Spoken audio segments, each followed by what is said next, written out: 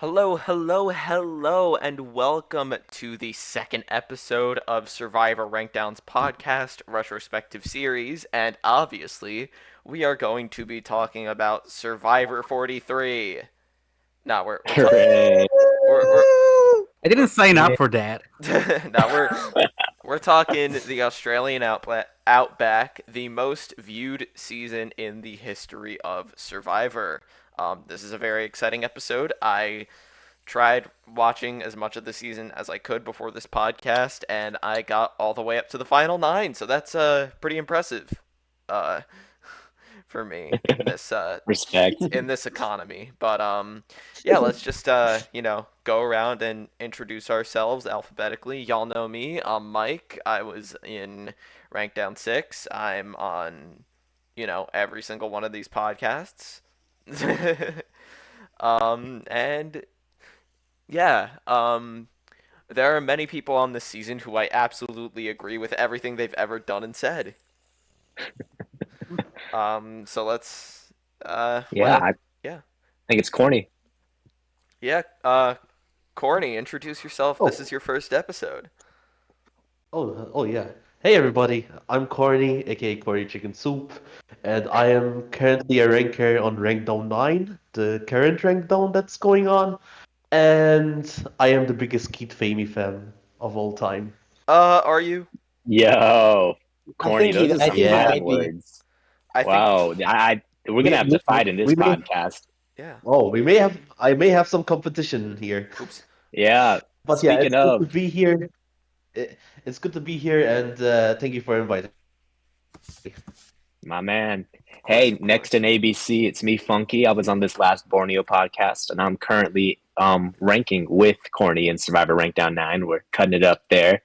And this is exciting. I'm a big fan of the Australian Outback. It's a season I've enjoyed more over time. I enjoyed it a lot. I think a lot of people they love Outback the first time, then they kind of forget about it, or they fall into the propaganda that it's boring when Jerry leaves. But then when you rewatch it, you'll know it's peak. So we're here to shed some light, and Mhm. thank you again for having me. Of course, of course, of course. Now also making his rank down debut, we've got Jose. Hello, hello. Yes, this is my debut on the Rankdown podcast, and on the Rankdown itself, I'm a ranker on the ninth edition. That's been going on forever. But We just hit our like 1 year anniversary not long ago, and I yeah, didn't even bring it up because I was like, yeah, that's a little yeah, I pathetic. can't believe it's been like 1 year already. I was at a whole another world 1 year ago, and we're still Yeah. in the 300s. But yeah, I'm happy to be here, and I just gotta say that it's very funny whenever you start talking, Mike Ramp, because every time you start talking, the Mitch gift plays, and it's so funny to me. It's great. Yeah, you gotta Uh, love Mitch. Yep. Speaking of, I Yeah, think the next person in the ABC order is Mitch. So, Mitch, if you'd like to introduce yourself to the podcast. I'm not going to do a Mitch impression. That seems like a bad idea. Thank you for not doing That that. seems disrespectful, but We love Mitch. We love Waco. Shout out to Waco. Schroe, reintroduce yourself. I'm Schroeswald. I was a ranker on the 7th Survivor Rankdown. And I, fun fact, rooted for Keith Nail in San Juan del Sur because he had the same name as Keith Famey. Peak, They, peak. Yeah, Yeah. so I was that's like 10, 9. I think I was 9 at the time, so... damn. You were on the Keith Famey train that early in life. That's some excellent, impeccable stuff. He was friends This with was Tina, Jen. so... yeah. This was generally That'll do this it. was this was this was generally me, but with Keith Soul. No, that's great. I was watching the Outback commentary at work a couple weeks ago, and Jeff Probst and Colby Donaldson did the Coleman commentary together for a couple episodes, and Jeff is just like, "Man, there's something about watching Keith that's just so great." Something, and Colby's like, "Man, shut the fuck up. Keith sucks." It's like, what are you talking about? He's like, why are you trying to talk up Keith, bro? Jeff's And trying yet to he's explain. never brought Keith back. I know, I Tisk know. tisk. I mean, to Anyways, be fair, that does mean that Keith gets to keep his record of highest average number of days played per season. yep, 41. Yeah, Yeah. good stuff. Hmm. But yeah, let's start talking about the Australian Outback. Yep. Woo! So, Ooh, anyone got some general, I guess thoughts on the season other than it's very good, uh, yeah. Okay. pretty You universally So, not as well liked as Borneo amongst these you know, circles? let's go ahead oh, and just kind of set the context of this season because I think contextually, a lot of people that watch backwards don't understand how big of a deal it was for Survivor to become a primetime television show. The first Survivor, Survivor One, was a summertime show, and that did record numbers for summertime. Notoriously had hard TV. It was always had low numbers. So the fact that all this viewership came in for a summertime TV show, it convinced CBS and the powers that be to place Survivor 2 in right after the Super Bowls when it premiered, and it went up against Friends on Thursday nights every night and routinely beat Friends, which is ridiculous because Friends is still a cultural mainstay, and that show was huge. So it Yeah. kind of goes to show just how the crazy anticipation I think for Survivor 2 was just wild, wild, wild. And at this time, also in kind of American culture, you had a little bit of an Australian obsession. Crocodile Dundee was in the '90s, but Steve Irwin was the new hot thing that I remember everyone was talking about, and this, and that. So there was some Australia, fetishism going on in America. So this really was the perfect place to have your next season of Survivors. So Hmm. um, yeah, that's a little bit of context. I could probably go on, and I'll kind of get into once we talk about this cast. I'll get a little bit more deep into it, but just to set the stage, this is the season that all the other ones are built on. The fact that this one succeeded in prime time television is an underrated facet Hmm. of Survivor in general. Yep, the very first episode, I believe, aired right after the Super Bowl, which, again, obviously very huge, and over 50 million Americans saw these 16 people get out of a plane, hike to their camps, yell about rocks, and Yeah, start to build a society in the middle of the uninhabited by humans of the depths of the Australian outback. yeah. one thing that, 49,000 applicants to be on this show, Yep. which yeah, that, Hmm. crazy that, numbers. And they somehow probably picked. Nah, I don't want to say the 16 least mentally sane people, but there's a lot of people on I this. mean, Andrew Savage was probably in the casting pool, so he's at least less mentally sane than Amber. Yeah. uh, coming yeah, back to that, I just want to say, we we here do not undermine how huge Borneo was back in the day. Like it was a gold mine for media at the time. It reached brand new heights that reality TV has never faced. So the Outback was very challenged in that sort of sense that it needed to rival Borneo in that popularity, and it technically succeeded with how much the premiere got many views. Hmm. hmm And yeah, and that's kind of a good point you brought up. Is it had to be bigger and better?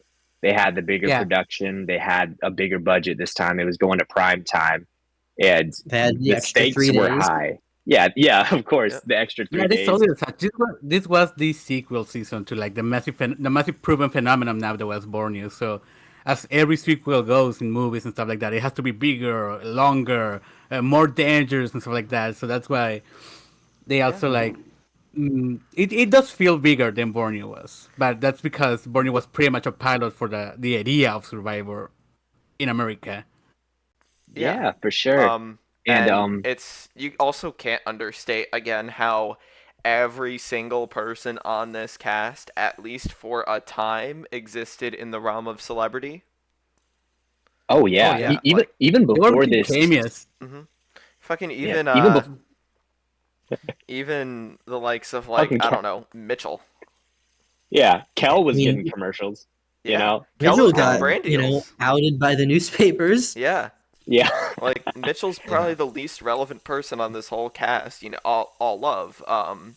But he had Still a good people character. flocking to meet him, and was a tabloid star for a minute. yeah. And Yeah, meanwhile I mean People they go were up. all nowadays you they can were run all up. into nowadays you can be like me and run into Tiffany from 41 at Lowe's and be like, huh, wait, you know. Oh yeah, these Yeah, were people were big stars. Yeah. some of them were even One stars thing. before the show even came out. Like, Yeah.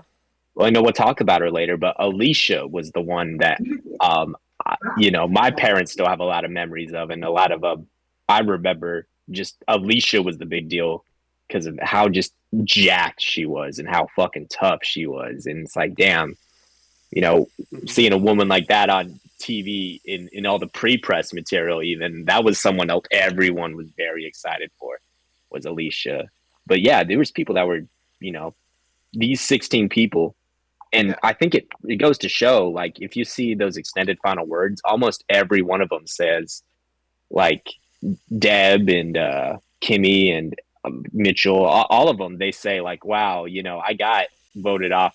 I got 16th place. I got 16th place out of 49,000 people. Yeah. Oh you know, yeah, yeah. I just Yeah. rewatched. I was just rewatching it, and I paid attention to that because one of the first confessionals that Kimmy says, I believe, is that it's not only like getting to Australia. It's like taking all the flags from like New York to LA to the first part of Australia to the outback part of Australia, and then getting to the game. So yeah, you don't only outlast 16 people. You outlast a thousand, 100,000 more. yeah, Yeah. Oh yeah. Hmm. ridiculous. Getting on this season, everyone knew the stakes, and I think like the people at CBS knew the stakes. So this cast, I think in particular, in contrast from the cast of the original Survivor, was a little bit more TV ready. Of course, they had more of an idea of what they Mm. were getting into, Hmm. and this was a primetime show, not a summer show, so they knew all eyes would be on them. I think it's not as rough as a cast. Like, I think Borneo's cast had more of an edge to it, Yeah. but these were 16 Oh. people that I think were correctly chosen because they would play well on television, Yeah. on a primetime TV. And and it's not like they didn't have no edge. It was just, Exactly. a Yeah. different kind of It edge. was. It was one that could be more broadly appealed for everyone and for that bigger Yeah. audience. And like, I do I think have this cast at like in as high regards as the Borneo cast? Like, not really close, but like, there's nothing beating the Borneo cast. Um, Again, like, do I have some people in this cast in my bottom half of all time? Yeah, but everyone here has a purpose. They all deliver. Again, I only have 4 people top 100 here, as opposed to 11 with Borneo. But it'd be six. At least.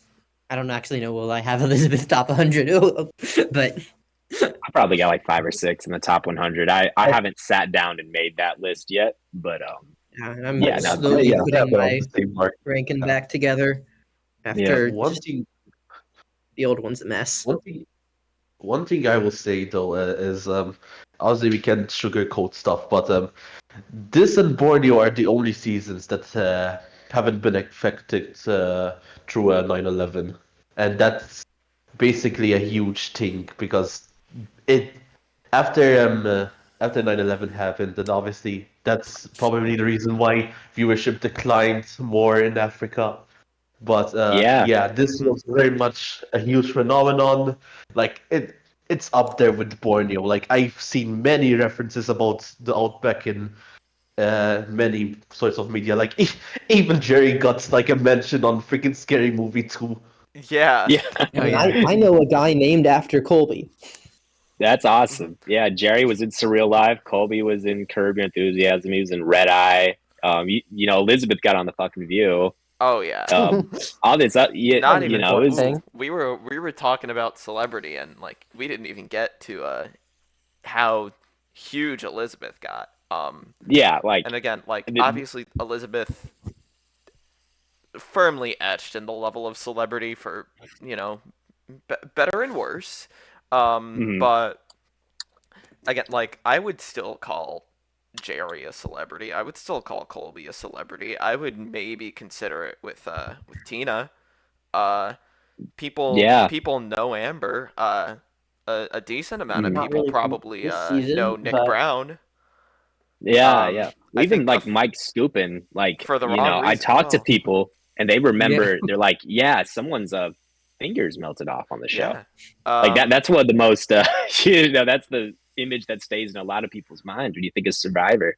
A lot of it's people say eating bugs, voted off the island, dude fell in the fire. yeah. You know? Which Yeah, we know naked now. guy. So Which we know now. Did he deserve to fall in the fire? Probably. yes.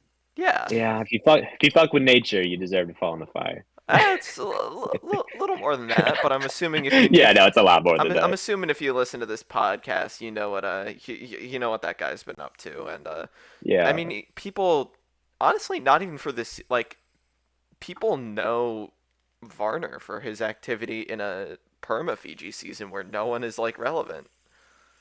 Yeah. Yeah. Yeah, I mean, we'll he won a cross those Glamour Award bridges. for that. Yeah. Great Oh, moment. dang. Yeah, Mhm. I hate saying one of the more iconic moments of the last, decade of Survivor, but Yeah. yeah, like that actually got news coverage. Yeah, there are only like Like, three moments in Perma Fiji's Survivor that like made national headlines and became like actual big American stories. It was Varner outing Zeke, the Dan stuff, and then the Joe and Eva stuff. Ivan Joe. yeah, Yeah.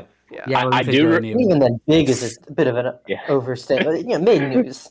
CNN also did report that Mike Gabler gave all his winnings away to charity. So that might be the fourth. That might be the Mount Rushmore of Perma Fiji in those 4 months. That's kind of funny. All of Yeah, the this is the greatest 43 portion moments. of the podcast. I'm sure there will be a lot of coverage around Colby, coming back and playing Survivor again, and also just for the sake of Yes, he this, doesn't. there are spoilers out there for how 50 plays out, and we are not going to Nah, acknowledge we're not what gonna we touch it. know. And For some of us, this. I don't know. I all I know is the tribe. Even then, I've forgotten half of them. Oh yeah, Schroe, you don't even know the spoilers. No, I mean I've heard vague details, but I don't. I have no idea if the spoilers are good or bad, and I'm going to Yeah. try to stay that way. Scoopin and Varner come back from the edge of extinction in our final two. I'm sorry to say Uh-huh. it, Thank but God. And they both I couldn't win. hold my tongue any longer. Yeah, Yeah, Final Four. They both win. yeah. The jury couldn't decide, so they're just like $1 million for both of y'all.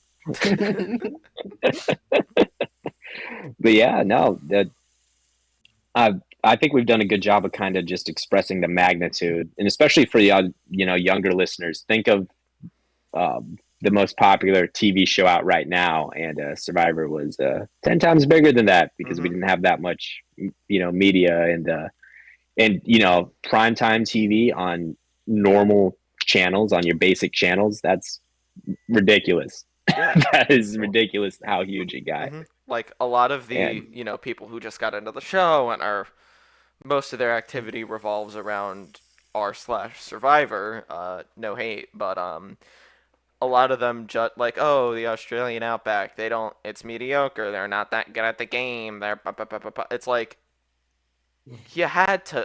I wasn't even alive for another almost 4 years after that, and again, you have to have been there to have known yeah. just how like monumental Mhm. Outback is.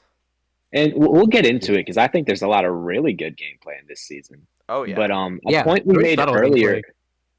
Yeah, oh yeah, we're gonna talk Tina and Colby's gameplay up. We'll point out a couple Oh, yeah, of really good moves they make. But yeah, I would say the success of the Australian Outback. First of all, I want to bring up plenty of people thought it was better than Borneo.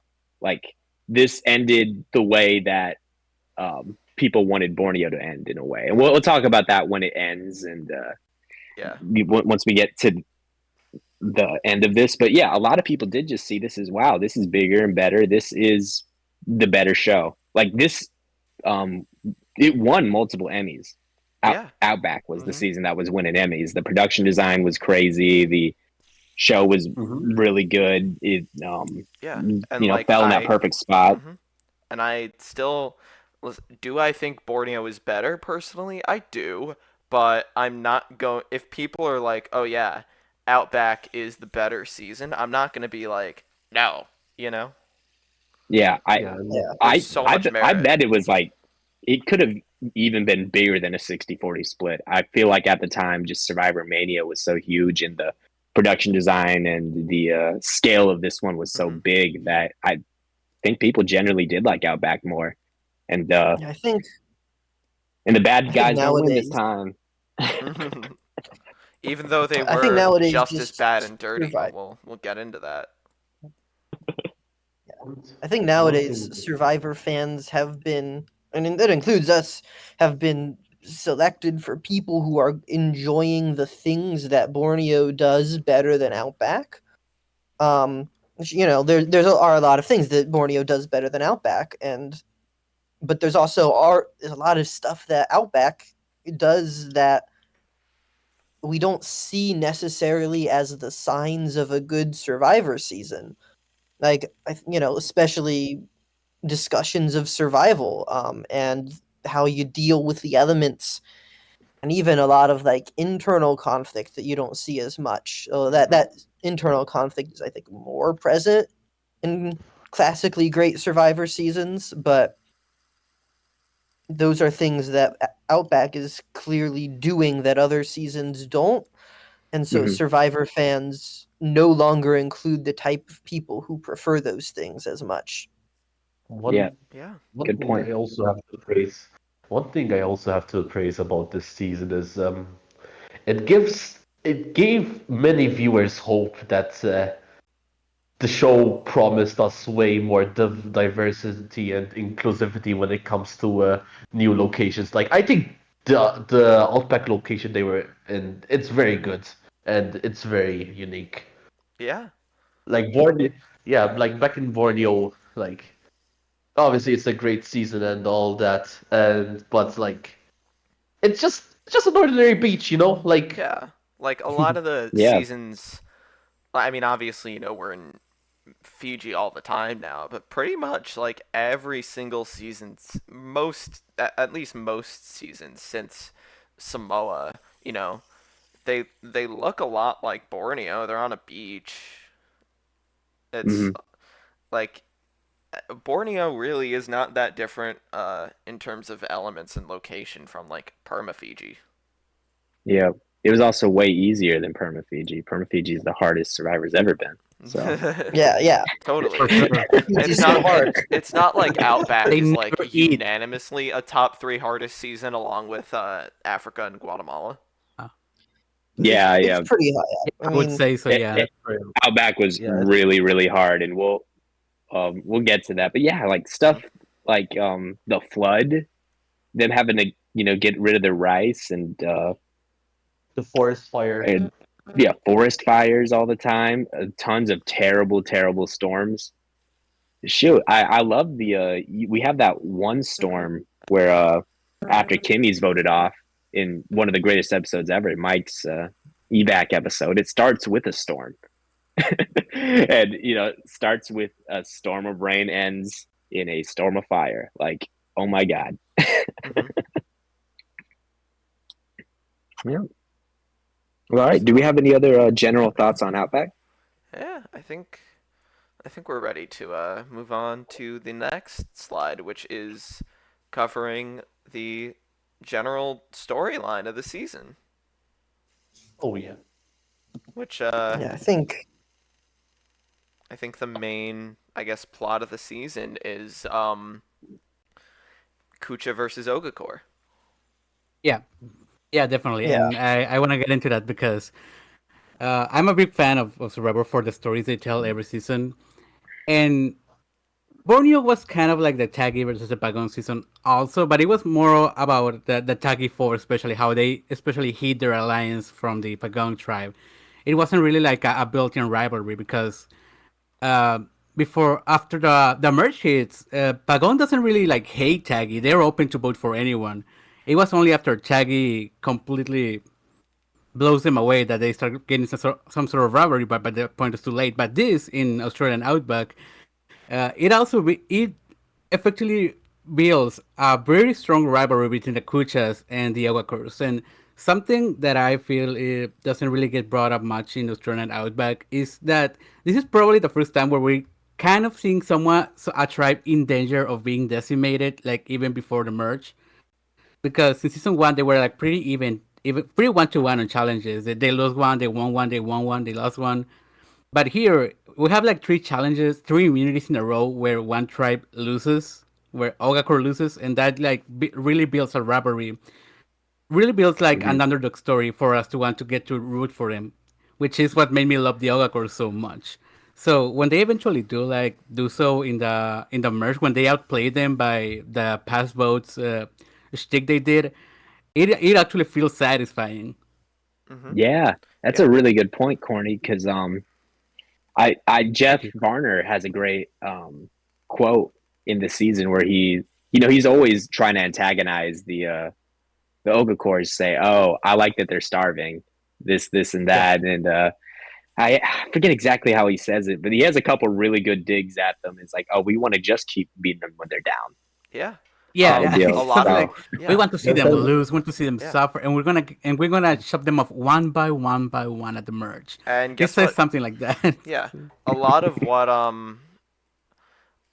another thing that I really like is that Okakor, they obviously work better together, especially when the merge hits. They work better together as a cohesive team, while they don't really act like they do. Meanwhile, Kucha acts like, they're the most tight knit team ever, but they don't want to admit it, but they are all dysfunctional and batshit crazy.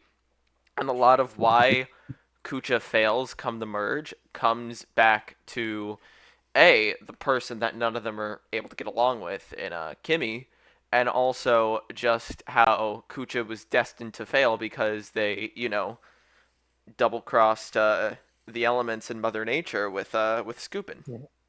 hey, they had a one leader that was thing, appointed by God, man. That's fucked up. How could they lose? one thing I will say, one thing I will say, rewatching this season, I began to realize that Kucha kind of reminds me, like, it's a resemblance of like a very pre-beta Roto from Marquesas in a way. Like, Mhm. they they initially think that they're a team, but they fumble apart in the merge. There's, if you guys can catch my drift, and obviously there's Mhm. also the older male and younger petite woman Woman, yeah. duo. Some Mhm. point. Yeah, Yeah. Different I always morality of thought those this two, vision. though. Mhm. I mean, Yeah, obviously, yeah, we'll get to it in a couple podcasts, but Pascal and Nalia are very much the evil version of Elizabeth and Roger, even though I would definitely consider Elizabeth to be more evil of a human being than Nalia. Yeah. yeah. Yeah. It's like the Helen roles Sin. are pretty much swapped. Oh, Yeah. Survivor. Yeah, that's a good point. But Yeah, also another theme I want to bring up in relation to the Outback is I feel like out of maybe every season, this is the best season that just kind of demonstrates um to the viewer what being on Survivor is like. Mhm. You know, we go through so much hardship with the people. Um, Hmm. we get to see how they entertain themselves. We get to see when they're bored. We get to see Yeah, the Outback television, man. We get to see Keith there try is. catching grasshoppers, bro. Yeah, I Which saw is that scene too. There is a lot of downtime in Australian Outback because I wouldn't say the strategy is so simple, but yeah, there's not much going on once one tribe wins out. So they have a lot of time of downtime just catching grasshopper, like they said, or just trying to cook rice the perfect way and Yeah. just not trying to only survive out Mhm. there. A we get lot to of see it. all these not only minute Yeah. the They also. interactions Mhm. and minute conflicts, like, oh, this rice is too soggy, or oh, these tomatoes are too this, and that. Little stuff that would annoy a person But you know, like nowadays, people be like, "Oh, well, that's not interesting. That's not about moves, this, and that." And it's like, no, it's all relational in a way. And like, I think someone like Keith is like the perfect example where like when you, or Jerry even Jerry's the big example everyone uses. Where they're like, "Oh, well, Jerry's not a villain nowadays," and it's like, well, if you watch the season, you can see how people are annoyed by the little things Jerry does, Yeah, and how they like all kind of add up. You know? like did Jerry do anything villainous per se? I would say no. Did um was Jerry in the right for a lot of what she was doing? Yeah. Was she kind of Yeah. sexistly labeled as a villain just because she was an outspoken woman who, spoke her mind, whether it be for her benefit or even to the benefit of anyone else? Yes. Was she Yeah. definitely in feisty rivalries with people? Yes. Yeah, Was she was pushing buttons she didn't have to push. And people yeah. do that, you know? hmm One thing. Even when she was right, which I think there was plenty of times where she was wrong, like building the merge camp in the fucking dry riverbed. Yeah.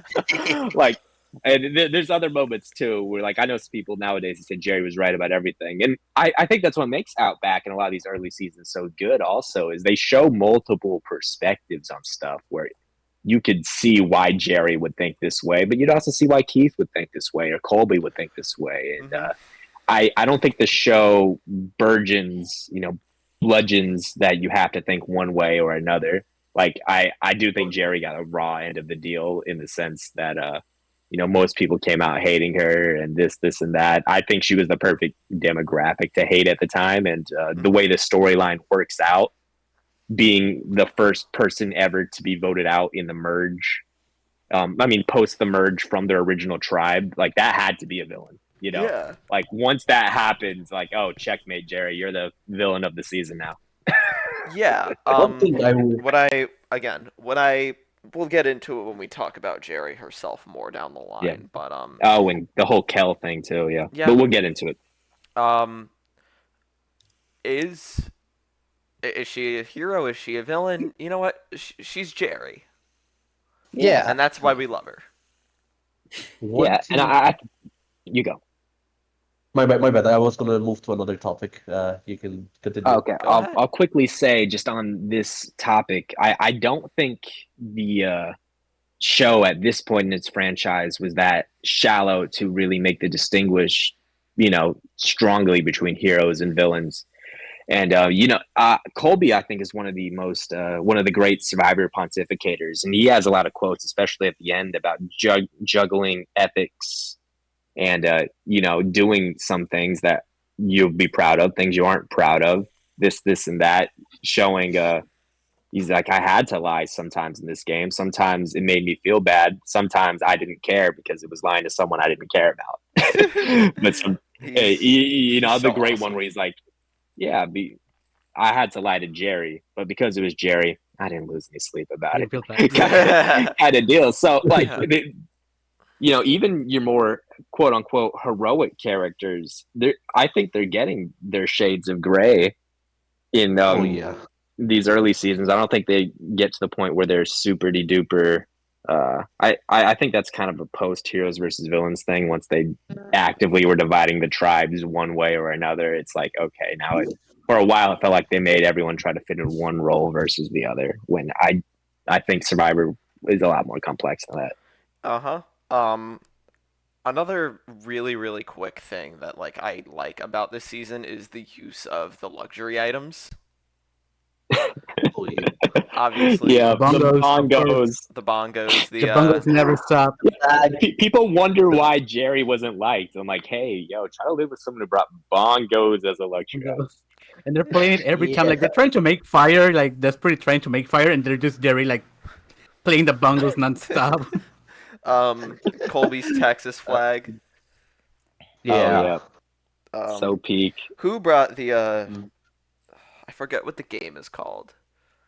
Kimmy brought Scrabble. Yeah. Tina brought Bagamon, I think. Yeah, because they eat with the Scrabble letters at Kucha. Oh my god. Like if you, I don't know if they ever explicitly mentioned it, but you'll just see them eating off Scrabble tiles. You're just like, what the fuck? I love the little details like that. I love when they use items like that, like Hmm. things you notice that the castaways do with the items.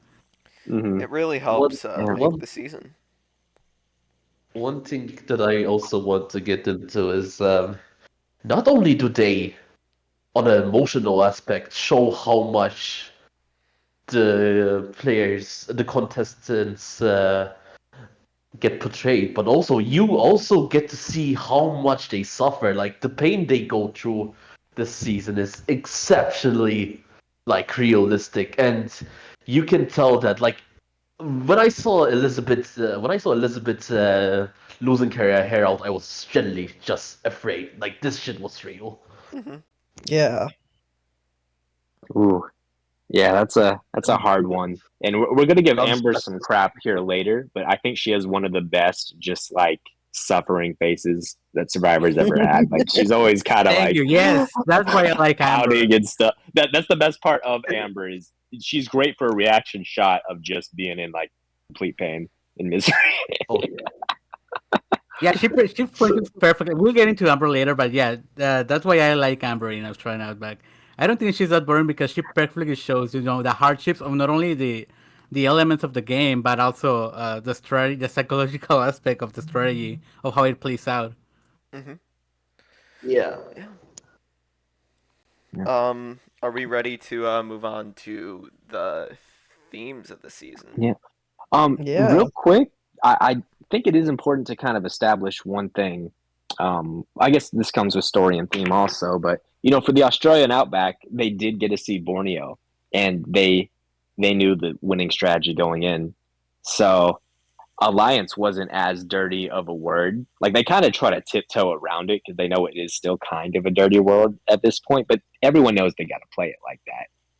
Hmm. It's just you get to see how different people try to maneuver it, but that's still the end strategy. They're taking the Tagi playbook on both sides and trying to figure out how to maneuver this game in a whole different way. Well, the same That's a way, good but point. presenting it differently. Yeah, that's a good point. This is a season where both tribes know the strategy like that, so they both know what they're going to do, and they both want to like get in the numbers on the merch. So it's really fun to like see like the battle of the wits between them when they come in and merge at the same with the same numbers because they know that they weren't going to be fooled like the Pagon were. They know that something there one of them had to like concede one of their members. So it was very fun watching a season where a strategy is how the strategy will play out, and we're just watching both of the tribes try to come out on the winning side. Yeah. Um, Yeah. and I think a lot of the talk of them having seen Borneo plays right into the theming. And the first big theme I want to bring up is the concept of deserving. Yeah. Yeah, I think it is a lot more complex than, the average Survivor fan is going to give it credit for in that. Because it is not just about picking the most deserving person, who is Tina. It is about constructing what it means to be deserving in this situation. Because in the end, Tina wins not really because she is the most deserving, but because she constructed a definition of deserving Hmm. that she Mhm. fits in. Yeah, she does all of the same things that Richard Hatch does, but she's just as dirty and I guess kind of evil as Richard Hatch. Yeah. I However, think she's she's able. dirtier. Yeah, she is. With how Yeah. she cuts Jerry? She's Like, so damn. cutthroat. Yeah, Yeah. We're but gonna get again, into just the way she's able to present herself and talk herself up and really just curate like an image of herself. Again, Hatch Hmm. can't be anything other than Richard Hatch. Tina, on the inside, kind of a cutthroat, ruthless. Uh, yeah, she's I don't want to say Yeah, bitch because I wouldn't call Tina a bitch, but no, she's yeah. She she's she'd do cutthroat and anything to ruthless, Generalizing. but win. she presents herself as, this sweet lady, and she is able to win over the jury, enough, and she's able to present Yeah, herself as more deserving of the win than, you know, Mr. All America Colby. yeah. Yeah, And so even watch Yeah, there's those voting confessionals. You'll hear Alicia, you'll hear Jerry say, "You were the mastermind. You had the strategy." And Tina talks about strategy a lot in that final tribal council. She's talking about deserving, but then she flips it and kind of lets the veil slip like, "Hey, I'm also really good at this strategy thing. All of this was my toughness, my plan, and I got here on my wits. You know, I'm a I very didn't come deserving here. person also, but I'm also here on my own wits. I Yeah. didn't come here to make sure that someone like Elizabeth would win. Yeah. One of my favorite Tina moments is the tie with Mitchell.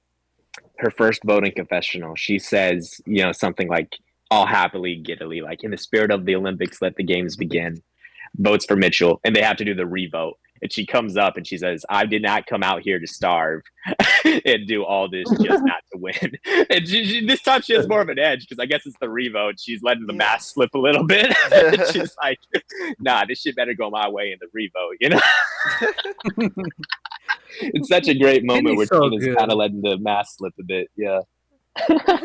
When And you I, get to yeah, we'll talk more about Tina once we get later, but yeah, no, that's such a good Yeah. point that this theme of deserving, and we'll hear it through Colby's vision, we'll hear it through Elizabeth, through Roger, a bunch of other characters talk about this Yeah, but there's also like a concept. meta level to it. There's also like a meta level to it because, like you said, people had watched Borneo at the time, and the cast had watched Borneo, so they were also aware that for many of the audience, the villains won in Borneo. Like they were Hmm. rooting for the underdogs, and the underdogs lost. So this time around, the Tina's group wanted to be seen like as the heroes. Oh, they are the deserving ones because they overcame so much. And it's funny that the Kucha that were portrayed like kind of they weren't portrayed as the villains per se, but they were portrayed as being very cocky and full of hubris. Like they were like if you've seen movies, if you've seen like sports movies, there's like the underdog team, and then that team that keeps winning and has all the luxuries and stuff like that. Hmm. So they kind of build them like that. So Tina trying to build this perception of them being deserving because they're the heroes is also like a move on another level that hadn't been seen before. And it pretty well it happened on season two. Yeah. Yeah, yeah, that's totally it. A lot of season two is kind of a reflection and a cause and effect, almost a response to that initial season. And like you said, the um, season one, for as popular as it was, that was an ending people fucking hated. You know, Yeah. Oh yeah. so this time I've always said Outback was the season that we needed the to kind of show that Survivor can play out in different ways. It Yeah. can be interesting watching a group of people do the same skeletal structure as we saw the last time. And it's really, going to be the personalities. It's not always going to be the same type of people that win every time. There was talk that, there were plenty of people out there that thought a woman could never win Survivor just based on The plenty of first season. psychologists based on that first season they're Hmm. like there's no way a woman would ever win a Yeah. jury vote against any man, this and that. Yeah. And And then we probably got the manliest of men yeah, losing a I jury was vote. I was gonna like you know the Oh yeah. biggest alpha all American heroic figure, and he loses to a middle aged woman, and I feel like that's a very important thing. Now, if the season is filmed Yes. after 9/11, is that the same result? I don't know, but well, But, who? they played in the wake of 9/11. Would have changed how they would have played the lead up too. Yeah, but also yeah,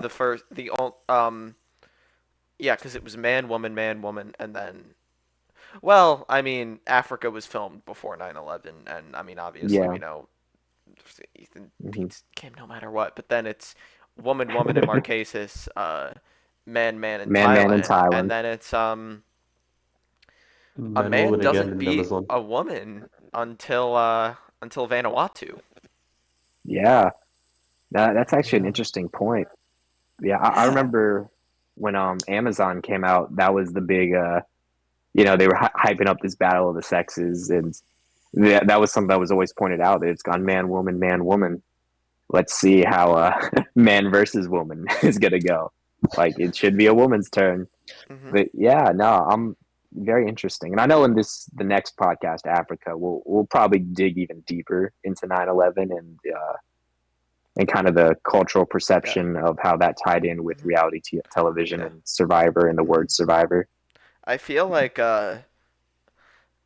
this episode, Africa and Loki, especially Marquesas, we're going to be talking a lot about Yeah. how the way they played the game, even Thailand too, the way that the game was Yes. played, a lot of it was very centered about around 9/11. Yeah. Oh Marquesas yeah. is Huge crazy deal. in how much 9/11 puts a shadow over the whole thing once you realize it. Yeah.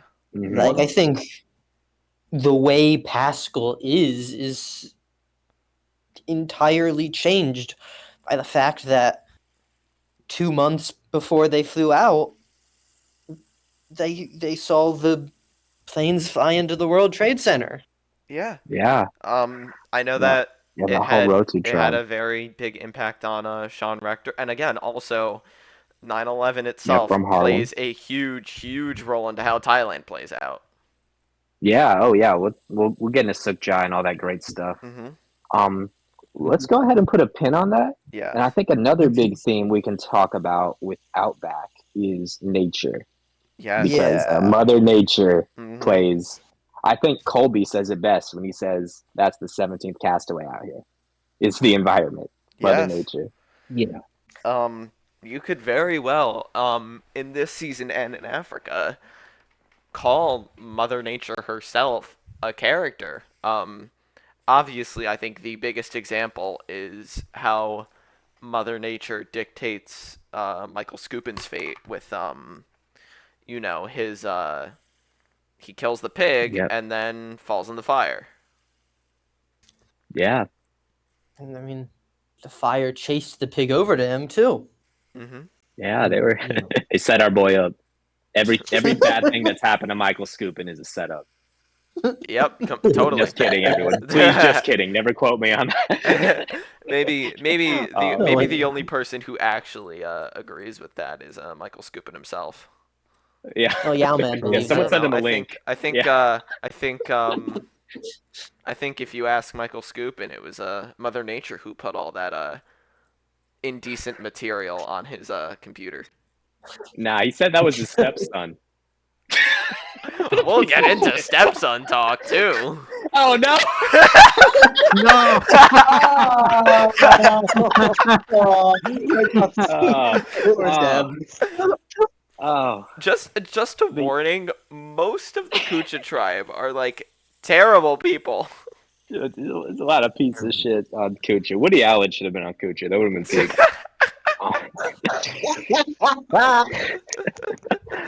Speaking of weird trivia facts, is I was going through all these biographies, and they have a list of everyone's favorites. And Kel loves Woody Allen movies. This motherfucker has Annie Hall and Manhattan as like his two favorite movies ever, which like I never would have guessed. Kel's favorite fucking movies would be Woody Allen movies. He's so awesome, man. Roger, I think, is the only one who says that his favorite TV show is Survivor, which I think makes him the very first Survivor super fan. Yeah, Oh, that's I crazy. mean Especially 'cause- Roger still is a big super fan of the show. He still watches every single episode to this Oh, yeah. very day. He, he was just on he was RHAP, just bro. Yeah, he was just yeah, he was just recently on. he was just on RHAP talking about Colby with Brandon Donlin, who they said on. I listened to that very briefly before this, and just goes to show how much Roger does really have a lot of love and care for the show. That Roger was friends with Brandon Donlin before Donlin went out to film 45. Wow. That's Yeah, awesome. shout out Brandon Donlin for just being a really huge, active, almost as big of a bridge as most alumni are in the community, because a lot of these older people from the first few seasons that we haven't heard of, kind of get pulled back into relevancy through Donlin, because I know Donlin is friends with Chris Doherty too. Oh wow, I They didn't know Praying that. for an exchange interview. they exchange Christmas cards every year. That's Wow, awesome. that's wild. Good on, dude. Good on, dude. Yeah. But yeah, now this theme of nature, and we get it through one of my favorite things, which I think it kind of shows nature, but it also shows the Kucha versus Ogakor dynamic. Is I love the twist, the merge twist, which is one of the best twists they've ever done on the show, where the men on Ogakor are going over to Kucha, where they think they're gonna chat it up with the ladies, and the women of of Kucha are going over to Ogakor, where they think they're gonna rough it out with the men. And Colby and Keith get there, and they're all pissed off that it's all men. Yep. And Colby's like, "Oh, Roger, I'm sorry, I didn't even bring a skirt for me to wear for y'all." Yeah, I was gonna say, like, immediately once they get there, they're like, we cannot hit on the women. Might as well hit on each other. Yeah, and it's so great, but we also get Colby this great being gay for nature Roger theme. is so amazing. Colby's so awesome, bro. But yeah, but we also they go through a bad storm that night, and we see Kucha. They're making the best of it. The people that are at the Kucha camp, because they have the chicken, so they decide to eat the chicken, this, and that, and their shelter's all good. And then we get to the Ogakor camp, and everyone's just miserable as fuck in that rain. But Actually, at least because Elizabeth and Alicia get to see some of Jerry's tortillas. Yep. I bet Yeah, those meanwhile, tortillas. it turns out that I bet those tortillas were Keith- really fucking good. she became a professional chef, Jerry. Like, go check her LinkedIn. That's on her LinkedIn. It's on Jerry's Yeah, LinkedIn. Jerry's a professional She's a chef now. professional chef. Yeah, I mean, Yeah. I don't think Good maybe stuff, not currently. Jerry. I mean, maybe in the Yeah, I think Australian she's a Outback. private chef. I don't know if it was Yeah, private professional. chef. But you got to be professional. I feel like Yeah. Jerry has probably had so many jobs. You could probably get her on a podcast talking for like 5 hours about every job she's ever had. That is she is so far lived one hell of a life. Yeah. Shout I think out. something y'all were gonna mention about this scene also was that Keith took the fucking matches in his pocket. Yes. Yeah. It's not even the last time he does this. He does that shit during the flood when him and Tina go save the rice. Afterwards, Yeah. And all the- like, yeah. where are the matches? And all Keith the, got him wet. And all the most of the women at the Ogakor camp were like, "Holy shit. Did he do that on purpose to fuck us over?" And Tina's like, "No, he didn't. He's just an idiot." He's just a bit of a bozo. Keith, dog. Keith, man. What a guy. Keith Famies. What a yeah. Yeah, and then also, speaking on nature, we get a lot of shots of Mike scooping by the fire, waking up early to tend to the fire, doing this, standing over the fire, this, and that. We get to see a lot of that. That is like the least subtle foreshadowing I've seen in anything ever. Yeah, Yeah, he was gonna make fire. Find the floor. Somehow, even the 5 bajillion shots of fire in Carson's glasses, that's somehow more subtle than this. So shout out Survivor 44. No, don't shout out Survivor 44. Well, don't shout my out Survivor God. 44 except for Carson, the best character on the season. the best podcaster of all time, also. So Oh yeah. Shout out We, to- we dream of having a podcast as good as him and Carolyn's. yeah, Yeah, I he's something also else. dream that I could sell puzzles, Survivor puzzles, in the most ethical way possible. That's now Survivor fans deserve less, bro. Let's be real. That was hilarious. Anyone who buys shit from Carson, y'all know what the fuck's up, bro. Like, you can't pretend to be upset about that. You buy shit from a Survivor castaway, from a reality TV personality. I almost I almost bought a Switch 2 off of Johnny Fairplay, and I was like, "Yo, you willing to strike a deal?" And he was like, "Yeah, my baseline is 550," and I was like, "I'm good." I was like, Yeah, I don't yeah. as novel as the idea of You got to get it being. signed to make that worth it. Oh, he said a signed photo was included in the package. Oh, Yeah. It was 550 for a Switch 2, Mario Kart World, and a signed photo of Johnny Fairplay. My man, fraud play, bro. Yeah, I also like Jerry. So far, one hell of a life, one hell of a many stories that man has had. Hmm. Yeah. Are we have we gone over a good bit of the themes, or are we ready to move to some of the behind the scenes stories? I bet more will come up the more we talk about these characters, so I'm good to Yeah. move on. Yeah. All right, Yeah. let's go. Secrets, lore, and conspiracies. When I put this image in, it went in so that the top of Mitchell's head was cut off, and I almost left that just for the bit of yo, Mitchell's tall as hell, but I didn't. So Yeah, I very think he's still the important tallest lore. person to have yep, been on Survivor, right? Mitchell is Even still Yeah. being in the to this basketball players. yep, to this day. Yeah, Mitchell is the only person to hit 7 foot. I think the closest Yeah. people are Scott Pollard is Stop like trolling. 6'11", Flip Cliff is Robinson. like 6'10", Ian's like Yeah, Uncle 6'8", and Brizgad. Awesome. Brizgad I is guess like speaking crazy tall. All elite characters, yeah, similar in quality. Oh my true. god, we haven't even seen a single season of Rizgad yet, and oh no. We just seen the one preview, and it's Gonna have to spend please a prove us year. wrong, man.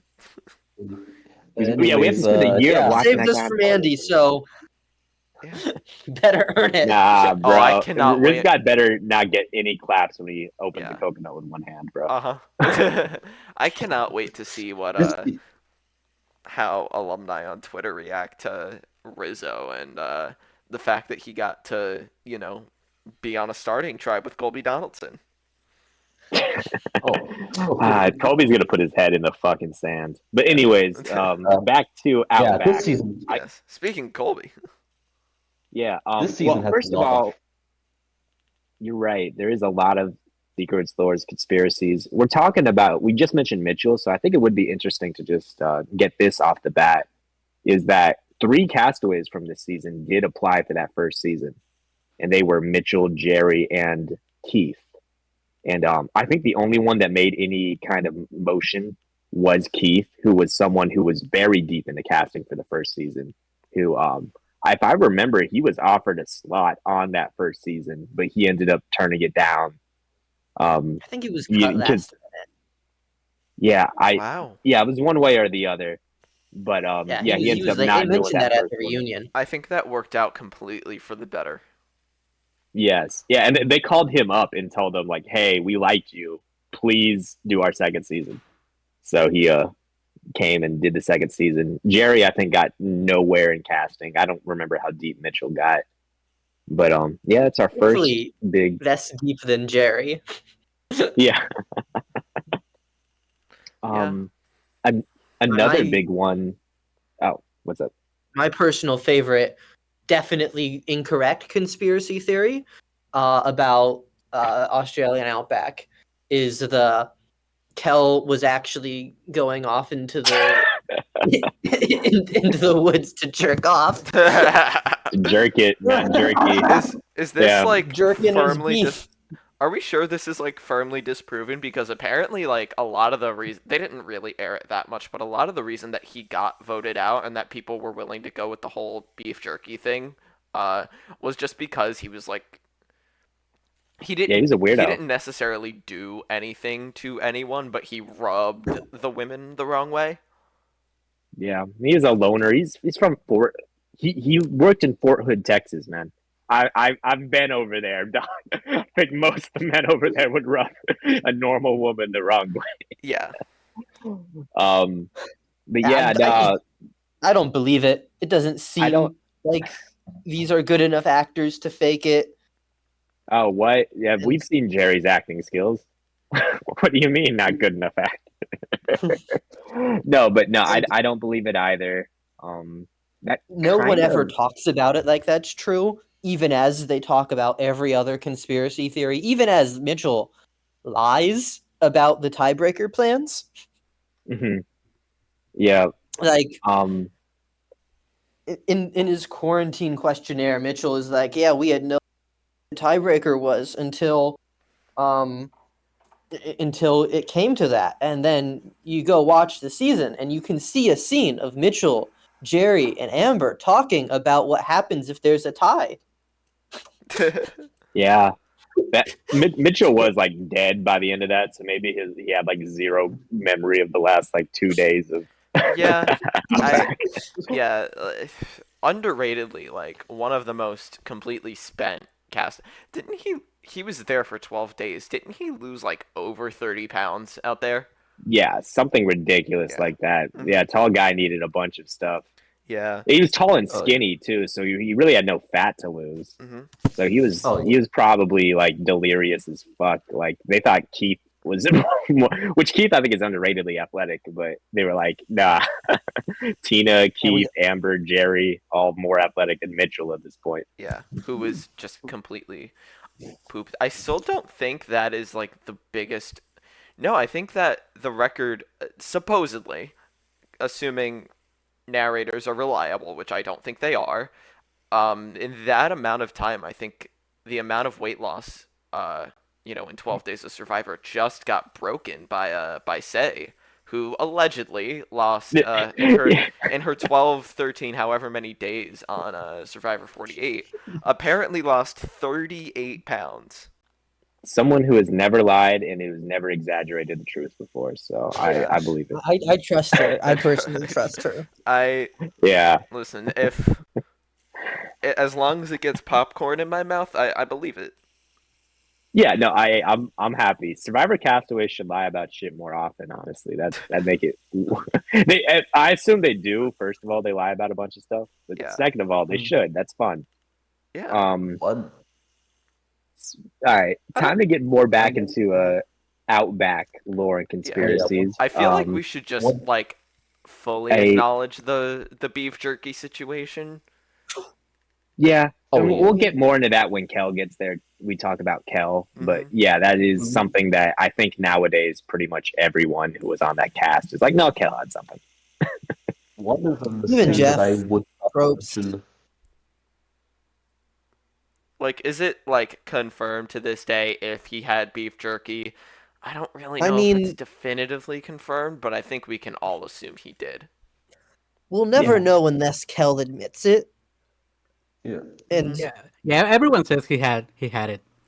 everyone Like, believes no he one's had it. coming like, Jerry's the only yeah, one who saw no one's it. coming out like, Yeah, I'd unless rather would be mysterious. That's more Yeah, interesting. I think the fact that Kel took beef jerky brand deals after the season, it was like, okay.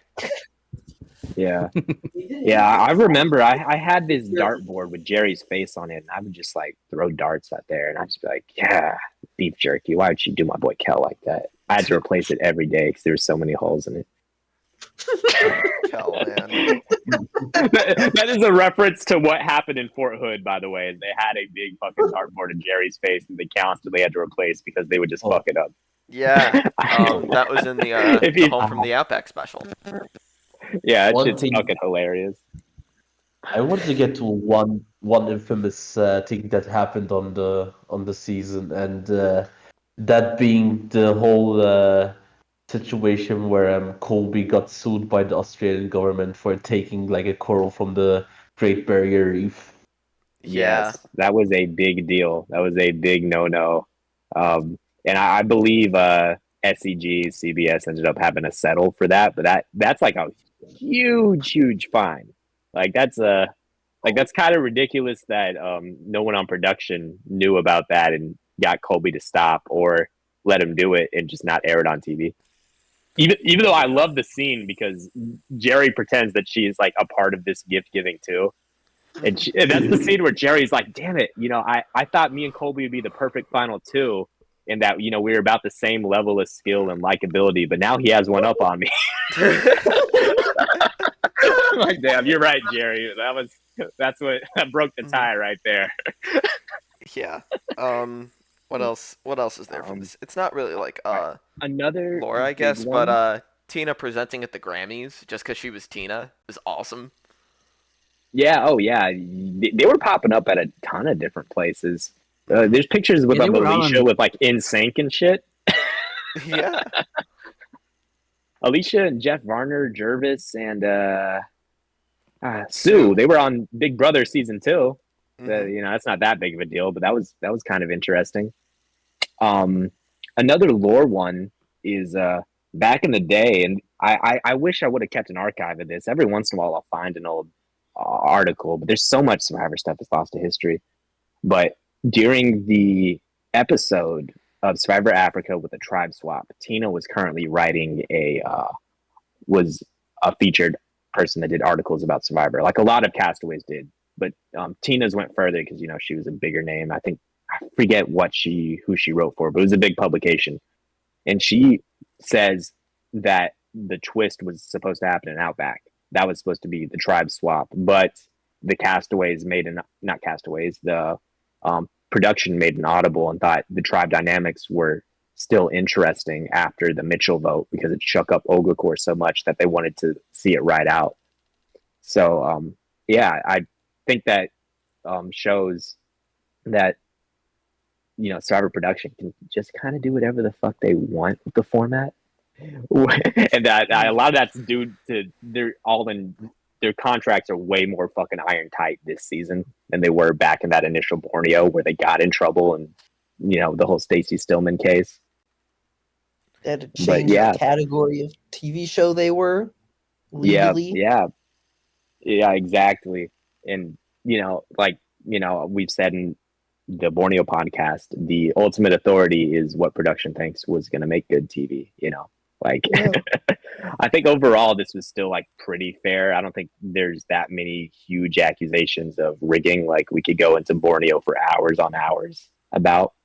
But yeah, I think that's the big bombshell Tina dropped. Like, oh yeah, they considered doing a tribe swap on our season, but they realized, oh, Ogakor is interesting now that Mitchell got voted off, and now Jerry's pissed at Colby and this and that, and they were like, let's let it ride out. Still only gone to tribal once. Yeah.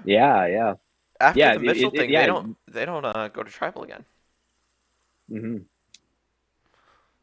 Yeah, no, that's really interesting. Another thing, Mike scooping in the fire. That's the only time we see Mark Burnett the entire on screen the entire time on Survivor. You could catch Mark Burnett. There's a lot of details about that on the commentary where Alicia, Mike, and Kimmy are all talking about that episode. And that's gnarly. And people didn't know what the fuck happened to Mike. And there were rumors that something bad happened out there, but no one knew exactly what was it. A popular rumor at the time was a conspiracy that Roger had fallen off a horse and broken his collarbone or some shit. Yeah, I had heard about that. Pretty popular one. There was a lot of stuff like that out. I know. Everyone was. In the next time on Survivor segment, the week before, they had the audio of Scoop and screaming, and then a frame of Elizabeth crying, and then it was like, oh shit, someone on Cooch is dying. Yeah, someone on Cooch fucking died. Which, I mean, effectively for storyline purposes. Yeah, practically. Yeah. Another thing, because Survivor's so big on the second season, there were multiple people. The first season, no one gave a shit. They were sending people home left and right, because Survivor wasn't a big deal. But this season, the secretness of who was on the cast and who in the boot order and stuff, there were people actively trying to get information, like spying on camps, flying overhead to try to snap pictures of the survivors and stuff like that. This was a big deal. which is And it's something kind of amazing that, which is yeah, trying to get on set is something that or trying to go and photograph survivors like right as it's all happening is something no one has ever tried again until like 4 days ago. yeah. But now we know where they are. Oh This yeah. people didn't know exactly where they are. So that's fucking crazy. Like, Yeah. They're just like, you we can't think go on they're in this Google Maps and just figure out which island they're on in Australian Outback. Yeah. Yeah. Yeah. Nah, that's ridiculous, ridiculous stuff. Trying to think if there's any other big secrets, lores, conspiracies, but I think those are the real Yeah. I big mean, ones. there's the There's- Deb stuff. Oh, Yeah. the great one. Yeah, Yeah, we you know, gotta the- talk about the Deb stuff. Yeah, I feel like with everyone as individuals, we'll get into that stuff when we get to them, like, when we discuss them on the Yeah. cast. But Good idea. a lot trying to of think of people on bigger this concepts. season either were doing problematic things at the time or went on to do problematic things later on or went on to do some really cool things afterwards. So on that note, we're going to go over the cast. All right. The format Yeah, go ahead of and this. explain how we're doing Yeah. the format. Yeah. Yeah. So, like with every episode, the formatting of this is going to go over our combined rankings of this cast from worst to best. So, our lowest ranked person will have the lowest average of where we placed them in cast rankings all the way up to the top. And then we are also going to have a little, section on the bottom going through the 0 to 10 polls run by our friend Reg from Rankdown 8. You can take these polls, they're in the link tree, the description, the Instagram, the Discord, whatever. And you can rate anyone on every cast from 0 to 10. And they will be factored into an all-time ranking of every character ever. And their placement within the season and their average and their placement overall will be listed there. So, yeah. Are we ready to get into the first person off the board? Yeah, let's see it. Yep. Who's it gonna be? The first person to, I haven't seen this at all. the last time the first person to go was Stacy Stillman, the third boot of the season, and now it is someone who makes it very deep into the season. We've got Amber Burkich, 1.0. Woo! Mm-hmm. Oh, it's a pretty decent spread on the rankings, though. Just Mm-hmm. our individual Oh, yeah. rankings. Maybe, yeah. Yeah, I mean, she's not great, but I think compared to the not great characters in most other seasons, like Amber the whole time. Even if you don't know a ton about Amber, even if you don't, she's not doing much. You know that there's the 8th person on Ogakor, Amber. Yeah. Yeah. The Mad Pup, Yeah. as we like to call it. Yes. Marilyn, To me, like to Mad call it. Pup. she's definitely not the worst of the season. To me, like I said before, I like Amber especially because she does represent like the hardships of Survivor and how this game played out. For example, like when Olga Kor loses that third challenge, the 3 minute challenge in a row, and she's like just sat down crying on the sand, unconsolable, just so weak and and suffering so much. But also when they blindside Jerry, and she's like, "Okay, I feel so left out." She's by herself on a log, and like everyone, and like Tina tries to come and like pat her on the shoulder, but she's like, "Oh hey, good morning, hey." Yeah. So I f- dejected. Yeah, I feel like I people- love that. Go ahead. You go. Oh, I was just gonna say I love that scene in the Doritos challenge where Ogakor was actually supposed to win that shit, and Amber could not walk like 1 foot in front of her to put that basket on the table, and just her reaction afterwards when she sees how close she was for so long. It was like one of the closest challenges in Survivor Soul-crushing. history. Amber just needed to, for whatever reason, Jerry could not direct Amber to 1 foot ahead, or Amber wasn't listening, or whatever the fuck. And you could just see how destroyed her face is. She's a very, I don't think she's necessarily good with her words, but she has a very expressive face when it comes to despair, at the very least. So I respect Amber for that. It's so good. Good, yeah. Um, Oh my That's so God. great.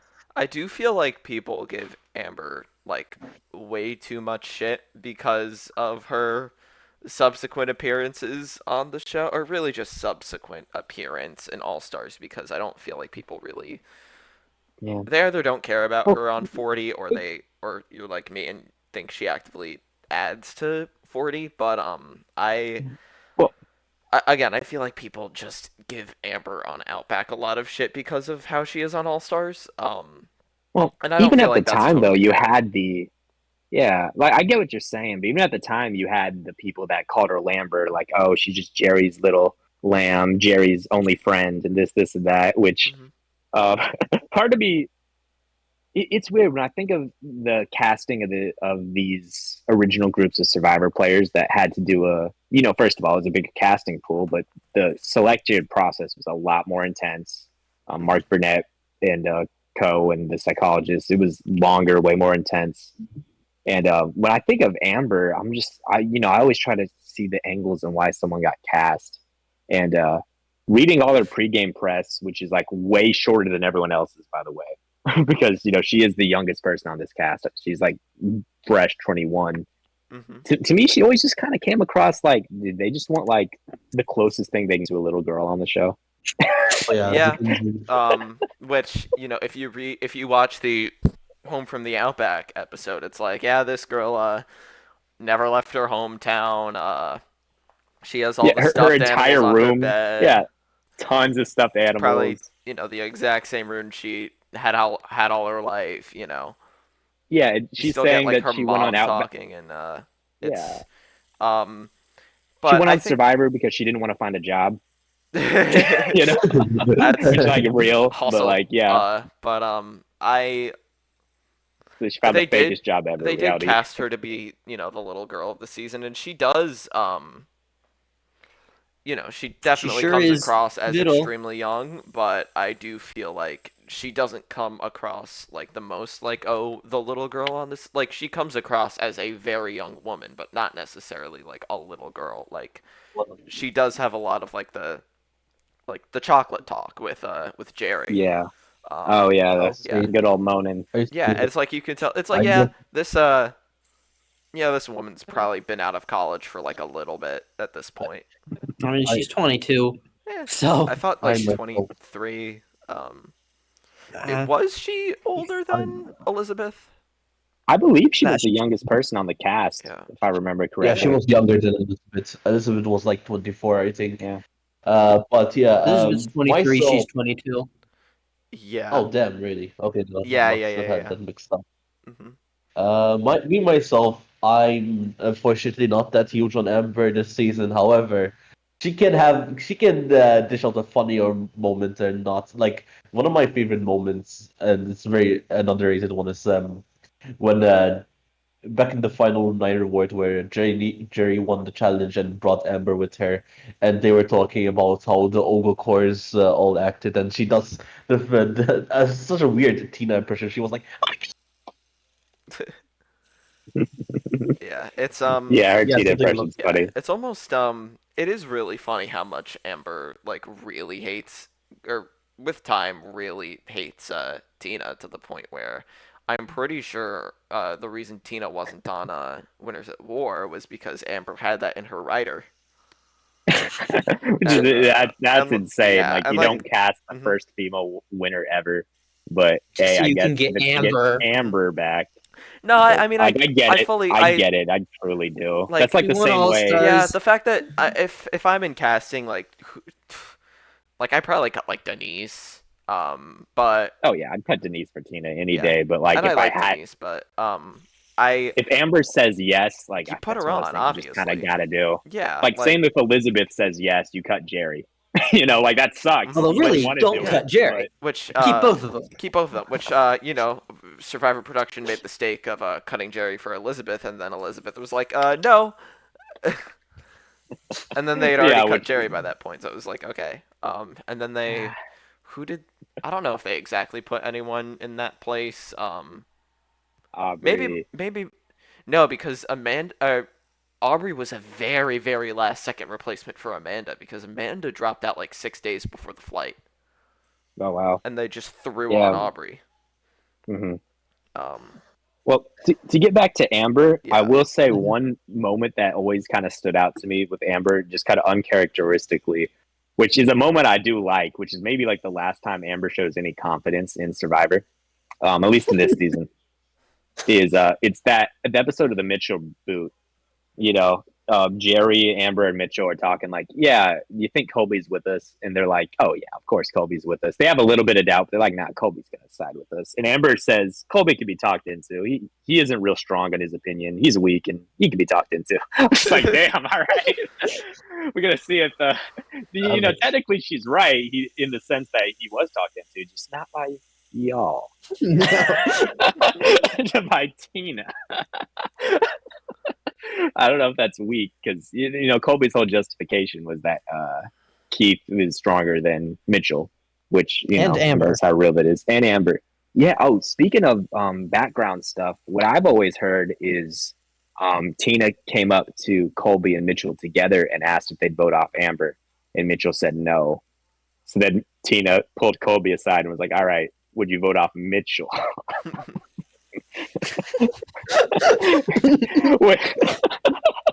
And that worked. That's what I've always heard. So yeah, I think even Mitchell has backed that up, although he's backed it up in the same interview where he just fully lied about the tiebreaker. So who knows? Yeah, who knows? Yeah. One fun Amber fact that I have is that she went to college with my dad, and like her older brother, I don't know, I never remember what sibling it is like pretty good friends with my dad. Oh, And, like they're still Facebook friends, and so Your dad and Amber. I was talking to him a few years. I mean, I talk to him often, but a few years ago, I was talking to him, and he mentioned how like he saw on Facebook his friend at at a family reunion with Boston Rob. wow! All right. I wonder if there's any connection there, like we see on the right hand side of the screen. Yeah. Oh, also, we forget that. I guess we'll probably get into this more on the All Stars podcast. But Amber, very popular after the season, dated. She was kind of in the community known as like the big Survivor flirt, which I think is a big reason why she was cast on All Stars. Yeah, which checks out. Yeah. Oh yeah. Yeah, she dated Ethan pretty infamously. Like if you watch some of these reunions, like I think the Marquesas reunion and maybe the Thailand one too, you see them sitting together. Amazon. Yeah, Ethan's behaving great, I'm sure. What a stand-up guy, really good in relationships. Yeah, not running off yeah, with Jenna or Corinne or Jenna. Great guy. Right? Was it both Jennas? It was both. It was both. Yeah, because he dated Jenna Lewis and that big old butt of hers. Yeah. He dated Amber, then Jenna Lewis, then fucking Corinne, which is insane. Yeah, before she was on Survivor. And then great. Jenna Maraska for a long time, and then he is his current, I think, wife for the last 10 years now. So, and I find that not really a Survivor player, unfortunately. On both of Ethan's return appearances, he's played against ex-girlfriends of his. What a legend. Amber both times. Yeah, on All Stars he had Amber and Jenna, and on Winners at War he spent all of Edge of Extinction with Amber, which I don't. I mean, they seem to have gotten over it at that point, him and Rob had an alliance and stuff. Yeah, no, they were all funny. They were all adults. They were because like you think back, they're all to this time in Survivor history from like the first 8 seasons, like all these people, they're all young, messy, 23, 24, 25, and by the time of Winners at War, they're in their 40s. They've all got kids. They're all like, you know what, let's just be adults, have a beer with each other and whatnot. Yeah. Good stuff. Eventually they grew up. Mm-hmm. Yeah. Anything else we got to say about the Mad Pup? I don't know. She's no. She serves her role on the season. Yes, I agree. Like, I probably gonna say this for the next, 10 podcasts that I'm on, but in these early seasons, they do a good job of having everyone serve their role, even if I don't think they're a particularly dynamic or great character. So yeah, and I love you, Amber. You did your job. Mm-hmm. And I have her higher than where the polls have her, but I think 4.4 is a little bit too low of an average, but 563rd of all time, sure. Yeah. She's a very 5 out of 10 character, really. Maybe 6 if you're feeling really nice. Yeah, I And think a rounding Yeah. up. 6. I think a 6 because of the chocolate stuff alone. Damn, that picture of Amber just looks like it was taken from like a sophomore high school yearbook or some shit like that. Yeah, Oh, yeah, we're from we're Gilbert. we're So gonna get a lot of yellow. those. So They're all Yeah. so yellow. y'all ready for who's next? 15th. Let's It's see it. probably the person y'all thought was going to be 16th. It is Mitchell Olsen. Mitch. Yes. Oh Ooh. yeah. Yeah, Mitch Oh my. Oh, Guerra. Mitch. Yeah, He's our favorite singer songwriter. he's uh he's actually pretty underrated. Like I actually kind of like I just watched his outing on Outback and I was just like, "Oh, he's actually pretty good." Yeah, I think he's a solid narrator when he's healthy, Yeah. and has one of the He's most just not important healthy boots for in very Survivor long. history. Yeah, he really just is not healthy for very long. But hey, he has those long arms, which lets Ogakor win that first challenge when they had to light that torch on the top of that one thing. It's like, Yeah. yeah, no, I get the 7-foot guy to do that. The Yeah, very rare community challenge they're able to win. yeah. Yeah. Yeah, he was One he thing was though. more involved than I thought he was. When I first watched the season, I remember I remember Mitch the least. Like I knew nothing about Mitch when I first watched it. I rewatched it, and he was more involved than I thought he was, and he was definitely the glue to like the Jerry and Amber alliance. Like if things had gone their way, Mitchell would have made a pretty deep run. But he himself is not like a very interesting person, or like it's good. It's good to have him to like show the suffering that a really tall person goes into survival for. But Yeah. Yeah. And all the pregame stuff, I always found Mitchell very, very charming. And he was always very enthusiastic and charismatic. I think it was just one of those things where sometimes you don't know how the elements are going to hit you. Mhm. And I think Mitchell's a big victim of that. Yeah, but even like on the show, I find him to he's a fun guy, you know? Hmm. Yeah, yeah. And those Ogakor campfire scenes and stuff, he's always singing with Marilyn and all that. And Mhm. like, yeah, that was something I remember hearing that he was a pretty big entertainer out there. That checks out. Oh yeah, he was cast. Yeah, he was cast as someone that is a huge entertainer. Yeah. Yeah. I remember one time Colby and Mitchell go get the tree mail together and they read it and Colby says it's not the time to be weak, brother. He's trying to like hype Mitchell up because this motherfucker's like almost dead. Oh my gosh.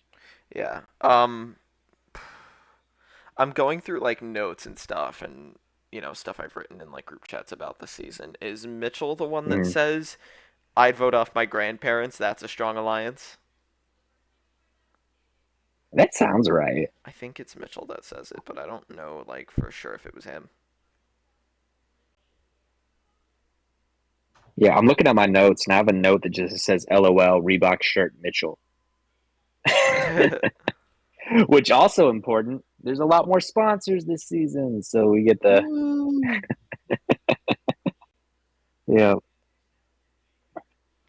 Yeah. Yeah, and then we'll talk about this also with Jerry, but I think one of the most underrated moments that made people not like that Jerry, Mitchell, and Amber alliance, and then Colby was in it at the time too, was that the tribal council where they voted off Maryland, and Jerry just straight up name drops everyone in her alliance. She's like, "Oh yeah, the people I want to be friends with, and they're gonna get far. Mitchell, Amber, Colby, me." It's like, okay. Yeah. And Mitchell's kind of feeling a little cocky also. I think Colby's the one that's like, oh, why'd you say that shit? Yeah. But yeah, they kind of get high on their own supply also. And Is then that young Oga core group. And then obviously the Mitchell boot itself is one of the most important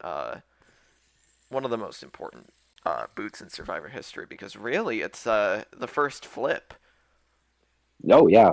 when Yeah, It Oh, yeah. is the Colby first- flips. Totally I mean, did that. Colby flips on Jerry, Mhm. Amber, and Mitchell, and he starts working Tina with flips on him Tina and too. Keith. Look Yeah, at that alliance. Because Yeah, Tina it was. also gives us They had Number Tina five. as that their killer flip. Tina confessional. Mhm. Yeah, it also gives us that killer Tina confessional that, pretty much sets up the whole story of Tina and how she plays the game.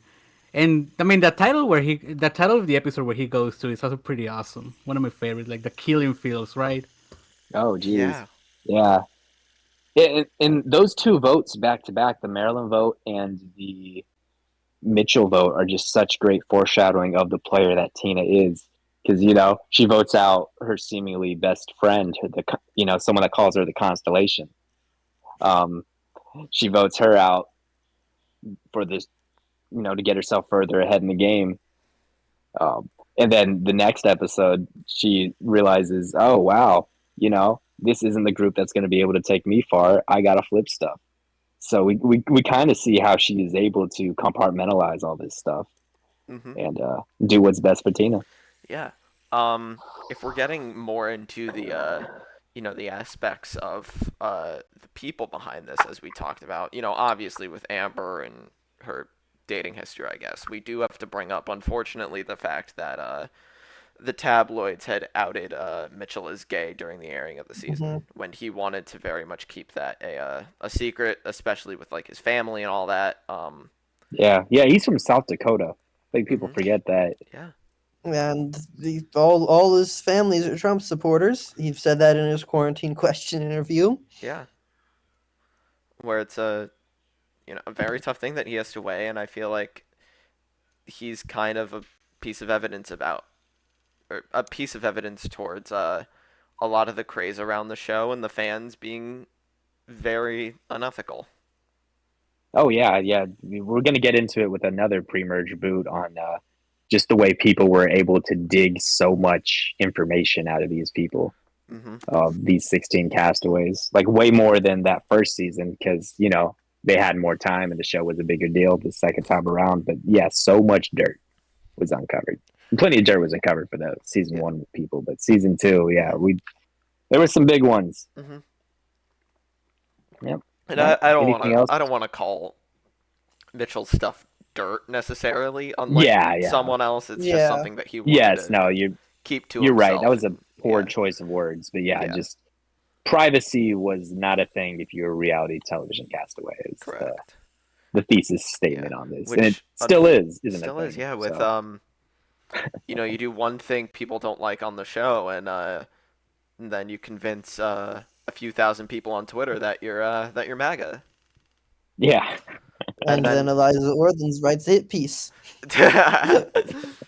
Hey, be nice to my girlfriend that I pay $100 to every month to talk to me on Patreon. It's real love, I promise. I'm checking to see if she's done anyone more recent than Steph. One of my favorite things I can brag about is that I have never paid $1 towards Eliza's Patreon, yet she has showed it to me herself. She showed me one of her Patreon posts. Oh damn! For free. That's awesome. Yeah. For free? Oh no. Yes, sir. I have to pay for her love. Well, I mean, I paid a fuck ton of money to get into the VIP of the Bryce and Wendell event, but Oh, okay. I'll be Eliza's +1. I'm gonna be saving up to do that again in the fall, hopefully. So. Yeah. All right. Anything else? Patreon has actually started talking about important things such as Survivor Vanuatu and other things that anyone cares about. It's slightly more interesting than a Christina Karina hit piece, so I'm down. She's got Brooke, she's talking to Brooke about the Vanuatu episode 2 and stuff. Fucking Brooke, the best you could do. Hilarious. All right. Anyways, anything else about Mitchell, y'all? He's cool. 669 is way too low for him. 383 is way too low for him. Yeah, he serves his role too. Yeah, he should be top 200, I think. Oh, damn, all right. I don't think that. Top half. Top half is okay. I think I probably have him top half. Yeah. All right. Just probably barely one direction or the other. hmm So next up we have Nick Brown. Nick Ooh. Brown. On him. Oh, geez. Wow. Yeah, Yeah. I unfortunately have him as my last place, and it's like not really his fault. Like he's a very likable guy. It's just that unfortunately his edit and character is just like awful. Yeah. It is Like just kind of racist. his edit is really Yeah, he unfortunately is a lazy racist. guy. Like they just give him no screen time, and then they call him lazy because his favorite thing to do at camp is work on his like personal projects, and then they just Yeah. give him no other real screen time on the season. Mhm. Besides, he's Yeah, and he's a lazy. thin guy too, Besides, so besides him being he's quote getting unquote very lazy, tired. him being chill, and him being smart. Yeah. No, No, What's he's interesting clearly a funny too. dude. Yeah, he's Yeah. like and one thing I'll Yeah, say he is doesn't that really get much. Yeah. Sorry. Nick. Yeah, he really doesn't like get much, but he does have some like some like comments in the downtime moments that are actually pretty funny. Like I always remember this one because of the funny 115 blog, but the time where he's like in the tent with Alicia, and he goes like, "Well, yeah, they're eating like meat." And she says something like, "Oh, once you go, once you go black, you never go back," stuff like that. yeah, him and Alicia One try to thing, look. That's great. one thing I find interesting about Nick is I've I've tried to compare his edit on how Jervis from Borneo was also edited. Like we kind of know that Survivor at the beginning of its prime isn't too fond on positively editing the typical black man, and like obviously Jervis is a fantastic character on his own, hmm but it's been apparent that they try to edit him in a way that fits a certain obligation, to say the least. Stereotype. Yeah. And Yeah, yeah, and Jervis has a personality that it's very easy to look at him in certain ways. Yeah. Just oh yeah, Yeah. A lot of what there's a lot Jervis of stuff where they is. cast a dude who Yeah. is like this, Yeah. who can't swim, who has multiple children out of wedlock, who's about to have a child born during the course of the season. Yeah. Like a lot of it And with Jervis is I feel like a lot of what Jervis is, just because we see so much of him and see so much of him develop, is a lot of subverting the expectations that come with the stereotypes. But unfortunately, Nick just does not get the content that Jervis does. And oh yeah. unfortunately, all I really remember about him is that he gets the unfortunate label of lazy, which in the Home from the Outback special, they make it a very big point to course correct that. I think it was Yeah, Varner that called Nick lazy, and Varner was like, "Holy shit, this guy is so not lazy." And then Nick's Harvard professor comes on, and he's like, "Yeah, if this dude was lazy, I wouldn't be saying that I think he's gonna be governor one day." yeah, Which and he very hey, you well, might. even in the yeah, he reunion, they might. took a vote. There's a chance that he one day in the future could wind up becoming the governor of Washington. Yeah, Yeah. in the reunion, well, with Brian Gumble, Brian he asks who do you think got the most unfair shake? Everyone says Nick. They're like, oh, Nick's a very smart guy. He was very capable of a lot of stuff. Um, he was always doing stuff, and he was a very helpful guy. He wasn't necessarily like good in nature. Like I think he also was. He had. Nick has a military background hmm also, so he was a military officer before he got on the show. And At then he did 23 his too. stint at Harvard. Yeah, yeah. So he has an impressive background, but he didn't hmm really have an outdoor background. He didn't grow Yeah. up outdoors or anything like hmm that. And then we see the elements.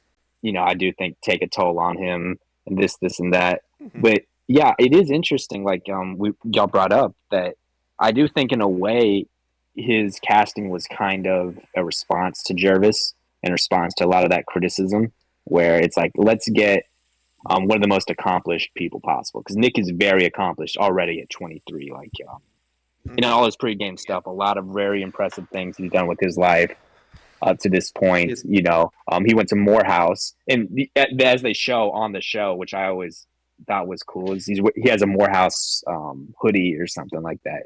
So we get to see, he went to historically black college. Oh, now he's going to Harvard Law. This, and that. So they get someone who is, kind of, for lack of a better word, just kind of a model citizen. And but still, Survivor being Survivor, they fuck it up. But we do get some good Nick moments. I love that he gets to be the only Kucha to win a individual immunity challenge against Colby on a 1v1 where they're doing the tug of war thing. And that victory is what leads to the Jerry boot, or at least the Jerry boot around earlier. Yeah, exactly. Also, if Nick didn't win that episode. Also, in general, Nick kind of has that swag on him. Like, he's a pretty likable dude, all things considered. Yeah, I think he plays a good straight man in the chaos of Kucha. He's kind of in between the groups, I think, because you can kind of divide it between, the biggest duos on there are Jeff and Alicia, and then you have Roger and Elizabeth. Yeah, Mike's kind of more on that side, and Kimmy's fighting with everyone. So we really do kind of really the most sane guy on Kucha. Yeah, Even he has some good. Him and Roger, I guess, are the most sane people on Kucha. Mm-hmm. Like Nick probably does get the most positive edit of a black man until Earl. That's probably the fucking truth, honestly. Yeah. Oh my god. Jeez. Jervis. That's very Clarence. Ted. Sean. Yeah. Sean, Austin. Oh no. Ibrahim. Rory. Bob Dog. Sekou. Nate. I love how we have to skip Guatemala, bro. They just didn't give a fuck. Oh yeah, there were. Yeah, Guatemala. Guatemala. Oh god. Oh. Yeah. Literally. By the way, fun fact about Guatemala. How do you cast a Survivor season and not put a single black person on it? That's just like, damn, dude. By the way, a fun fact about Guatemala that we'll probably mention once we get to these guys, but apparently, from what I've heard, Scoopin and Roger were gonna be the returning captains, but we can discuss it when we get to one of them. Yeah. Yeah, they were in contention. Hunter Ellis was in contention. Jonathan Libby and Wanda. Yeah, Guatemala casting was weird. Once we get to the Guatemala con, I have a lot to say about Guatemala. I don't know if I'll be on that podcast, but that was really a turning point of the franchise to me in a lot of ways. I agree with you there, but more on Nick. He's yes. I like the guy. I really hate his edit. But his talking with T-Bird was very good. Go watch that. That's good. He's a rootable guy. He just has for the sake of character development and character purpose, his placement on the polls is very fair, even if I have him higher. And unfortunately, his edit is it rubs me very much. I think if Nick way. is on the winning side, I think he could be a fairly good character. He's just on the losing side of the numbers. And I like the guy. He is one of the lesser interesting people on Kucha, just because Kucha has so many just batshit insane people, and Nick is very much a normal, cool guy. And you're not gonna give him that much screen time when you have crazy Scoopin or losing his mind Varner or dirty Kimmy. Yeah, stinky Kimmy. Yeah, I do think Nick has some of the best reaction shots also on stuff. If you watch it, I think Nick has a pretty expressive face and his eyebrows and stuff.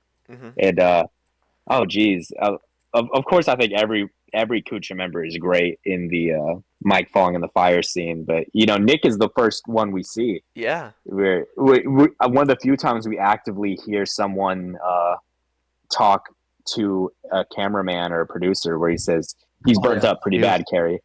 Yeah, I think someone.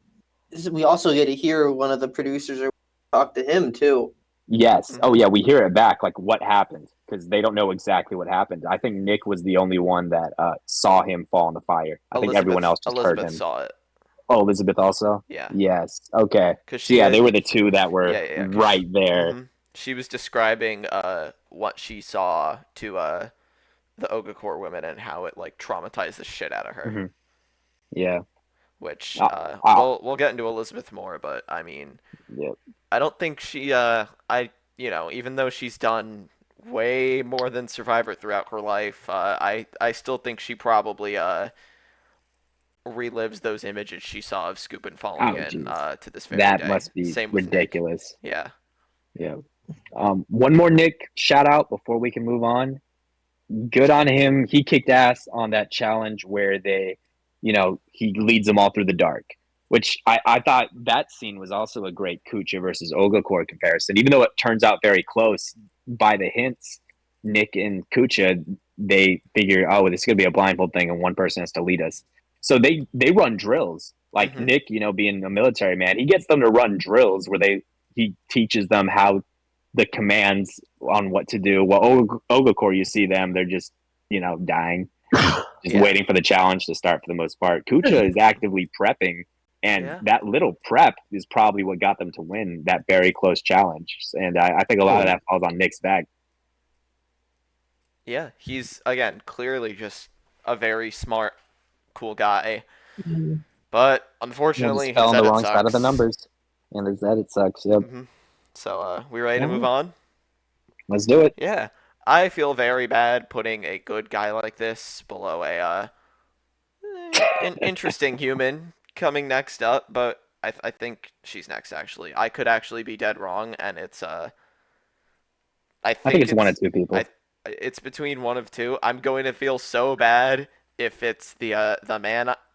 I Just I'm who's standing next? Who's That- next? never do it, mind. let's It do was it. not Deb. Oh, Oh, no? that Dev's not that bad, dude. Kel, holy shit! I've never seen an Oh. updated Yeah. photo of Kel. Oh my god, Kelly. he has an amazing jawline. Holy shit. Yeah. Yeah. Fun fact is Kel in his real life went by Kelly. But like I think they told him to go by Kel so they didn't have two Kellys back to back. And they very unworried about that when they then cast two Kims. Yeah, they got Yeah. over themselves. I And guess. another Kelly. Another Yeah, they Kelly, ended up. one thing I find interesting is about Kel is that he's the first Native American contestant they ever brought on the show. Yeah, the first minority that isn't black too. So Mhm. that's a pretty Yeah. big deal. Yeah, Yeah, Has there been a Native American contestant since? Julie, Yeah, Mary, Oh yeah, Verity, Elise Elise. Sumometo. Yeah. okay, yeah. Yeah, But, something they yeah. don't do No a lot recent of, ones? but they've done. Yeah. Yeah, you Surprised think there's no with recent ones. yeah. Yeah. You got more. Kel You is have an more in the interesting first 10 figure. than the last 10. That's hilarious. that's a There's stat. got to be at Holy least shit. one in the new era. Yeah. I. Hey, for a you- long you- time, there was more black women winners in the big Mark Burnett seasons than all the other ones. So Yeah. It- Um. For a while, Yeah. there were more black female winners in the Mario Lanza fan fiction seasons than the real seasons. Yeah. Because it was it It's was still tied. Sepia and then Marianne. It's still tied because I think it was. I don't remember. 'Cause I think I there's think two in- Alicia won his first All Stars fan fiction, and then when he rewrote it, Vesepia won it. Yeah. That's I am actually going to go take a pee right now, but All right, we'll talk about Kel y'all while you're talk on about mute. Kel, and I will just say this one Yeah. word before y'all get into it. Beef jerky. Have fun. Woo. Oh yeah. I was going to Kel- talk about he's the fisherman of the tribe, but he can't Oh yeah. catch a rubber can't ducky fish out of at a all, swimming yeah. pool. Kel, They make Oh, fun the- so much. They make fun of him so much for that because he's so eager to like be helpful for the tribe. He goes fishing alone and he's like, "Oh man, I can do this, I can do it." And there's like Amber, I think, and I think also Jerry, who was like, "Oh my god, he tries so hard and he he should stick to his day job. Kel is Yeah. an underrated casting choice. Like, this guy is served in the military, and the way he gets portrayed is just the funniest thing ever. Yeah, like the U.S. military is probably not happy that their representative on the season was chosen to be well, not chosen, but was shown to be ethically kind of fucked up. Even though plenty of people didn't believe him. I mean, I believed that he was actually chewing on some grass instead of eating Yeah, beef what about jerky or lie? whatever. Normal I feel like person, we should like a talk real about that boy. lie. Yeah, I feel like a stick would be a better lie. That's brown at least. Yeah, Yeah. okay, yeah. He goes like, okay, so yeah, I just went on to that field and I just grabbed some green grass and chewed it, and It like, was like, okay, oh, you got what kind grass of out of your grass? And he's like, pocket? the normal one, the normal grass, I guess. Yeah, I and then feel he like it's offers very the interesting. razors or whatever. He's like, hey, you know what? I know y'all were complaining. I have razors for my luxury items. So you know what? The girls can have one. The guys can have another. And Jerry's like, Yeah, yeah, I feel like It's very fun. he only does that when we start calling him out on his shit. That's kind of sus. I don't know if that's his true character. I feel like it's funny when I say that before I watched Outback, obviously I finished Borneo. I'm very much new to the show. I'm like started watching it around 2 years ago, and when I started Outback, I genuinely thought that Kel was actually the type of guy that they're gonna edit as the actual golden boy more than Colby. Like, he has all Yeah. that in this archetype, but then he falls flat with it. Yeah. Well, not necessarily falling flat, because he's definitely an interesting second boot, but like, I expected him to go far nonetheless. I think Yeah, reading I mean, the I imagine, just on paper, yeah, Kel should do good yeah, at Survivor. I imagine if like he went far, they would have given like a Dr. Sean edit, which everything he does is just kind of like a comedy thing. Oh yeah. Yeah. Well, hey, the last two military men on Survivor, they did really well. They got first and third. Like I feel like Kel was kind of a betting favorite, even though it didn't work out. And I love the scene. Well, Kel has a confessional where he says it's important for him to assimilate and that he's normally a very quiet person. But anytime we see the group, they're at the whirlpool or everything, and even Jerry and Keith are cutting it up together, and Kel's not there. He's out Yeah, on he his was own, more like going out on of his his own own. adventures. And Yeah, it they do was, point that out. mhm. Mhm. And One it thing kind I of respect. Sorry, go my for bad. it. One thing I'll respect Kel for is he's like generally a big consensus that he's generally the person that started what is known as the Jerry Menti arc. Like, if Yes. Mm-hmm. like everything he did generally started. That's where Jerry started to become the Jerry that we all know and love, because because of the whole beef jerky stuff. Yeah, Jerry's out here calling him a liar and a cheat. you know, like this is where Uh, we kind of get the onion to peel a bit on Jerry because apparently she's the one that caught him doing the beef jerky, and then kind of an underrated controversy now that it happens every season. Now that Shaheen does it, looking through someone's bag, that was a huge invasion of privacy Mm-hmm. Yeah, at doesn't the Tina time. feels really bad about it, right? Tina feels really bad about it, right? It's Yeah, mostly He's Yeah, like, she I don't she want says to she defended do it in feels her this. really final bad tribal about it. a council. lot of that is Mad Dog, who Mad Dog is like, Yeah, holy shit, dude, they went through your bag, and he was like, oh my yeah. god, and throughout the rest of the season, he's like, oh, this lie that Jerry had thrusted upon me, and it's defined my life, and it's like, you fucking snuck in beef jerky, bro. Yeah. Yeah. I will say Tina does mention that as the moment she regrets from her final tribal council when they asked her, like, "Oh, I wish it wouldn't have been me," or something like that. But she would have done it 10 times out of 10. I think. I Oh think she yeah. was just trying to save face oh, she because she's honestly a did. smart player. I mean, she's She's being very. so mean to Jerry there. Yeah, What's the one thing you regret, says Jerry, and what she says to her is this thing that you did, yeah, it sucked. yeah. This thing you made me do. you told me to do, and I did. Yeah, that's the thing. Apologize to me. No, Yeah, you suck. yeah.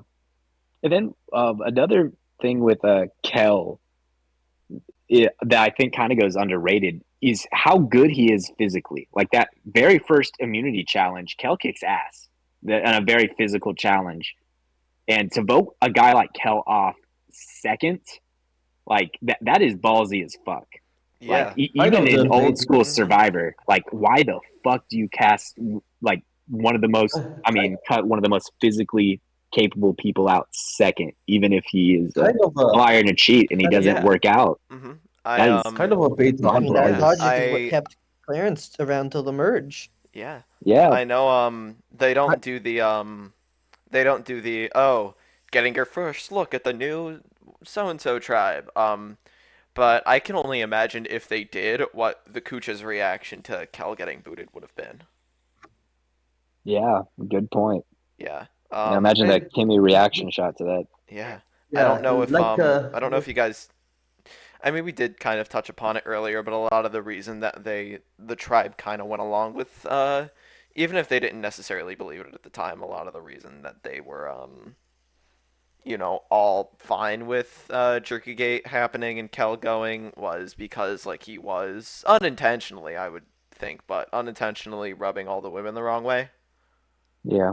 Well, you know what's so interesting too is in that first podcast we talked about how Joel was the first person that was really voted off and the main reasoning people were using um wasn't due to him just not being able to hack it out here physically like they did with the first 5 boots. Like, even though there was other reasons why BB or Dirk or Stacy went out or whatever, but a big reason they always said, "Oh, they're not handling the physicalness. We need more physical people."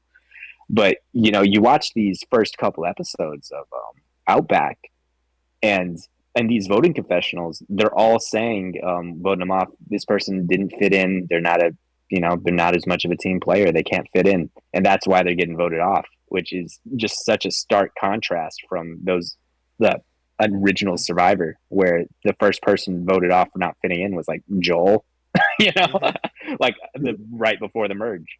Yeah. But now we're starting the game with both tribes, them not voting off the weakest person. Yeah. Dab could be oh, yeah. argued a bit, but Kel definitely not. Like, what the fuck? You vote off Kel second? Like, Yeah. that really could have been the coffin for Ogakor. Yeah. Like as we see, they lose 3 challenges in a row and are arguably bailed out by Mike falling in the fire. Yeah, I would say that they probably are. I mean, you don't know for sure. Mhm. But that also does depend on who winds up going home if if Ogakor wins that challenge. Who Yeah, knows? who knows who goes I would home? doubt. And it's possible Ogakor could win that 6th challenge. They won the 5th one. Yeah, no, if they win that challenge, I don't necessarily think Scoopin goes.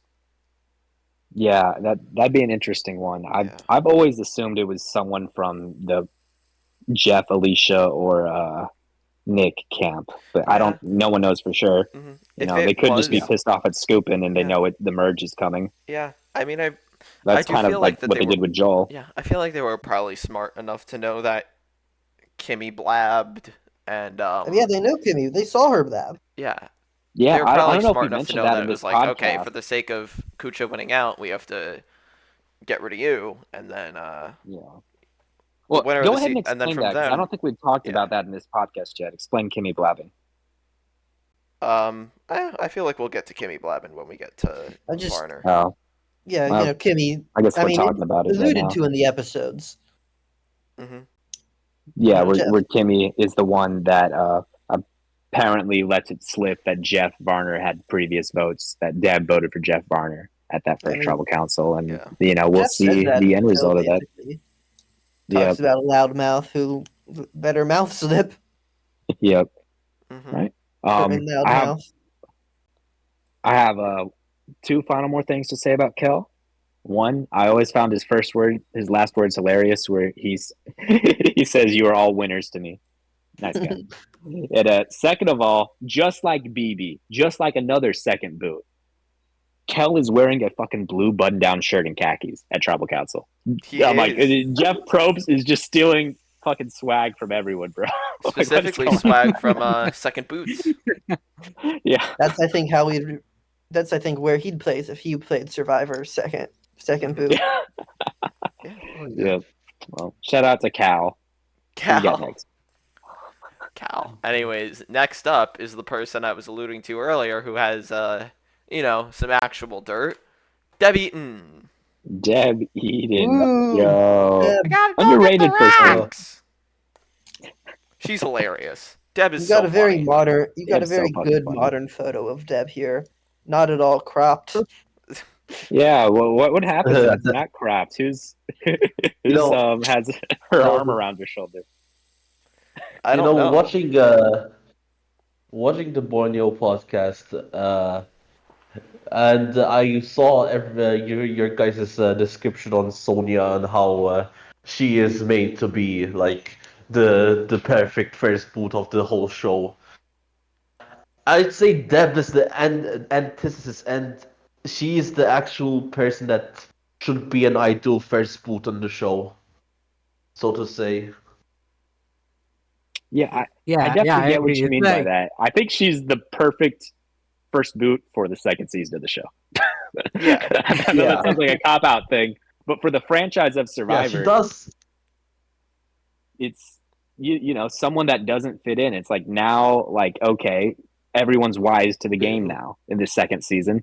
We're gonna vote off Yeah, someone like- who is playing this Deb's not out here making alliances. She's thinking, oh, I'm tough, I'm this, I didn't get sick, I'm gonna be kept around just based on my merit.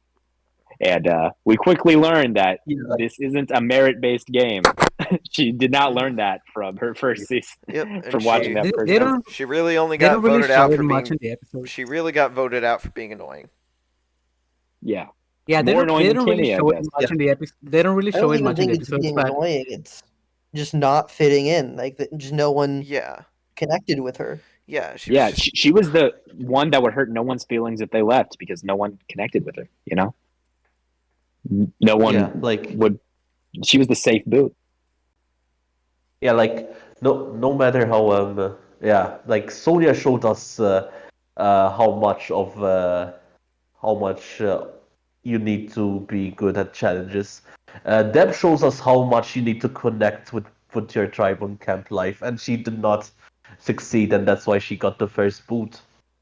mhm. Yeah, yeah, I they love her probably thought she had reaction. it easier. They probably thought she had it easy because once she saw Jeff sick, she's like, oh, everyone's going to vote Jeff because he's sick and we need strength and he's not getting better. And it's kind of funny how she's just like on her own little world and things like that and thinks like, oh, that's enough and everyone's going to vote Jeff. Yeah, and Mhm. that's what everyone keeps saying about Deb. Like multiple people say she's very independent. And even the ones that compliment her on that, like, yeah, I admire that she's a strong-willed person. That's not a bad thing, but that's just not what we need. Yeah, I also think it's funny that in the first episode she's like she really gets onto Mike onto Scoopin because she says like, oh, he's trying to be the leader and I don't think people are gelling well with that while not realizing herself that she's being like the person she thinks Mike is. Yeah. Oh Yeah. shit, she's a fucking prison guard. She's kind of bossing people around like she's used to, I bet, or bossing her husband and slash Yeah. son also. That's Yeah. I feel like now is the perfect time to kind of segue into the main thing people remember about Deb, and it's the stuff that the skeletons, I guess, that were revealed mid-season She- about the fact that She married her stepson. she married her she is stepson. Woody Allen. Yep. I would like to read her cast bio because I think it's very funny in the context she married her stepson. All right, let's Deb do it. Eaton is currently a corrections officer in a men's prison located in Berlin, New Hampshire. She was married for almost 17 years to a New Hampshire state police officer who died in duty in 1997. She has a son, 6'5" tall and extremely handsome, a sergeant in the United States Marine Corps who is currently stationed at the United States Embassy in Beijing, China. At present, Eaton lives in Milan, New Hampshire, but in the past has resided in various other areas of the state, including Manchester, Derry, and Deerfield. She was born in Milwaukee and grew up in Cudahy, Wisconsin. Eaton describes herself as outgoing, athletic, and determined with a very positive attitude. She enjoys riding motorcycles, hiking, running, lifting weights, and spending time with her animals. She describes her life as perfect since she met the man of her dreams, bought a home with him in northern New Hampshire, and both of them became corrections officers with the Department of Corrections. Ay. Obviously, from what I know, Deb has said that she had no active part in raising this stepson. Yeah, no. So like, he was you know, already. like, I feel like he was already like a grown adult by the time that like they knew each other and Yeah. whatever. But it's still just like, yeah, It doesn't look great. It's odd. It's a doesn't look great. controversy. It's odd Yeah, at and best. I bet she got tons of shit from everyone. I've heard a lot of the prisoners now had new ammo to make fun of her, which Oh like yeah, they did. yeah, I mean, you can see it in the they definitely did. in the Home from the Outback video. She's like, she walks into the prison and she's like, "How do you guys feel about me?" And they're all just like, "Fuck you, go fuck yourself." And she's like, "Yep, sounds about right." Go fuck your stepson. Mm-hmm. And No. and then Yeah, they cut that part she out. obviously in both that and the reunion on breaks the down verge. crying, say that she's like, "Yeah, I regret going on. I should not have done this." Yeah. Well, even in that Bryant Gumbel interview, like right after the Super Bowl, or the next morning of the Super Bowl, where they're at the stadium where the Super Bowl was at, if I remember. I'm trying to remember where it was that year. Mm-hmm. But yeah, Deb is obviously broken the fuck up more than I think anyone had ever been broken the fuck up before being on Survivor in these post interview Yeah, things. probably like the most miserable experience someone's ever had on Survivor. Yeah. She's and first voted off on the biggest premiere ever. You know? Like that shit's gotta fucking sting. And everyone knows you married your stepson. Yeah. Yep. Back to Deb on the actual show though. Like we were saying, I think she's fucking hilarious. Like of course so everyone means funny. on the rocks, but just the way people are able to get under her skin is so funny. They're staying up late at night talking about sex and all the other shit Kimmy wants to talk about, and Deb is just obviously uncomfortable and irritated. And One thing, one thing you go. one thing I enjoyed about Deb is that they gave us a direction of how she's gonna play out. But when the tribes were gonna arrive in camp, and they were talking about where the location of the camp is and whatnot, and Kimmy gave a great confessional about how about she and Deb would never align with each other because that they have different ways of life. I kind of like that some sort of that symbolism, so to say, because that reflects on how these people are gonna portray themselves and how they're gonna interact with each other. Mm-hmm. Yeah, that's a good point. They did have a really good duality there. Another funny Deb moment is I think Jeff pukes or something, and Mike says, "Did you save it?" Like trying to imply that he's willing to eat it, and Deb just fucking like punches him, like, "Can you stop?" Yeah, she's so annoyed by that comment. Yeah. I want to reiterate that 6/32 of all time and a 3.4 mean, like that's just too. Nah, fuck that. Deb's a great first boot. She's so I have funny. two more. She's so funny. One of the more best Deb first books, things. really. I want to say another funny ass Deb moment is she's trying to like build a fire or something, and I remember she said, "I've tried everything these damn books said to do."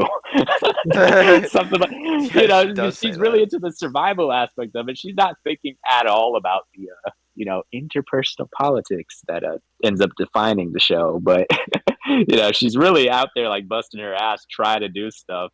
It's just not working.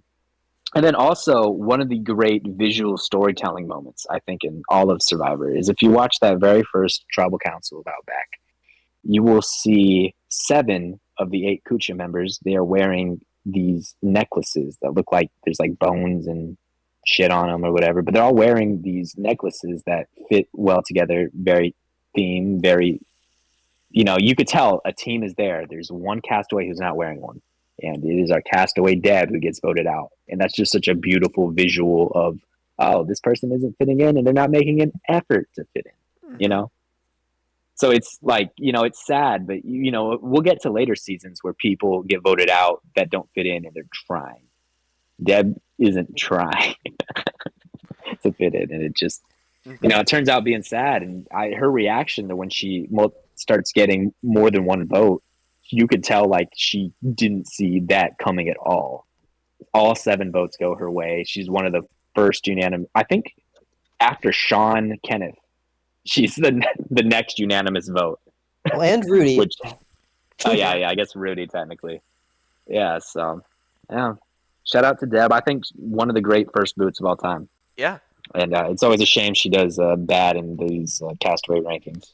Yeah. I had to make some deals to ensure that she wouldn't that she would get. I dealed for her in Rankdown 7 to make sure that Australian Outback was the last season untouched. Oh, that was us too. We were the last season untouched Outback and Rankdown 9. yeah. Funnily enough. One other I Deb don't hate moment. that. I think last untouched should be Borneo or Pearl Islands, but Outback is a good pick for that too. Yeah. I think it should definitely I would be make it Borneo. Borneo. But like someone always cuts Dirk, so Yeah.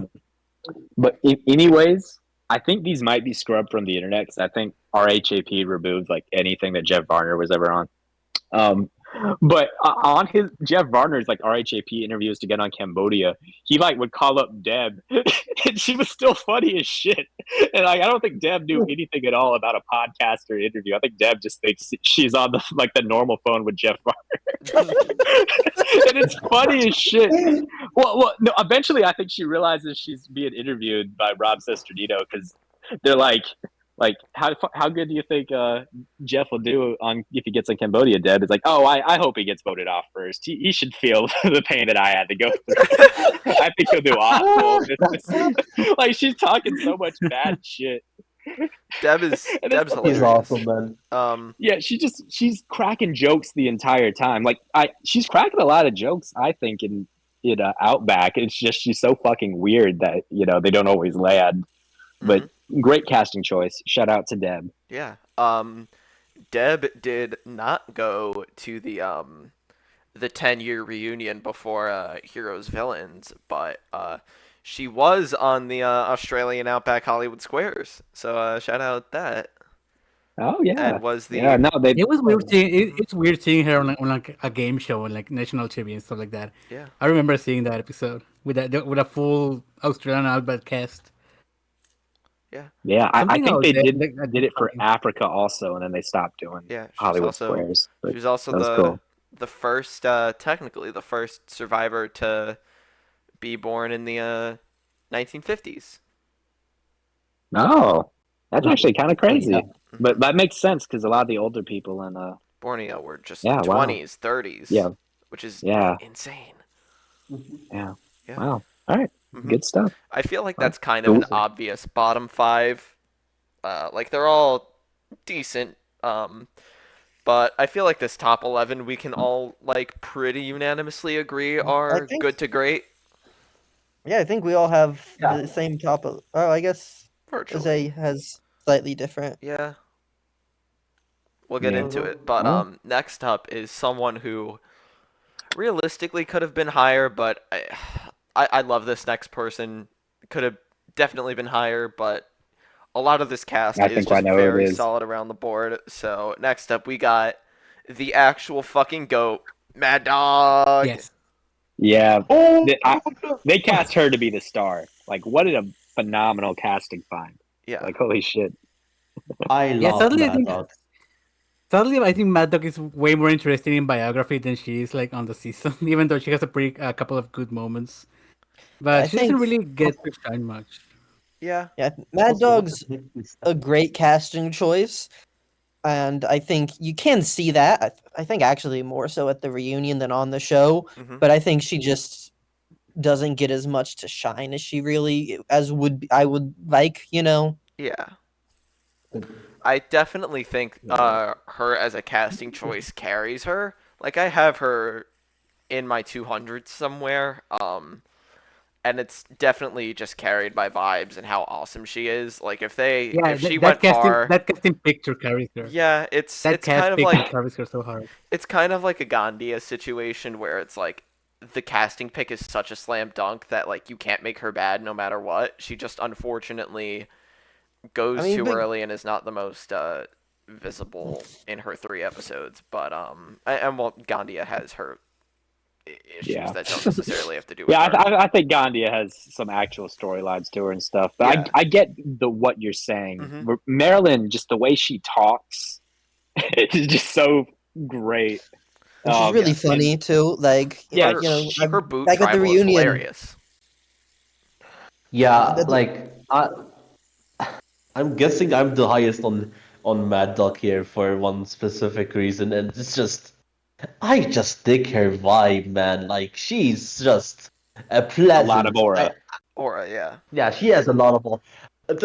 One thing I will say about her is in the episode in her boot, uh, her dynamic with Kobe is very much underrated there. Yes, Yeah, I noticed that too. She's like, she keeps calling. I love how she calls him the cowboy. And it's yeah, like the the cowboy cowboy had drag, to drag me across drag the me finish line. across the finish line. Something like that. Freaking It Mad was very, Dog. very fun. Mad Dog is so But awesome. yeah, yeah, she's like, I remember her a lot because of the Back from the Outback special, when she just comes out of her house with an exotic suit or something like that. Yeah. Dude, yeah, she's wild. Yeah, of the reunion, the Back to the Outback special, and a lot of the other supplemental stuff. She does a lot of singing. If I remember, she was a singer at one point of her life.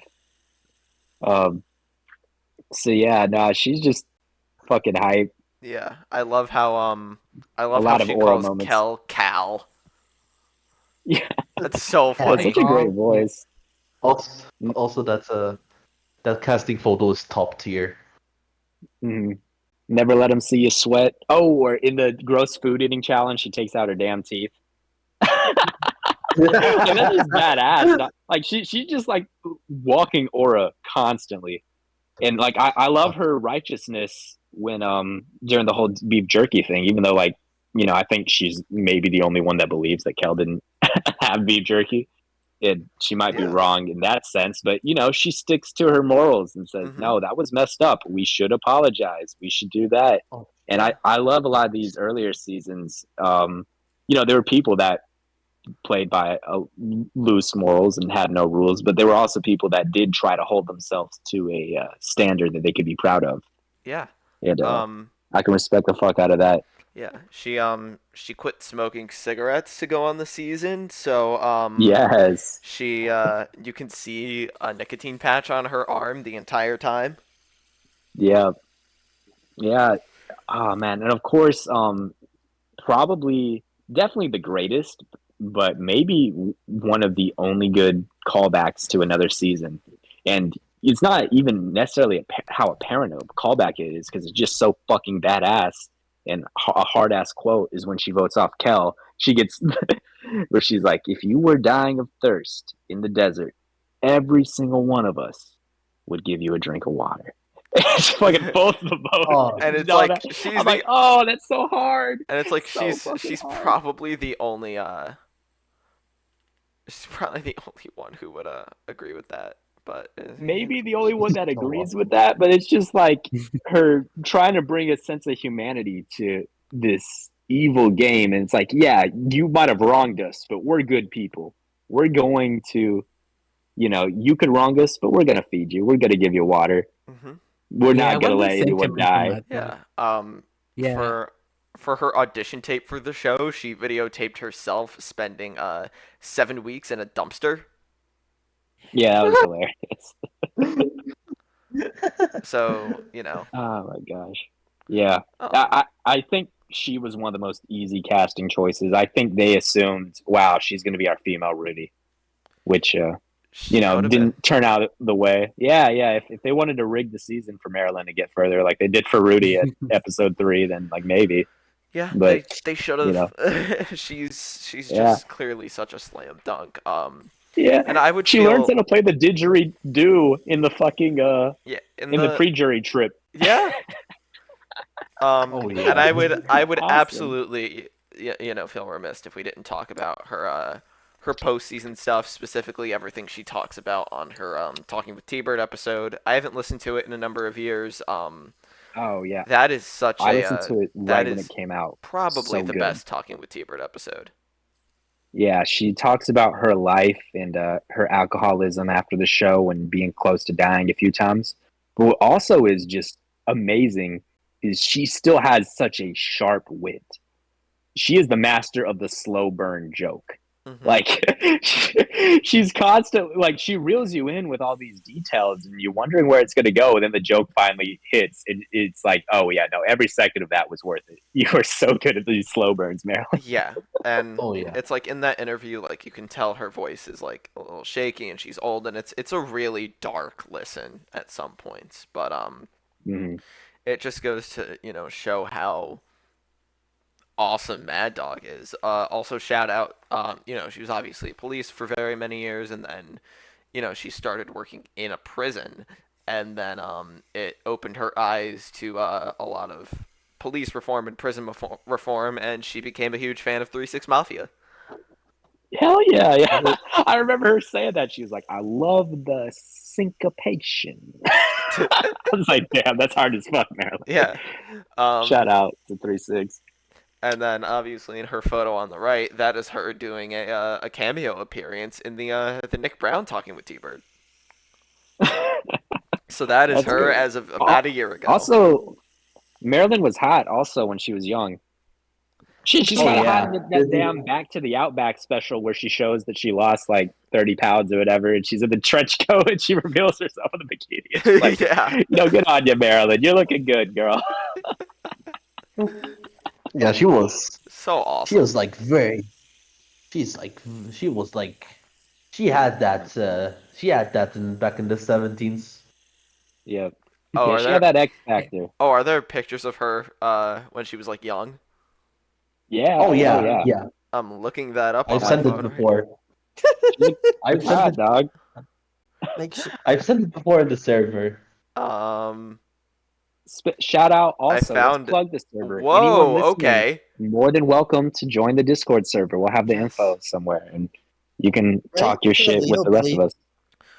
Ooh, yeah, there's a photo of her in the 1970s in the cop station, and she looks like yeah, she looks like a female protagonist of a 70s cop movie. I remember in her audition video, Marilyn says that she believes she is the first female officer to ever be paired with another female officer, and she was happy because now she had a partner that could lend her a tampon.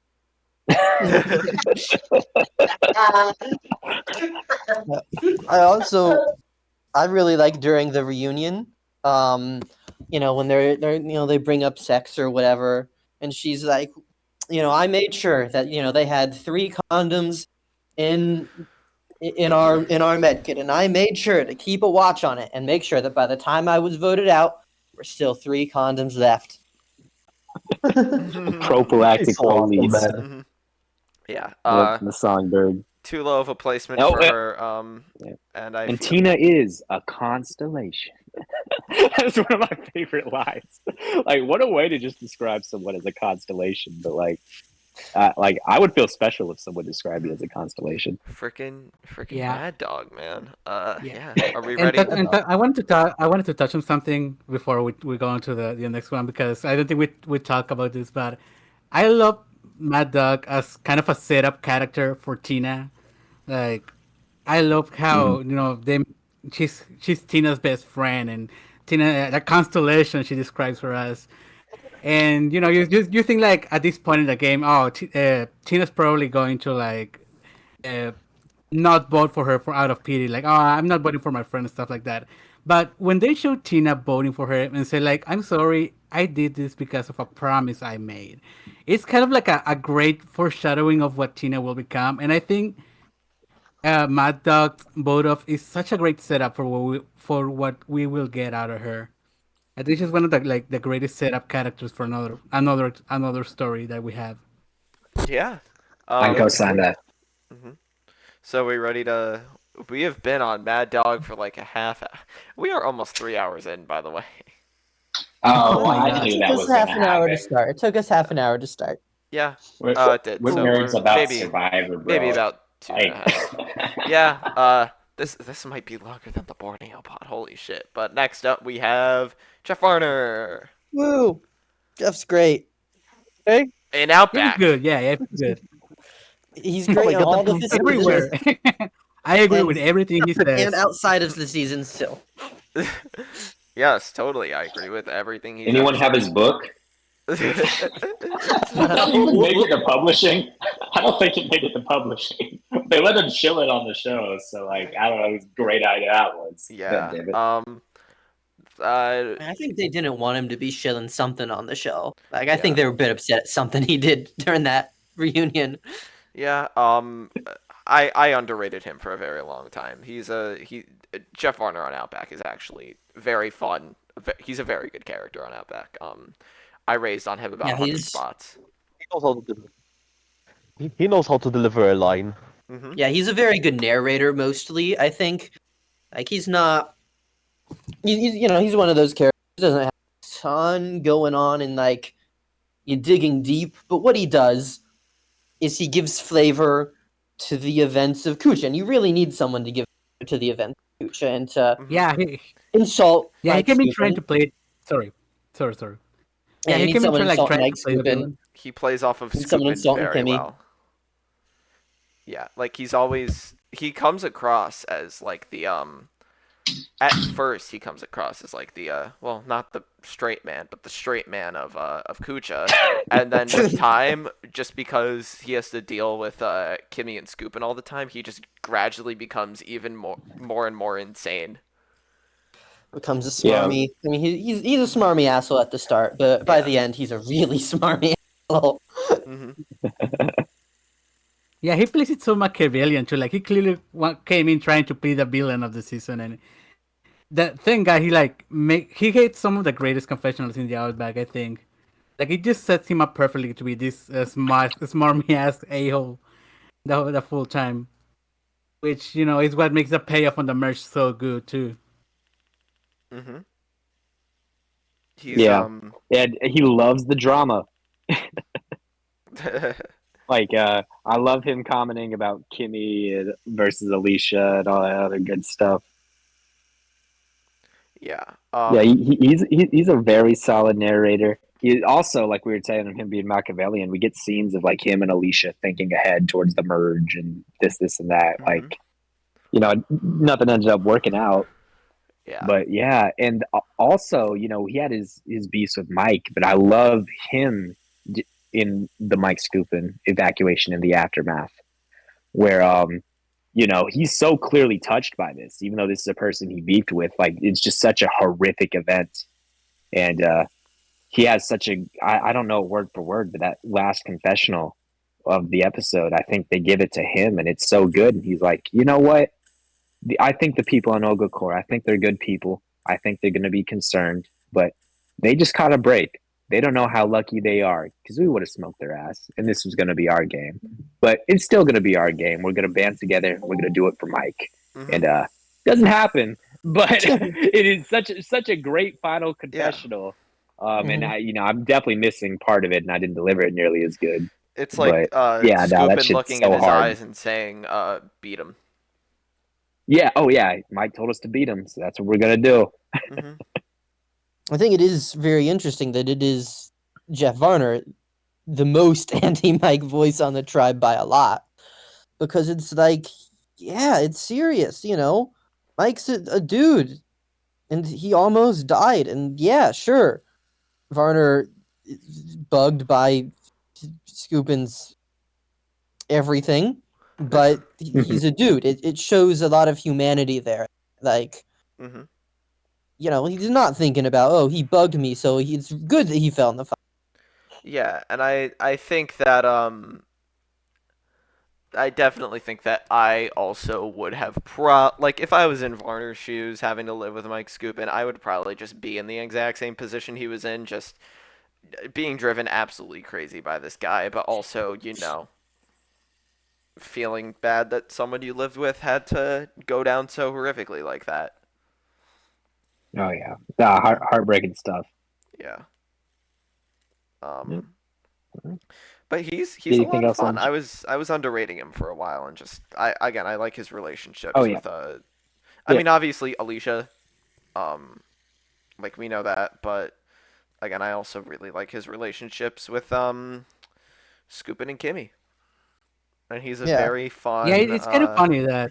Want a shaker or yeah, he's a whatever he said, Yeah, mhm, it's he's kind of a funny that one of his first confessions is him trying like, oh my god, Kimmy doesn't stop talking. I want to grab her and shake her. shake the Like shit he out was of her. clearly trying to say something else, but then actually Kimmy not shutting up is the reason why Jeff goes home. yeah. So Not it kind only of comes that, back. but like Varner is just I've always realized this, but Varner is very, very funny when he needs to be.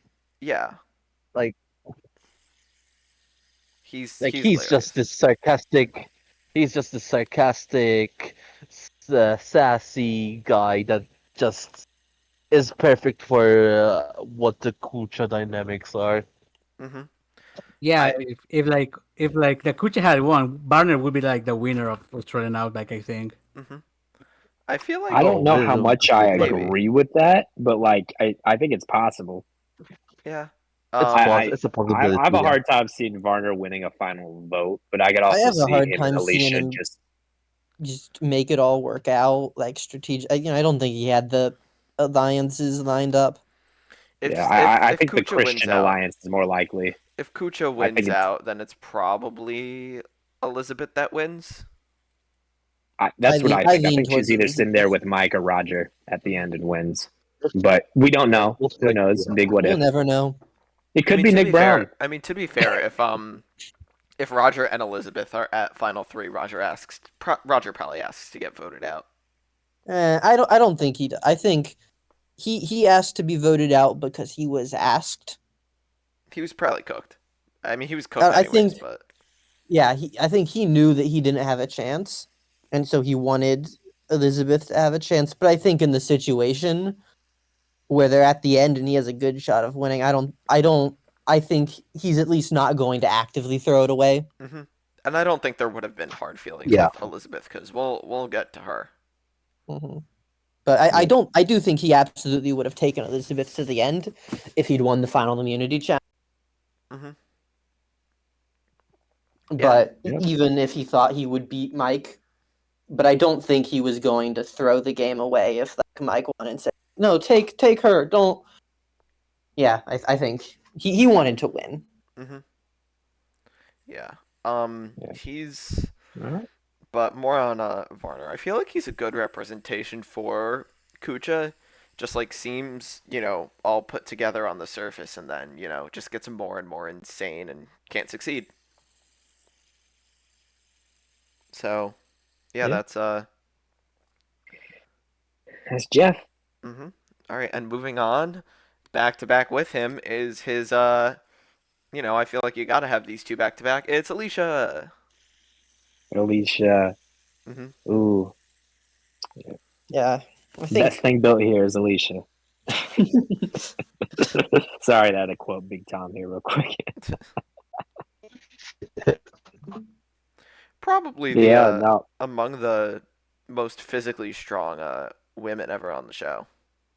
Oh yeah. Like I was talking beforehand, Alicia was already kind of a star before the show even began because just she was just so physically intimidating and looked just so badass hmm that she was like a lot of people's favorites before the jump. It was like, oh yeah, if a woman could win Survivor, it's Alicia, Yeah.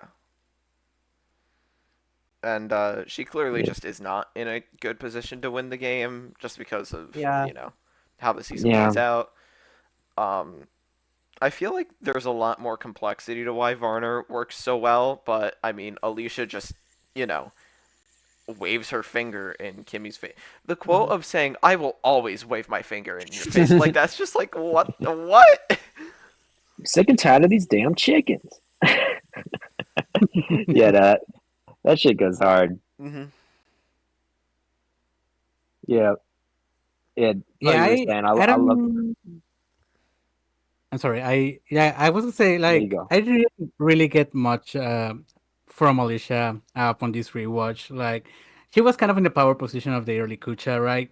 With Jeff Barton kind of calling the shots. I don't know how like that how the hierarchy. I don't know the hierarchy worked in that well in that group, but yeah, she is kind of like the strong girl of the group and doesn't really get much of anything interesting really going for her, other than the Kimi fight, which is the highlight of the season.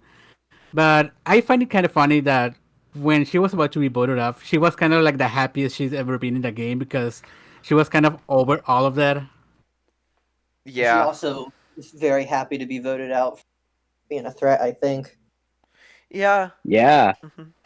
What does Colby say? Like one of his biggest regrets is voting out Alicia just because she was strong, and he was like, "That's pretty damn shallow." Mhm. Doesn't Yeah. win him So her vote, Yeah. but yeah, but yeah, no, I do love that quote, and yeah, no, Alicia is just such a great presence. I don't think like she has her moments and her iconic one they play in every clip show ever with her versus Kimmy. I don't think she's that deep of a character, Mhm. but sometimes you can just ride on aura in a couple really hype moments, and Alicia's that, and I think she deserves a fairly high ranking because many people don't yeah, even have I that. Mhm. I definitely would have Farner ahead of her though. Yeah. Like now that I'm Yeah. thinking about like the context of the whole season, I might have Varner ahead of her. Like when I think of them just individually, I'm like, yeah, I like Alicia more. But you know, that's the Yeah. thing. And I mentioned last time when we rank characters, like it's fun to do, but it's not really a it's all in relation to one another. They all work within one another. So Mhm. it's Yeah. like kind of sometimes a pointless thought experiment, but like we're doing it. We There's a have a great pointless time thought doing it. experiment It's we've all put a fun. lot of time into. It's fun. Why We not? put a lot of our lives in. It's a A great few too thing to many do. years to give up on it. Mhm. But Yeah. yeah, I think This I server mean for that's a lot of the 3 reason years. why just in my overall rankings I have Jeff and Alicia back to back. Yeah, they work really well together. Mhm. Yeah, and Alicia, as we get deeper, she starts annoying people in Kucha. Like I know Elizabeth says Alicia always has to be in charge of things, and she's also in charge of talking trash.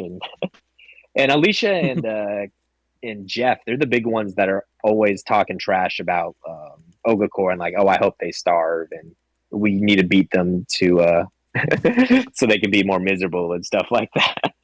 It's just like, damn, all right. Like they were people out for blood. Yeah.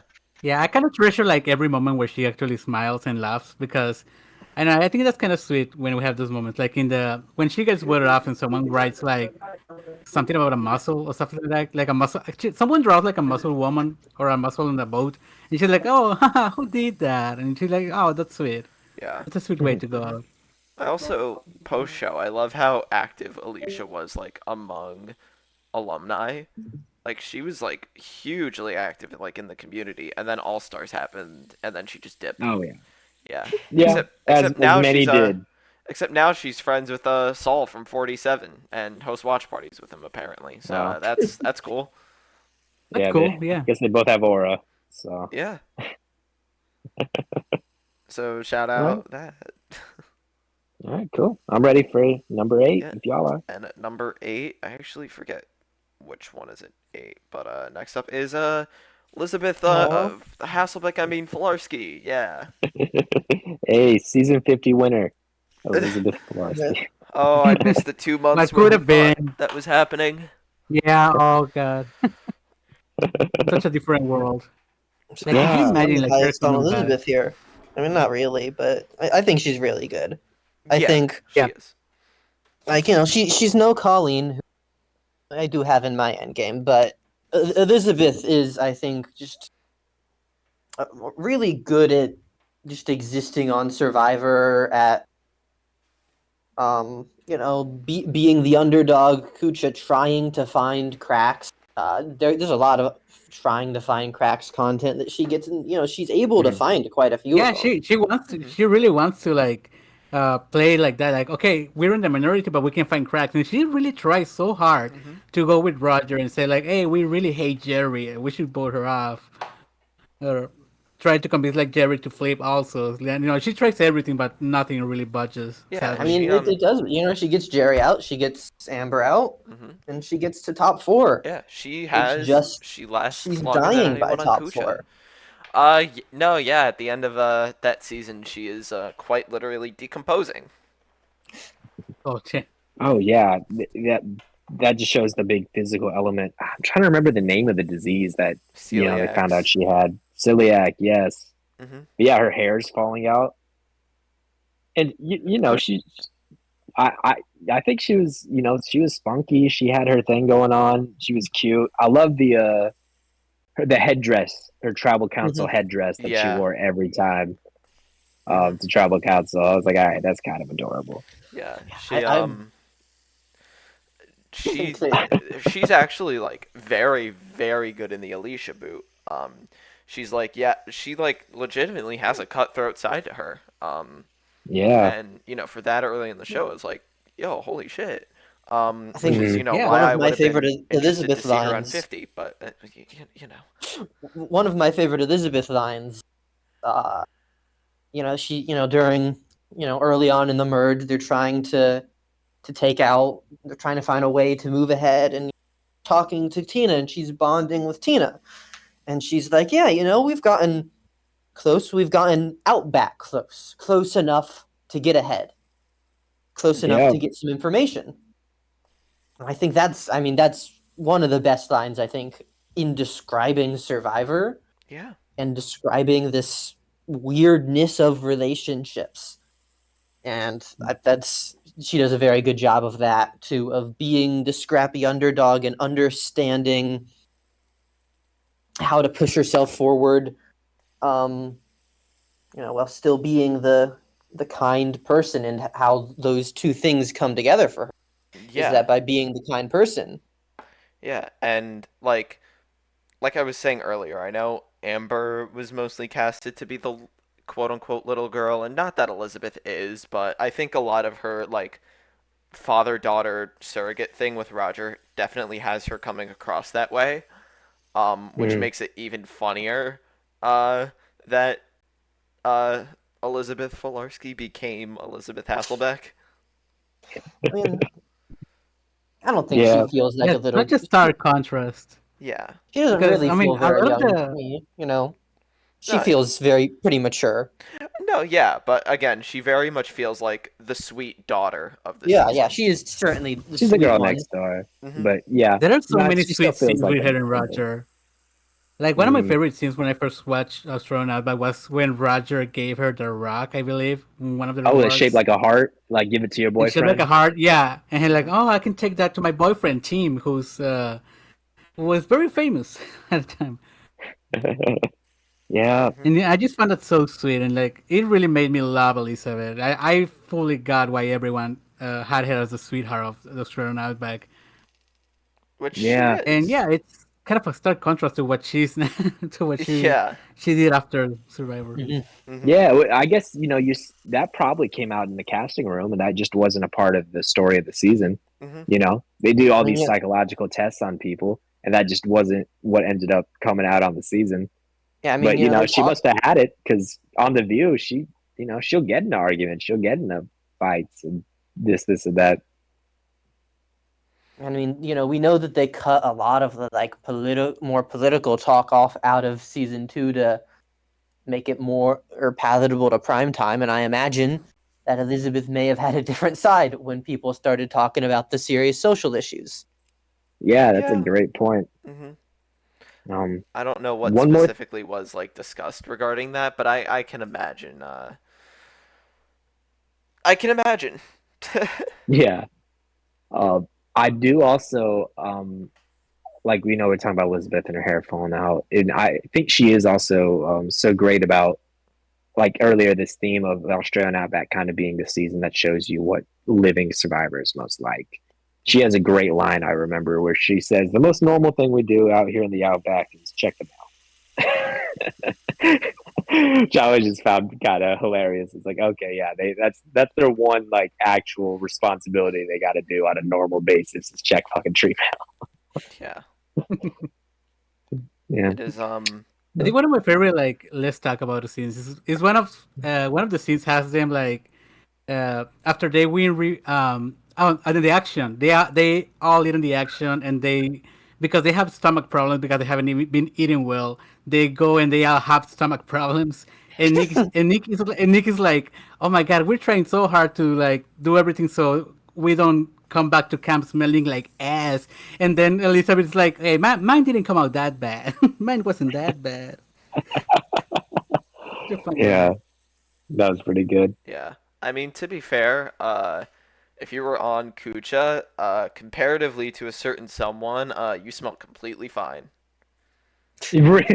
Though, I mean, Oh, I'm pretty sure Outback was one of the seasons where they probably stunk the most, I mean, which who knows? also equates I into can't the imagine any hardest season seasons they because smell of, good. huh? I can't imagine any season they smell good. Oh no, Maybe Karor, but they always nah they Karor, come on. Ian Karor stunk. relative to normal Survivor, they I smell think great. Ian alone, Everyone Relative to but any Ian. other, Ian relative alone, to real life, no. Ian alone. True. Um, But that does remind me of one more good Elizabeth moment I always found funny was I remember Kucha wins the chickens and maybe they get a rooster too and the rooster like wakes him up in the morning and Elizabeth is like, we're gonna kill that one first. So yeah, so funny. All right. Next good up, stuff. moving on. Next up, we have Stinky Kucha Kimmy. Kimmy. Oh jeez. What Yeah. a freak. She's a ooh, She's a character. yeah. Oh, Nothing also is to do with Kimmy. Corny did let us know he will be back in a few minutes. Oh, okay, Yeah, yeah, got you. yeah. But Kucha Kimmy, Yeah. what a personality. Yeah. Nothing is really too open for her, and I realized that just this very day in the morning when I was paying closer attention to what she was saying in the premiere. Um, like people were talking about like, oh my god, Kimmy never shuts up. Kimmy's so open about everything, and I actually paid close attention to what she was talking about, and I was so like shocked, but what I was hearing. Like she, not only was she talking about like a threesome, but she was talking about putting like fingers up her ass and stuff like that, and I was like, oh my god. If you really pay close attention, it's like a wild conversation she's having. It's like she just met these people, you know. Night one, she's Crazy. like, "Yo, where am I gonna masturbate?" It's like, holy shit. Yeah. No. So And crazy. It I love we get the heartwarming scene of Roger and his Bible and he has that little scavenger hunt where his son-in-law wrote all those messages and said go to this page to find this and that. So that but then they end up using some pages from the Bible for the fire and Kimmy says, "Hey, get one with the burning bush." It's like, "All right, Kimmy, that's pretty good." She's hilarious. Yeah, and a vegetarian. Hmm. Yeah, was she We the get first the vegetarian on the show?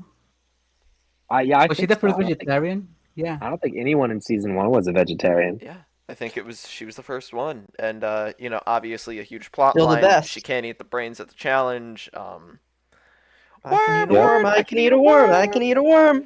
Hmm. Dude, with her mouth all fucking black afterwards. Yeah. She won. Hey, good on Kimmy. Uh huh. She beat Tina. Yep. Yeah. Oh gosh. Yeah, that's such a great scene. Of course, the brain, because the brain is just insane. Like that was a bad draw for I think anyone, but Yeah. especially Kimmy. Yeah.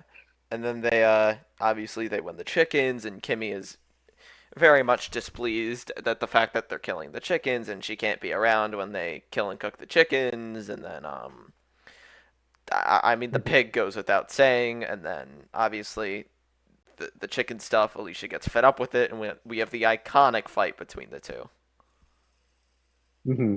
which Ah man. Yeah, we went over. It's so good.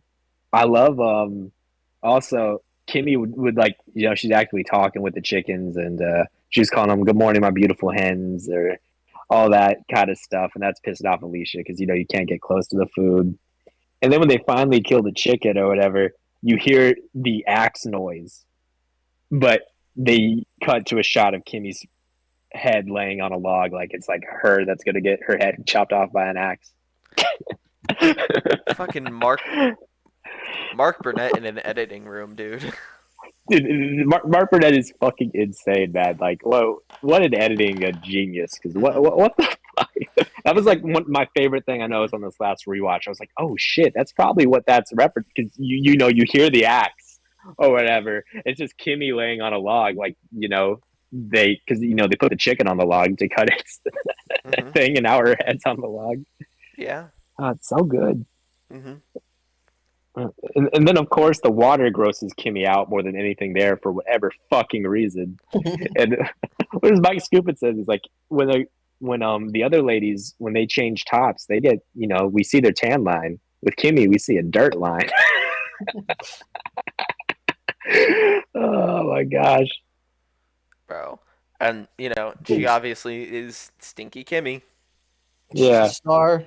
Like, I think she's one of the most memorable people in Survivor history, honestly. Like, I think a lot of people are still going to remember the vegetarian and think Kimmy Kappenberg. Yeah, when she was on that Cambodia ballot, a lot of the newer fans were like, what the fuck? She only got 14th place or something. And I was like, that's fucking Kucha Kimmy, dog. Yeah. Like, that's a kind of a big fucking deal. Yeah, she's still one of the biggest characters in her time, and she's the vegetarian, the annoying veg. Can't eat, who can't eat the brains, but can eat the worm, who can't eat the chickens, who Alicia will always wag her finger in the face of. Yeah. And who won't bathe. Yeah, what's so beautiful also is the final, the tribal council where Kimmy gets voted off on. It's raining, and it's just like Kimmy is finally clean. It's just what a great way they finally clean. Nature finally steps in to clean Kimmy just for her to get voted off. It's parallels Mike's vote off. That's so peak. So many great setups and payoff with Kimmy.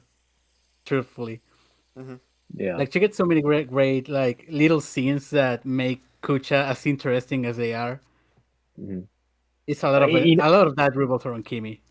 Yeah, and another funny thing I just realized, isn't Kimmy the one that carries all the water and does all the water boiling and all that shit for everyone? Because I know she has a confessional where she's like, I'm the one that takes care of all the water, and by the time I'm done doing all those chores, there's no more water left.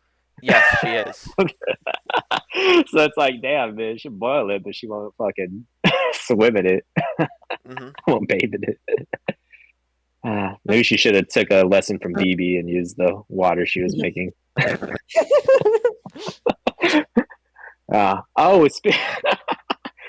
we want to get into some dark lore for the most deranged Survivor fans, my man Daryl and Kimmy. Oh no! Oh no! Oh my god, no! That's the bottom of the iceberg material. Yeah, we'll get into that on the iceberg. But Kimmy's clothes stunk, and she sold them for a lot of money. Go Kimmy. Yep. Get that bag, So, I guess? Question mark. It has bad water. Yeah. The bad water. So There's so much to talk about Coochie Kimmy. Coochie Kimmy. And she's also the great the pipeline of like hippie vegetarian chick who's probably only doing it to rebel against their parents, who grows up to be a conservative. Oh yeah, she around the time when the COVID vaccine came out, she likened it to the Holocaust. Not even cool. before that, she was posting like actual like xenophobic shit like very regularly on Facebook. Yep. So not cool, Kimmy. Yeah, not cool.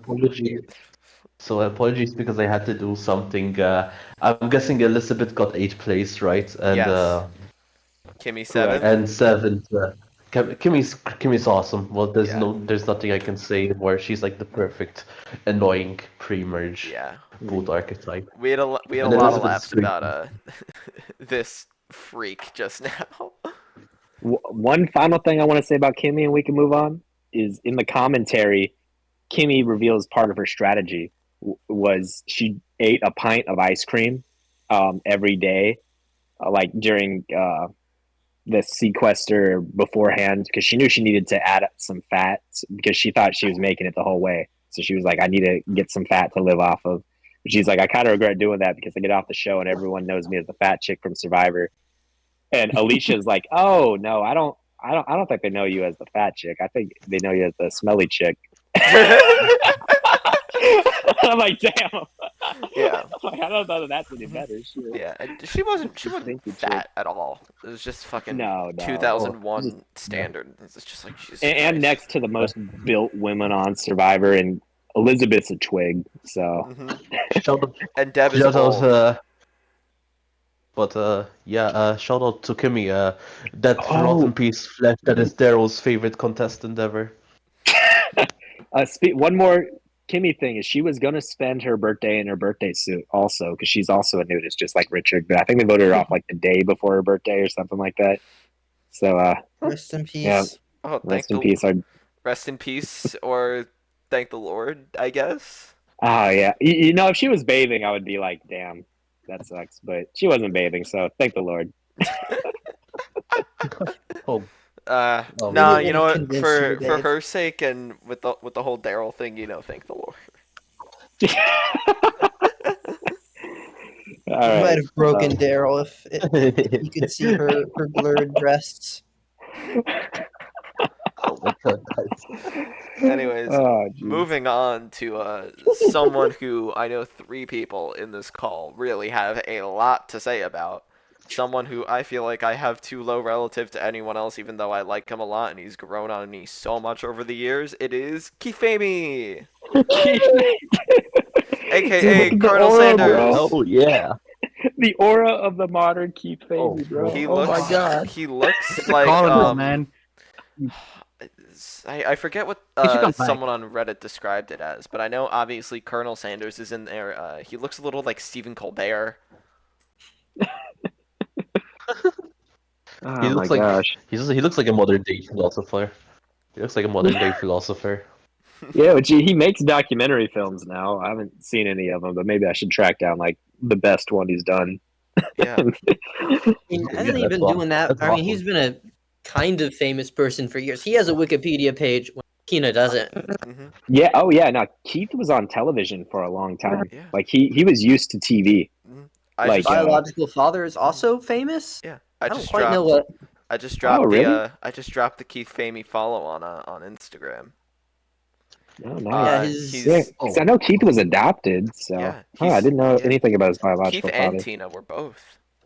I know. Yeah. yeah. fucking- We're this close to an all adopted final 2. Yep. Dude, yeah, Dan Limbo would have wet his pants, man. Not Dan Limbo, Dan Foley. Dan Limbo Wrong probably Dan. wet his Wrong pants for Dan. other reasons, but Keith Dan Famey, Foley for Keith is still absolutely shredded. oh yeah, Um, Oh yeah. yeah. I think he's For- underrated physically. Honestly, like I think he is a very good physical player. Mhm. But yeah, no, Keith is just so good for. He's just one of those people that just kind of naturally annoying to people, even though like you don't He's feel just like a he's doing bozo. anything actively mean, but he's just kind of like I just a think Jerry bozo. did Like, things that were actively mean, but Keith is just kind of a bozo. Yeah, he yeah. keeps running off with the matches. He keeps yeah, like multiple times. he keeps picking fight and he keeps getting fights with Jerry because he can't cook the rice. Yeah, and he doesn't want to be in these fights with Jerry, is what he's saying, and he tries to make amends and stuff, and gets her involved in playing the bongo while he tries to make fire and stuff, which I always found really sweet. But Keith just can't kind of get out of his own way sometimes. Yeah. I mean, Um, he's got a lot of really great funny moments. Like, Oh, he also. Ooh, he. Sorry for a sec. He also kind of looks like Richard Branson a little bit. So Yeah, I think he's- one of my favorite Keith moments is like early on. They're all hanging. and they're talking about looking for fish, and I think Kel's probably off trying and failing to catch fish, and Keith just kind of pokes his head in the water and is like, "No fish here." The great grasshopper scene too. He's Oh, yeah, I love yeah, underratedly I love the grasshopper hilarious. scene because he goes like, "Oh my god, can Colby do this?" I mean, he can fly on airplanes, he can do ride motorcycles, but he can catch grasshoppers. And then Colby's like failing to catch grasshoppers. Yeah, I don't. He's like the only thing yeah. he's better at Colby. I don't. Yeah, and what's Colby say? He's Also, like, old grasshopper, teach young grasshopper how to catch grasshopper. Yeah. Like I Karate don't- Kid. also in my I don't like also that in my people opinion, will. I don't like that people will call him boring when he's really hilarious. Yeah, in my opinion, Keith also has objectively the best proposal in Survivor history. He just marries his Come on, second David girlfriend. Murphy, please. No, him True. proposing to his Peas yeah. or carrots or whichever. I Yeah, forget his him proposing that's- over the computer is awesome. Also, That's shout It's a out certified 2001 moment. shout out for being like my goat Jervis for having kids out of wedlock. Hey. Keith is like, I think Keith's proposal is like the most Keith way you could ever propose. like, Well, yeah. yeah, of course he proposes over instant messenger. Of course she has no idea how to respond. And like they're still together. I don't think they ever got married, but they are still together. And I can look fun that up. Keith famey fact is that at the time of the start of the show, he had like he was creating a foundation to help children develop pen pals and participate in live chat sessions with each other. Mhm. Yeah, I remember reading that. This man really, he knew how to He live really propose. loves live He's chat. already in the IM world, bro. Yeah. Keith is awesome. Wow. Oh my God. He finds the tree on fire. Yeah. After the show, Keith actually made a lot of documentaries. So that's what he Yeah. does now. He's a chef and he does a lot of documentaries about I think about people dying. So Yeah. He used to do a lot of before Survivor. He had like an active where he would do little television specials where he'd go and cook in different cultures and stuff like that. You can find some of them on YouTube, Mhm. and they're really Kind of good. They're sad really how- well made. It's I kind of think- sad how they. It's kind of sad how they like they have barely to little to none chefs on Survivor anymore. Like who's there even? Keith. Jonas was a sushi chef. Like they should cast more chefs. If they're being, if yeah. I'm being honest. In the Keith's interviews, he brings like food that he made with like bark and other shit that he's like, yeah, I've been practicing food that I think I theoretically could make out there, and he's bringing it to the interviews of like the CBS bigwigs and shit like that. Yeah. Yeah. Mhm. I think And unless you have something else to continue this point. Oh no, I was gonna talk about different elements of Keith. So you go first. Yeah, I mean, I think Keith's just a fun little bozo, but I think a lot of Australian Outback's end game runs through Keith in a very good way of the way that Australian Outback is so different from nearly every other Survivor season is that its final conflicts aren't between people, not really. It's about dealing with nature, it's about fighting the elements, and then at the end it's about grasping what this whole experience means for you, who you want to be as a person, what your focus is coming into the future. And that's not a perspective you are really seeing to a significant amount Mhm. in most later seasons.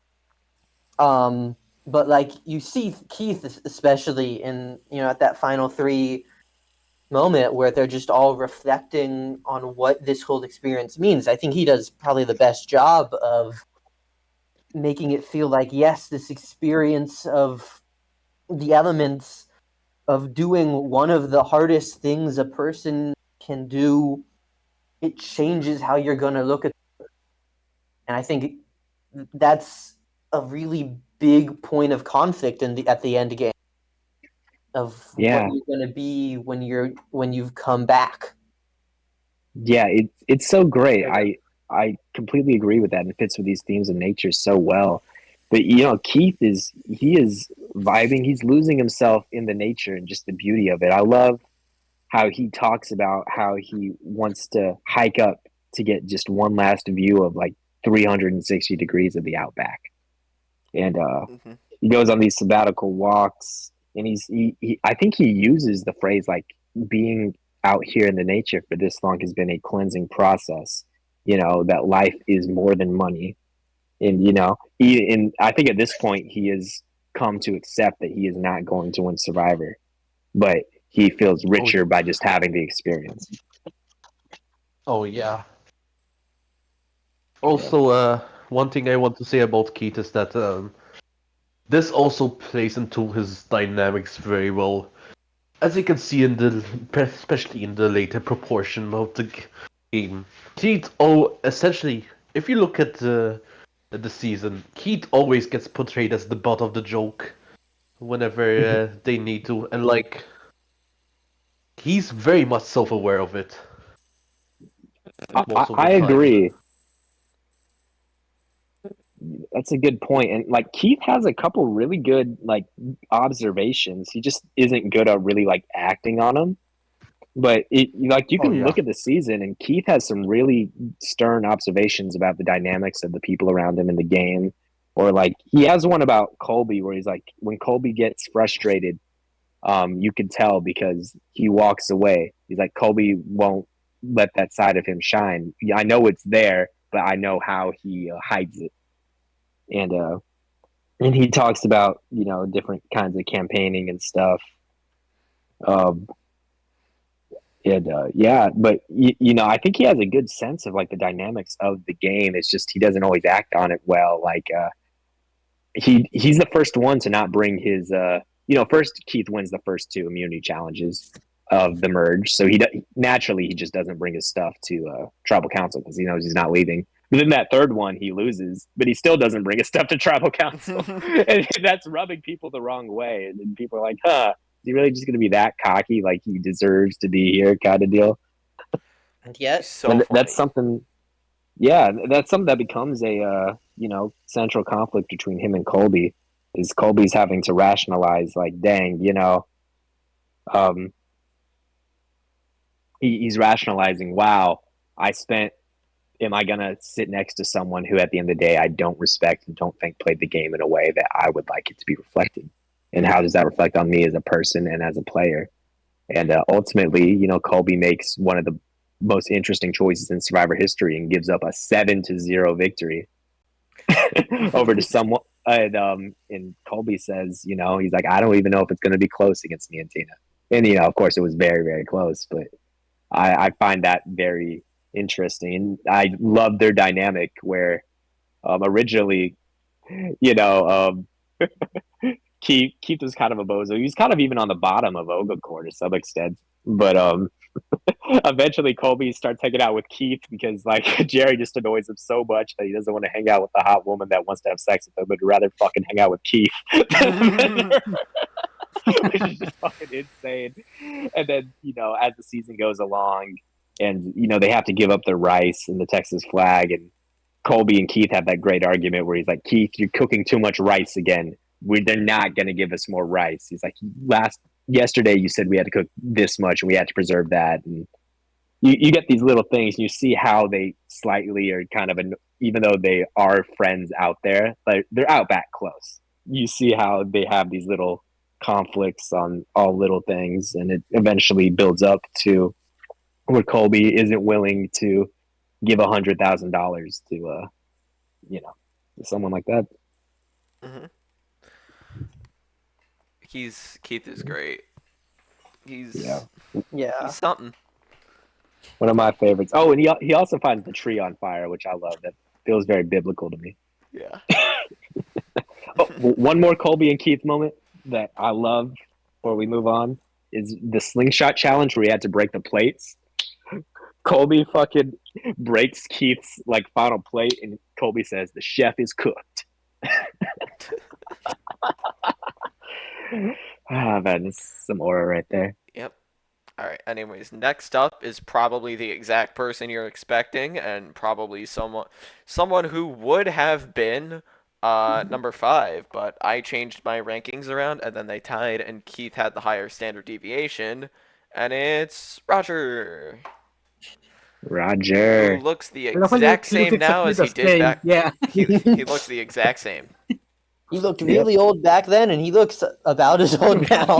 No, yeah. I feel like The Roger oldest has It's just just way out one day there. apart. I'm pretty sure back then he looked 58. Nowadays he looks 58. When he was in his 30s, he probably looked 58. When he was in school as a kid, he probably looked 58. He was born My man, 58. Kentucky Joe. Mm-hmm. Oh, jeez. We haven't even mentioned one of what I think is one of the greatest challenges in Survivor history is the fucking Butch Cassidy jump off a cliff. Yeah. Like, oh my God, what a challenge. Mm-hmm. And, the whole thing leading up to that is Roger isn't a confident swimmer. And isn't Yeah, a strong swimmer. Yeah. The funny story. This is how I got hooked onto Survivor because I was a fan of Total Drama Island before I watched Survivor. And on Total Drama Island, the very first challenge is jumping off a cliff. And I like reading trivia, so I went to the wiki, and it got mentioned that this challenge was based on a real challenge from Survivor. And what got me hooked was seeing Roger just conquer his fears and diving off that huge ass cliff. You know, such a great, cool moment to like get you like interested in. Oh my god, this is really the adventure of a lifetime. Mm-hmm. Mm-hmm. One Yeah. thing I must also say about Roger is that he's like probably the most morally nicest person the show has ever seen. At least he's up there. Yeah. Yeah. He is just like the nicest, One- sweetest human being like He's so ever. sweet. Mm-hmm. Mm-hmm. One of Oh, the few I love people him and- OG can't cancel. Yeah. The Outback Daddy. But yeah, I love Roger in the internet cafe. Also, he points out like he's like, "Wow, the men are breaking down more than the women are at the internet cafe because him, Keith, and Colby are like fucking going through. Hey, baby. Guys, it's the Colbster here. Yeah. So yeah, no, Roger's just great. He's such a great feel good guy and someone that you like truly believe is out there for the best of people. My man, Kentucky Joe. Yeah. People need to talk about people talk about moral dilemmas a lot on Survivor and like oops, just cast. But yeah, people really like to talk about moral dilemmas on Survivor. But one thing is for sure, Roger giving up, giving his game all up for Elizabeth is like one of the most selfless things a Survivor has ever done. Mm-hmm. Yeah. Wow, Oh, that's such a bad move. True. Yeah, Roger and Ian, bro. This is the quitters, if you ask me. Yep. Horrible characters, both of them. Yeah, they took my bad spot. gameplay, They okay. took my spot. I was a 58-year-old farmer also. I could have been on there. God damn it. I hate them. I had a master's degree also. But That is back one to of my Roger, his favorite dynamic. info drops is when in the Fallen Comrades Final Immunity Challenge where they're like, which castaway has a master's degree? And it turns out to be Roger. I was like, oh shit, my man. Bro. He's Roger. Yeah. He's It's- Roger. He's a sweet I'm- guy. He's someone whose presence very just much- elevates anything he's in, even though I don't think he's necessarily always a driving factor in this Yeah. season. But Something that surprised me, like after I watched him again, was like he was way more in tune with the strategy and the dynamics than I thought he was. Like when again alongside Elizabeth, he also tried to like be that provider after they come down in the merchant numbers. And he's like, okay, maybe if I provide to the tribe, they won't vote me off, and we could Yeah. do something about that. So yeah, I kind of like that he was that he was thinking about those things too. yeah, Yeah. I think Colby said Roger chips in more than anyone here. Has to. Yeah. You know, he was always out fishing. He was, I think, the most successful fisherman of the season. Hmm. He was. Yeah. Oh yeah. More than I Cal. was also funny enough. I was looking at the Survivor wiki, and I'm like, oh, Roger has a cool last name, Wynn, Roger Wynn Bingham. And then I Oh, remembered that that Elizabeth actually has probably she has a wild middle name. Her middle name is Del Padre. ain't she from Massachusetts? Even worse, Rhode The Island. fuck? Rhode Island, damn, what the hell? And that's her middle name for some reason. Hmm. I remember her One of my parents are like liberals, aren't they? Her parents are. I'd love that. I don't know if that's real, but I'd love I think it is, or at least they're like less religious than she is. I need to go check that now. Yeah, maybe. one thing for Yeah, certain her is parents are that liberals. That is so funny. one thing for one thing for certain is though I'm very happy that Roger still has the burning love of the show, and at least takes active on most of the stuff. Like he's like one of the oldest castaways and still does. Did the interview with Brendan. Donlin. Yeah, Yeah. Brendan Dunlon. Sorry, I just forgot the last name, but yeah, it's just nice to see him being sure. happy Yeah, and himself.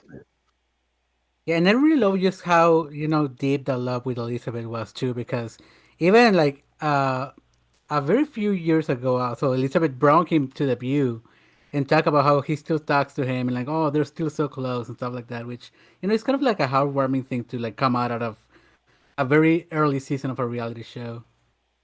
I mean, I don't think they still talk. Roger and Do Elizabeth. they not? Haven't heard. I mean, I think they. Maybe on occasion, who knows? I Yeah, feel I like don't think they're I've like. heard different things. I've heard Roger say before that they don't talk, and I've heard him say they do talk. So it's probably probably just like it's in probably life, it's it probably just just a matter of it goes in waves. it's probably just a matter of I'm pretty Elizabeth being busy and famous and Roger not being Yeah. famous. I'm pretty sure. But like I'm pretty sure he was one. Sorry, my bad. no, there's actually I don't know if the video. Yes, there is a video of for one of Elizabeth's last episodes on The View where Roger comes out on or Mhm. yeah. He comes Yeah, I out. was about to say that. Yeah, He Yeah. doesn't was in come the out, in but the yeah, no, he's for Elizabeth's I think last episode of The View. Roger's in the audience right there. So Yeah. I'll give that a watch once this podcast is done. Do they have the episode where Rebecca Borman comes out on The View? What? Yeah. The most interesting was a- Survivor player to ever be on The View, I think. Mhm. Yeah, Yeah. truly. Yeah, this would be I like also she was wasn't she like a makeup designer? Yeah, she did was a makeup artist on The View. So when she got on Survivor, they brought her out there on The yeah. View once. I also I found it funny that when the Scoopin medevac happened and they told Ogakor like, yo, something happened, Jerry was like, did Roger have a stroke? I was like, holy Yeah, shit. I remember that. Yeah, they're all real worried about Roger. They also heard the rumor that Roger had fallen off a horse and broke his collarbone. Oh, Roger. Oh yeah. No reason for him to Good get on a Jerry. horse, but he's clearly Yeah. injured.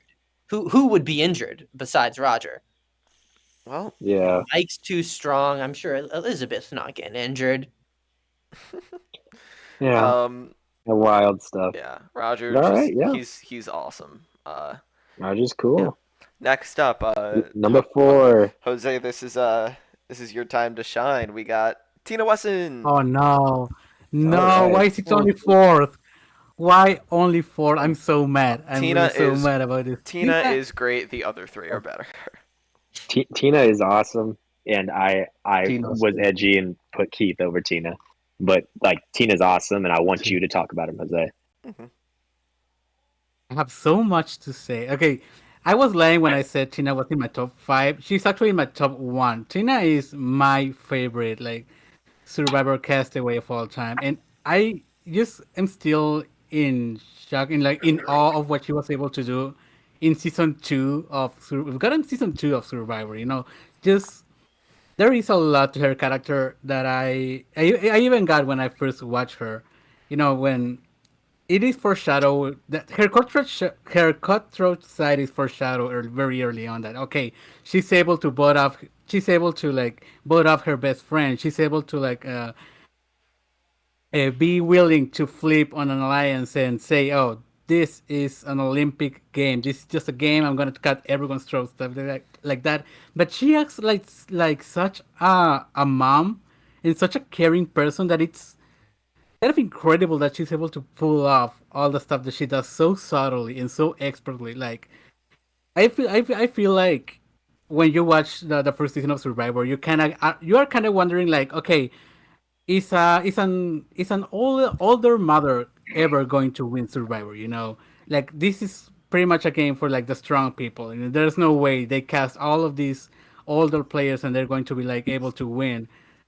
But And when yet, I first, and yet, yeah, I watched Australian Outback. This was the first season I watched, and I immediately fell in love with Tina. And I said, like, okay, yeah, I love this character, but I don't think like they're going to be the winner. I don't think they're going to go far. They're probably going to be voted off before the middle of the game.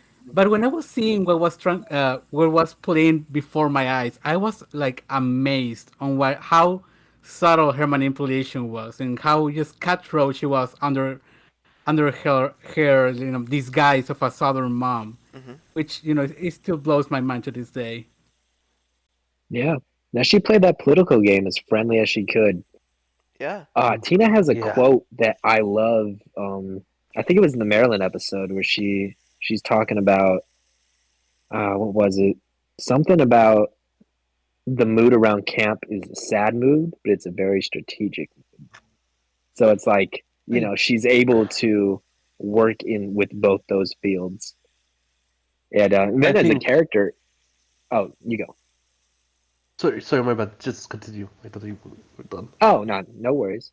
But yeah, no, just as a Yeah. as a character, I also think Tina's so great. I think she'll play up the mother stuff, of course, with Colby, but also I remember there was a great scene where Tina and Keith were arguing, and she's like, "Stop, both of you! You're going to timeout." and Tina's just can be so like sneakily mean. Of course, the great Fiona Apple scene where Jerry is singing "Criminal" for at the campfire, and it's done, and Tina's just like, "Oh, Fiona Apple, she's hard to sing." Like that means you It's do not enjoy so your full singing, of Jerry. great quotes like that. Like every Yeah, time Tina's on screen, I smile. Like she's so funny and so naturally like charming, but also shady. We are yeah. realizing that. I have Hmm. I have a few stuff to say about Tina. Um, First and foremost, one thing that I realize is whenever someone pisses Tina off, it's like the funniest shit ever.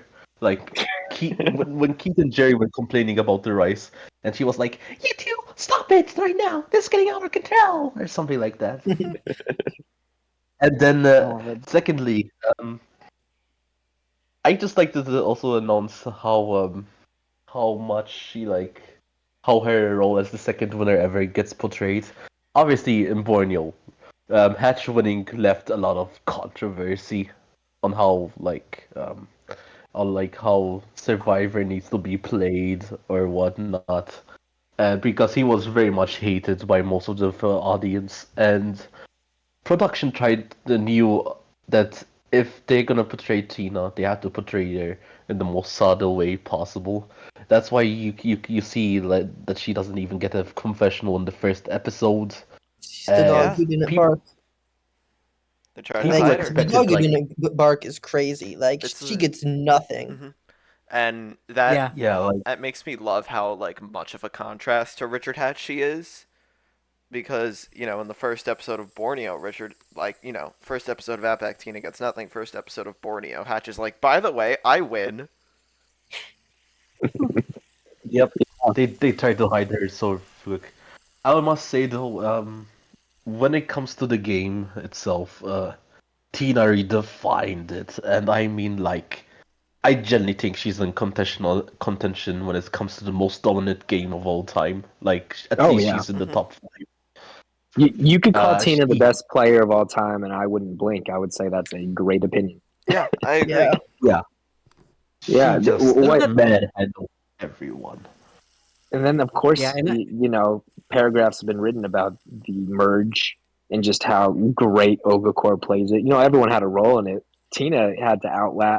She said the hardest thing was giving up, but she gave up for the ultimate plan of keeping Keith safe because everyone knew Keith was a fucking bozo and probably had votes against Mhm. him. So they needed They needed to managed. make sure Keith wins it. They had to, make Colby seem like a bit of a dick and make him think there's votes, and Jerry had to act nice. And Tina and Amber had to get that charade just going, and they expertly do it, and they find a way to break the tie. You know, and the plan really put to perfection, a very delicate plan that they executed perfectly. And Yeah. I think it one of the is. most impressive things in Survivor history, in my opinion. Yeah. I think in terms of alliance moves, that's one of the best single episodes for any alliance ever. Yeah. Tina says it's Yeah. a tie ball game. We're going into overtime, and, and 0 out of 10. Okafor goes into overtime. They kill it. They It do should so be good in it that should be episode. extra innings. 0 out of 10 character. No, real. Mhm. Should Yeah, have like stopped it earlier. That's the only way to make it fair. even without It should be 8 innings. even without the meanings and symbolisms about her character, she's just very, very fun as Yeah. a personality. Yeah. yeah. I also love that it never goes away. Like when she comes back in Blood versus Water, and she's like on the redemption game with Laura. Who was it? Laura? Yeah. Yeah. And Laura, yeah. Laura's like, please, girl, give me this one, and she's like, no, sir, that's $1 million game, honey. Like I just recently watched. Oh, she's so I solid. just good. recently watched God vs. Water. She's actually one of the better characters there, but She gets the one good quote in All Stars too, which plenty of people don't even have one good quote. Where she's like, "When I die, I want to have a casket of life experiences." I'm like, "Yeah, that's hardcore." Hard. And I think Tina is also a great pontificator. I love her at the end just as much as I love Keith and Colby, Mhm. where Tina is talking about why is saying goodbye so hard, and she, being out here has made her realize how guilty she feels like living, and she's a very at home she's a very strong individual, doesn't need anyone, is very fiercely independent, and out here she had to learn Mhm. and realize that she really needs family and one another. And yeah, Survivor is a game you can't play alone. So Yeah, and such a perfect wolf in sheep's clothing character.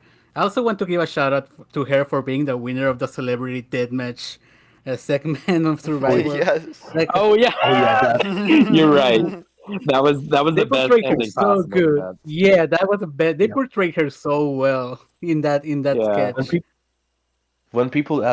when people ask me how huge the first 2 seasons are, I usually show them the freaking celebrity deathmatch thing. That's how big those first 2 seasons were. And I Yeah. usually go with the Colby name graph, but Yeah. That's She's pretty good. Tina is just Yeah. clearly awesome, and she's the Tina's a perfect star. person to win season 2 of Survivor. Yep. Oh, and she was the She's alternate. Like she wasn't even going to be on this season of Survivor. We Yeah. forgot to bring that up in the conspiracies Oh and yeah. theories, but Oh yeah. this is a fact that Tina was not going to be on this season of Survivor. like Originally, last second. Mark Burnett had planned for all 16 castaways to go to training to become certified to jump out of a plane by themselves, and they were going to parachute into the outback.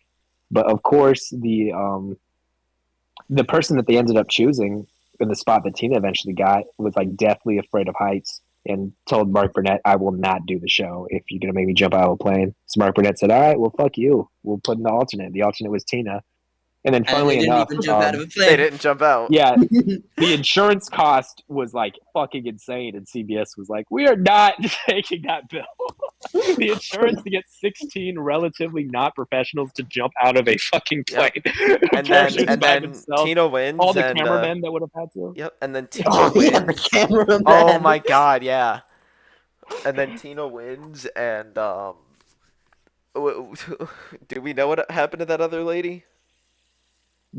Yeah, if I remember her name, I feel like I knew her name at one point. I don't even know if that's her real name. I almost I forget what her. I think it might have been a Margaret or something. I don't know. But it's funny, Margaret yeah. Mark Avenue. Burnett never cast her again, which is kind of crazy. Like at one point, Mark Burnett trusted her to be on the biggest season of reality television, but I guess she crossed Mark Burnett once, and She that was shall enough for come Mark to back. say "fuck you." Unless she just didn't want to come back again after that. She probably saw them Yeah, play maybe. play and was like, "Oh fuck." She shall come back at around probably the age of 76. hmm She's gonna come back for 51. Yeah. So hmm clearly we had a lot to talk about with Tina Wesson, but this next person is They have even someone more. that we have even more things to discuss, and that is Mike X Scoopid. Wah, wah. I got Oh, that the spelling of his name from Russell Hance's top 10 survivors who will never play again video, and Scoopin was number one, and that's how Russell spelt his name. So shout out Russell Mike, oh. Hance. you stupid. Where did Russell put himself on that list? He didn't. Did he put Brandon on it? I think he put Brandon on it. Ah, stupid, I bro. could. Not good. The winner of Survivor Philippines, Michael Scoopin. What a great Yeah. Survivor player he is, and a great person. Anointed by God, bro. Yep, appointed Anointed leader. by God.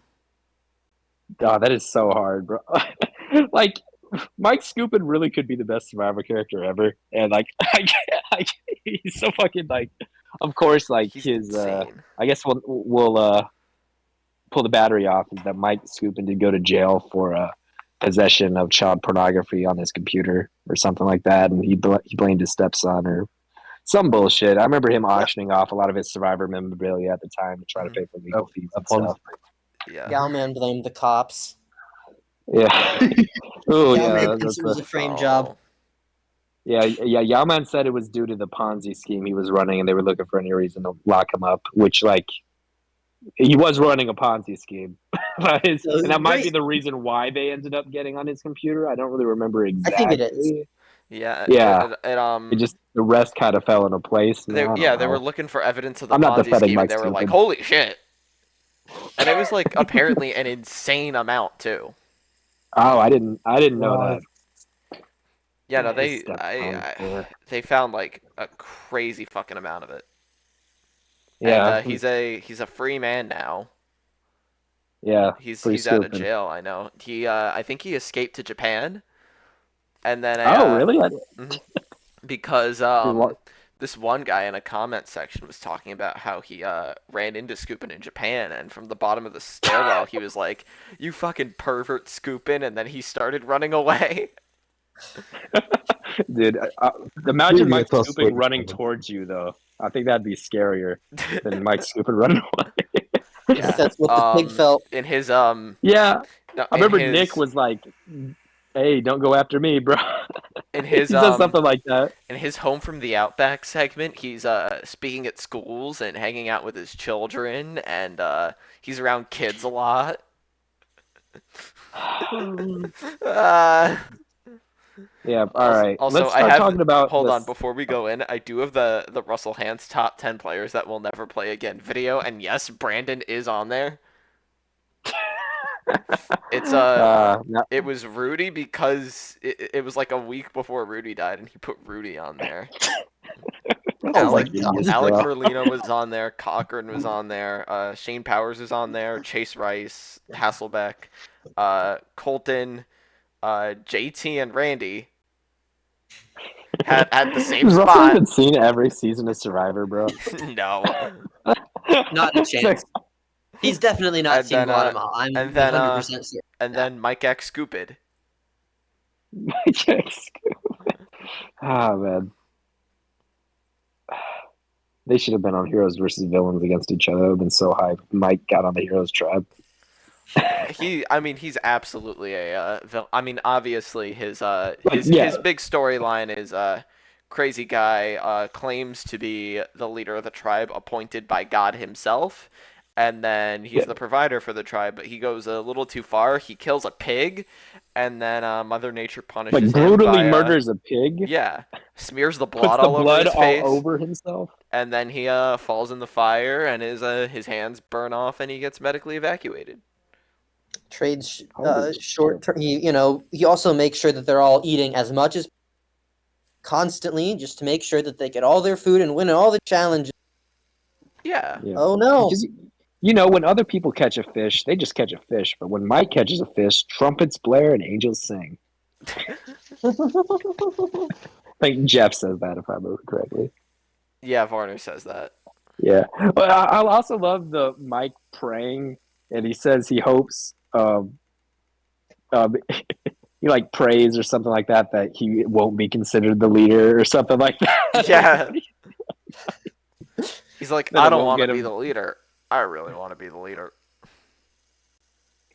It is just like he's really like I'm gonna butcher the pronunciation, but like a Don Queek son, whatever. That Classic Mike. He's an idiot. yeah, I am. I am an idiot. Oh He's a yeah, oops. psycho. My bad. No, but Okay, talking about Mike and like scooping in the Australian Outback now. It's kind of weird to say after all of that, but here is a phenomenal character, especially for the second season. Just how aware he is of like everything about around him in the game and what he has to do. Like, I think he tried to play it like Richard Hatch. Oh, try to be the provider and be important to the tribe and um, also make sure that the alliance keeps together for the merge. He did try to like be the glue of the Kuchas, really hard. Everyone is But trying to be Richard Hatch in those early seasons. Very few people are actually succeeding in it. Really, I Yeah, don't they're think anyone laughing at Mike. hmm besides Just Brian really like succeeds by being the guy leading the 4-person alliance that comes in at the merge. yeah. I mean, yeah, again, like it is. I mean, words can't really sum up just how grand and insane of a character this guy. He's my number 12 character in Survivor history. It is not because I hold him in any high regard as a human being. And also I looked up the pronunciation. He very much is a Don Quixote figure. There we go. yeah. Good job. Yeah. I'm not an idiot, according to Funky anymore, but yeah, Yeah, no, not he anymore. really is that kind of figure. He's just completely out there. I Yeah. think what's so Scoopin is the sorry, my you bad. go. No, you go. I think Scoopin is the great figure on how the show is a realistic proposition. I feel like I underrate him though because I just prefer my top 4 more than him, but he's still phenomenal. Yeah. Yeah. I And think what's the biggest con is that you can argue that like these two great of all time characters don't fully go together. Like maybe the guy who falls in the fire would be slightly better if it was like a good guy, but I don't know. It's still Scoop. He's still great. Like top 50, easy. Still my favorite pre-merger. yeah. That's what's so great about Scoopin also is, he's not just a hero this whole time. Like maybe if you only saw that clip of him falling in the fire and Jeff's final confessional and all that. But it's like, nah, for someone who had genuinely the worst experience possible in Survivor, second to like dying, they show him warts and all. Yeah. And it's just so wild too that he looks like the normal fucking he is the normal white collar dad that you throw into like the survival scenario, and now he wants to be fucking Rambo or some shit. He's out there embracing it to the fullest element, kind of pissing everyone off in the process because he's just so fucking much. That's the thing with Mike. He's just so fucking much to the point he's kind of annoying everyone, but he brings results, so you can't really like talk too much shit. It's just like fucking Mike. hmm He makes the damn spear with the with the big knife on the side of it. He's laughing to himself and shit. You're just like, oh my god, he's someone that Student lives of every nutrition. moment out there. Yeah, the student of nutrition. True. Oh my god. Yeah. Yeah. He's We get such a oh, this guy is God. Yeah. And then even like in his boot episode or whatever, it's there's footage of Mike. I remember there's of him striking a match. You see Mike burning his hands slightly when he's trying to take the pan off the fire with some like makeshift glove bullshit. Hmm. Embers fall on his feet at one point, and he has to get sand to put him out. And I'm like, then eventually this shit just fucking, he finally succumbs to the fire. The fire been trying to kill him this whole time. I guess shit. Yeah. Yeah, and His to end it on Mike, he has a great note there at the end where he says, "Winning will be anticlimactic. Playing is where it is for me." Where that I think it just shows someone who gets the most out of every experience. That let the scoreboard at the end be damned. I'm here for every moment. So yeah. He makes his use out of 6 episodes. It's insane that he's so high on my all-time character rankings, despite how little of him there is comparatively. Because Outback is like true technically a total of like 17 episodes, and he's only in like a third of them. that. Yeah, He really makes his mark. He's disturbing, but unnecessary disturbing. So. for sure. Mhm. And are we ready to move on to a more agreeable and obvious and lighthearted and fun to talk about top two? Let's do it. All right, so probably a very obvious number two compared to the number one. It is Colby Donaldson. Hey, Yeah, the ooh, I'm king. glad he got a number one. Yeah. Oh, like, jeez, He's awesome. what a cast! Like, do you know how many people they probably saw in that similar archetype that wanted to be on Survivor? Yeah, they chose the very best one. Like, like I think Colby was probably the most important casting choice of this whole dang thing. Is they were like, all right, we need a Besides Hatch. well, yeah, besides Hatch, but I mean in the second season, Oh it's yeah. just like okay, because the first season really had no one like Colby. Like Joel was as close as that guy, and Joel fucking fell on his face. Yeah. It turned out not to be so nice in times, and, But Colby, the way he was perceived. But incredible. Colby, holy shit, incredible! The way I think he's one of Survivor's best talkers. Yeah. Just the way he delivers confessionals, and he always has some kind of joke or some kind of one liner going on. Hmm. Oh man, he's just Just the so level of charisma he has. He just naturally comes across as such an engaging, inviting figure on the show that you cannot help but root for him at any given time, even if you like Jerry, which I mean I do, but good. Yeah. If you like, you understand why Jerry's having the hots for Colby. I think all of America understood that shit. yeah, Yeah, And and it's very it's so funny because great. he's such a hater in his in yeah, season two. Like every episode he complains about something new or someone new. Like he complains about Keith, about Jerry, uh, about pretty much anything. Like everything pisses him off, and he finds everyone pathetic. But he doesn't. He just never tells it to their faces. He just like does a biting confessional and walks away. Mhm. yeah. He's Yeah, he's a smart guy. He's one of the greatest players ever. I think. yeah. You know, I I think that's kind of lost to time, but it is because he's right there with Tina. yeah, And in one of the again, most competitive final twos ever, yeah, which also that end had a lot result of that end result was a huge deal. yeah, in the context of season two, also had a lot to do with that end result where they were purposely trying to differentiate themselves from season one. And what a better way to, no better way to do it than have a woman win this time around. And I don't necessarily think that's the only reason Colby ended up losing at the end, but that was something that I know was on people's minds at the time. Yeah, So, I remember. and Tina expertly played the perceptions of season one to her advantage in season two. Hmm. So, I can't take that away from Tina. Yeah, I But Colby's remember. so fucking good. I remember when I brought up to my therapist that I was a huge fan of Survivor, he was like, "Oh my God, I remember Colby losing." Mhm. I know a guy named Colby after the Survivor player. That's awesome. Yeah. Uh, Colby's It's always kind like of weird that he. You go. I was just gonna say that it's kind of weird that it's kind of weird that there has never been another Colby in Survivor. Like, nah, you can't top this one. Oh I yeah. know. And What? being from Texas, it was such a huge deal, and that's something people still bring up. And so many people, like in probably outside of Texas too, but I know plenty of people that are like, I have no idea how Kobe could have lost Survivor.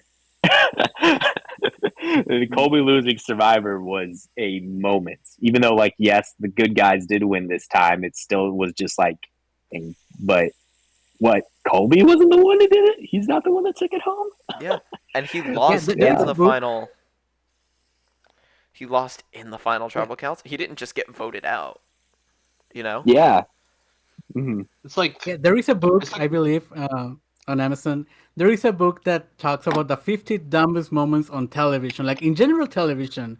And Colby taking Tina to the end is like number 3 or 2 in that book, I believe. I wouldn't. I mean, I Yeah. just wouldn't agree Which that it's dumb because I don't think Colby was necessarily. Yeah, I I think he agree. was. He had other I also see it that motivations. way. yeah, He. I I don't think think he he. was tricked into it. No, he That was just feels. something He he. feels better. He probably feels better about himself losing to Tina than winning And the he million did for a against Keith. while at least. Yeah, he felt better. He was sleeping at night, feeling better, and of he, course, he also was trying to project this image of him being the good guy. And if Mhm. he takes Keith to the end, how honorable is he? You Yeah. know, Mhm. Are you going to he go ahead had and take the slam dunk and just go to the finals with give $100,000 to someone no one wants to get $100,000? Yeah. a Yeah. discussion Yeah, about we had and a I think discussion recently. Sorry, my bad. no, you go first. Okay, we've recently had a discussion about the RHAP's top 20 most iconic Survivor moments of all time that just recently got out, and one of the biggest snubs of that list is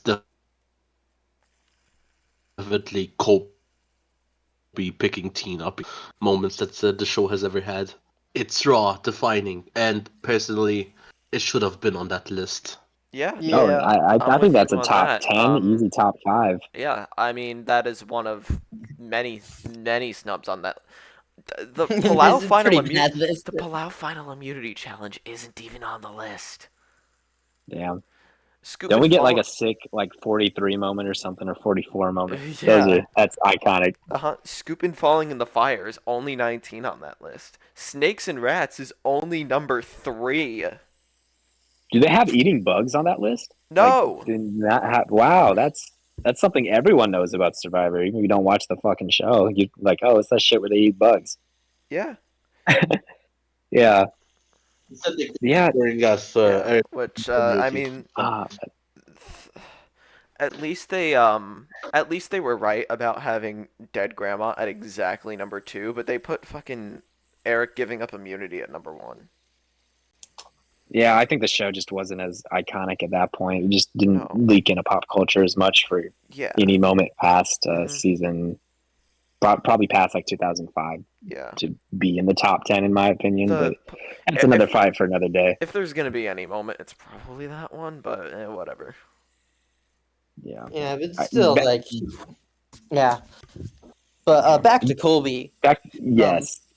I think one of the most interesting things that I really got a grip of about Colby, in my latest watch recently, is that like he's he has a very complex relationship to the morality of this whole thing.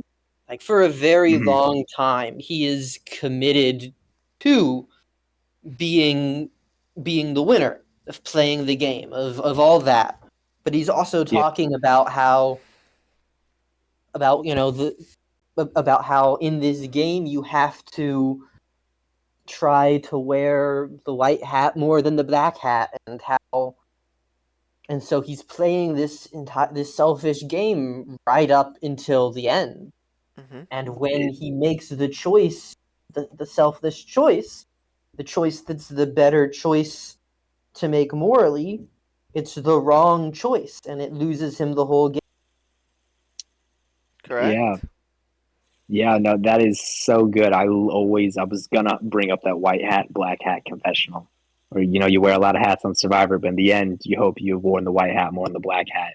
Mm-hmm. That's so good. And I love Colby at Final Tribal Council because I think he truly is just wanting the chips to lie where they may. Like, I think he's almost too honest to an extent where I don't think he's that schmoozy or anything. Like I know he tells Nick that like he thinks that if Mike didn't fall in the fire that Nick would have a good chance of winning. I think Colby's just at the end just giving very genuine answers and just hoping that, what he's done is spoken for itself.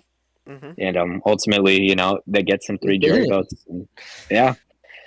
And I also love at the end, Colby says after 42 days of Survivor, he realizes he misses the subtleties of life the most. And I was like, damn, that's just a hard way to think of something, the subtleties of life. Yeah. And we get that great family visit with his mother, which I know The people like Kolbster. joking about because, yeah, of course, the Colbster and Hey He Baby. reads the words "the Kolbster" and starts crying. Yeah, I would too.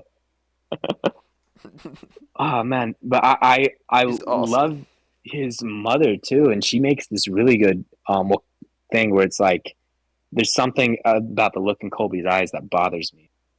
It's like I don't think it's from the hunger. I think it's from the emotional isolation. And I was like, damn, that's I think that might be my favorite quote from someone on Survivor that isn't a castaway. That shit goes hard. Mm-hmm.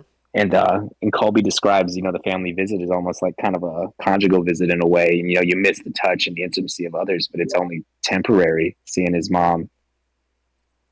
And yeah, I find it very endearing. Like I do think it is funny the whole thing. He has to sleep next to his mom and his fucking Pontiac Aztec, and she takes pictures of him showering and shit. It's like okay, yeah, it is a little. And then Colby compares it to a conjugal visit. It's like okay, yeah, I know why the jokes are there. The jokes are funny, but I do find it a very heartwarming scene Yeah. and some really really good stuff. And then also. Colby, I think, just has such a great sense for the game. Like, if you listen to how he describes the social dynamics of the people around him, he is very, very smart, sharp, and keen. And yeah, I think he always had his pulse on what was happening. And yeah, Colby is the man and my favorite character of the season.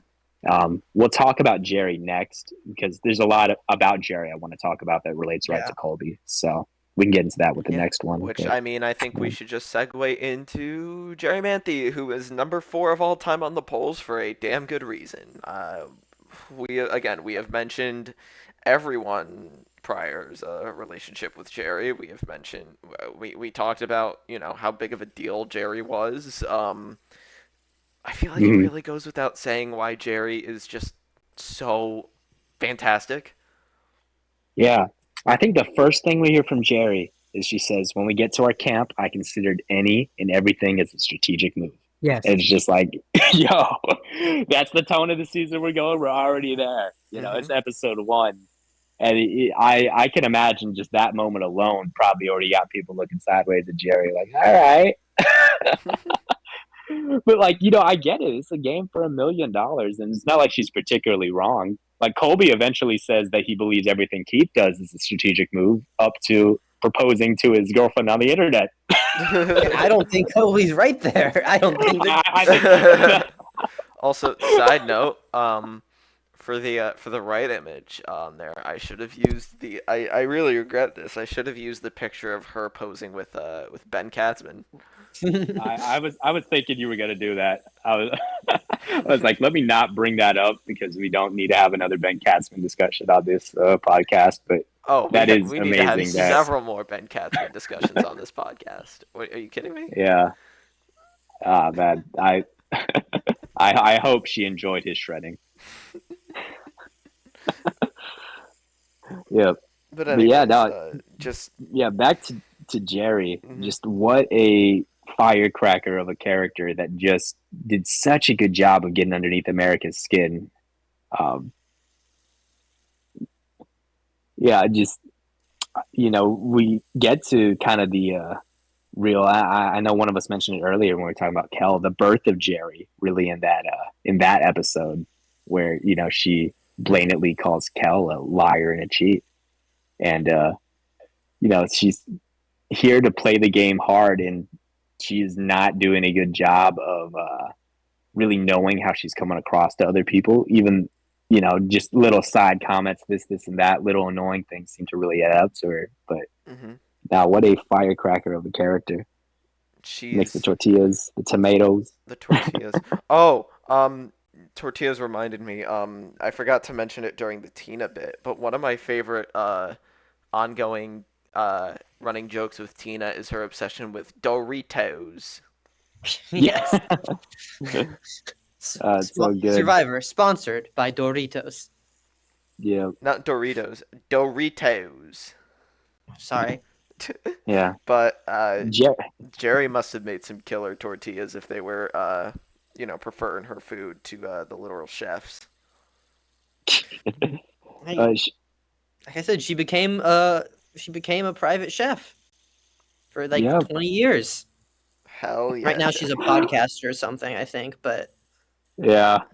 Yeah, she's on the Survivor cruise. I don't know if that's ended yet, That hasn't but she's still making her money It off. hasn't started. It starts Oh, in about like 2-3 weeks. Jerry, if you hear this, please let me be your plus one. Thank you. I will bring my guitar and my bongos, and I'll take you to Burning Man afterwards, and we'll have a great time. Yeah. Oh man, Jerry. Jerry also says the line that is like the line you never want to say on TV because they'll play it a million times. When she's talking to Kobe and she's like, "You're not making a deal with the devil over here." Oh my god, it's just It's like cinema. no. Cinema. Yeah, it's like, oh, Jerry, there's no way you could be the hero of the story and drop that line, And that's the sad thing about Jerry is, I think the entire time she thought that story was going to be about how her friends betrayed her. Yeah. Because that's technically what kind of happens. Is That is Yeah, what her happened. friends she betray gets her. betrayed. She's an entirely loyal player. Yeah. Colby betrays her. Tina betrays her. I guess her and Keith never got along. But, by the time of Oglecore, she thought, all right, well, at least this is going to be the final five, but we're going to ride it to the sunset. Yeah, and she had a, Obviously, conflicted me and with Amber may be Colby, in but danger, still, but- still at Colby. Yeah. Still thought she was good with Tina. And obviously, Mhm. even like with her boot, it's not like Amber was filled in on that. I also like that this ranking is bookended with Amber and Jerry. Yeah. Little sidekicks right there. Mm-hmm. Oh, man. And then just the Jerry and Colby flirting scenes are so fucking phenomenal. Like, I love their dynamic. And at first, Colby has so much fun with it. He's like, yeah, flirting with Jerry's easy. We have a lot of fun with each other out here, and we see how far we can push it. Yeah. I may be a lot of things, but I ain't no Hershey bar. Yeah. Yeah. She's talking to Colby is exactly her type, and she's like, yeah, I've had some sex dreams out here, and they definitely star Colby. I'm just like, damn, bro. And, then, she wants to pour chocolate all over him. Yeah, some hot guys bod. It's so good. And she's in the her and Amber moaning about all the different foods in there. And Jerry's talking about, chocolate gives off the same chemicals that sex gives off. Yeah. Kobe's just so fucking over it eventually. He's like, I can't take all this fucking estrogen and take it out with these women. It's like, when they're moaning about her, she kisses. It's not that kind of kisses they're moaning about. God, Jerry and Colby just have the greatest dynamic. Yeah, what a great idea of casting them together every time they play. Yep. Yep, Oh, man. until season 50 when they're like, Jerry's cool, but you know who we can get? Elizabeth Hasselbeck. And then Elizabeth One. Hasselbeck Mhm. drops out, and they completely forget that they can add Jerry back on. Yeah. You could They have had saw her both hanging with anyways. Ben Katzman, and they were like, "We can't put her back on." Yeah. She's. But they I mean, but they they're put Charlie perfectly on. fine with Coach. They put Charlie and they put Charlie and Coach on, and there's Yeah, They're a only allowed to have 2 people that have slept with Ben Katzman on the season. 3 would be pushed. Mhm. Holy shit!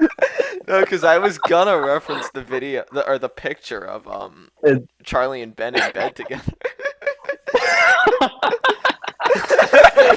Top notch. It's not Top as good notch. as I don't think that it's as good as the video of Ozzy and Bryce Isaiah together. What did you say? I posted that one. And I was like, wait, I need to put an NSW tag on this one. Like the Ben and Charlie one, at least, Go like on. they're They're holding up a clothed. side or They're something. clothed. Yeah. Well, Ben has his shirt off, but Well, yeah, but yeah, they're obviously there just. For Yeah, races. I mean, I have Jerry in my top 15 of all time. She's phenomenal. I have She's her like top I have Jerry 25. and Colby both. very. I think top dozen. Yeah. They both might be in my top 10.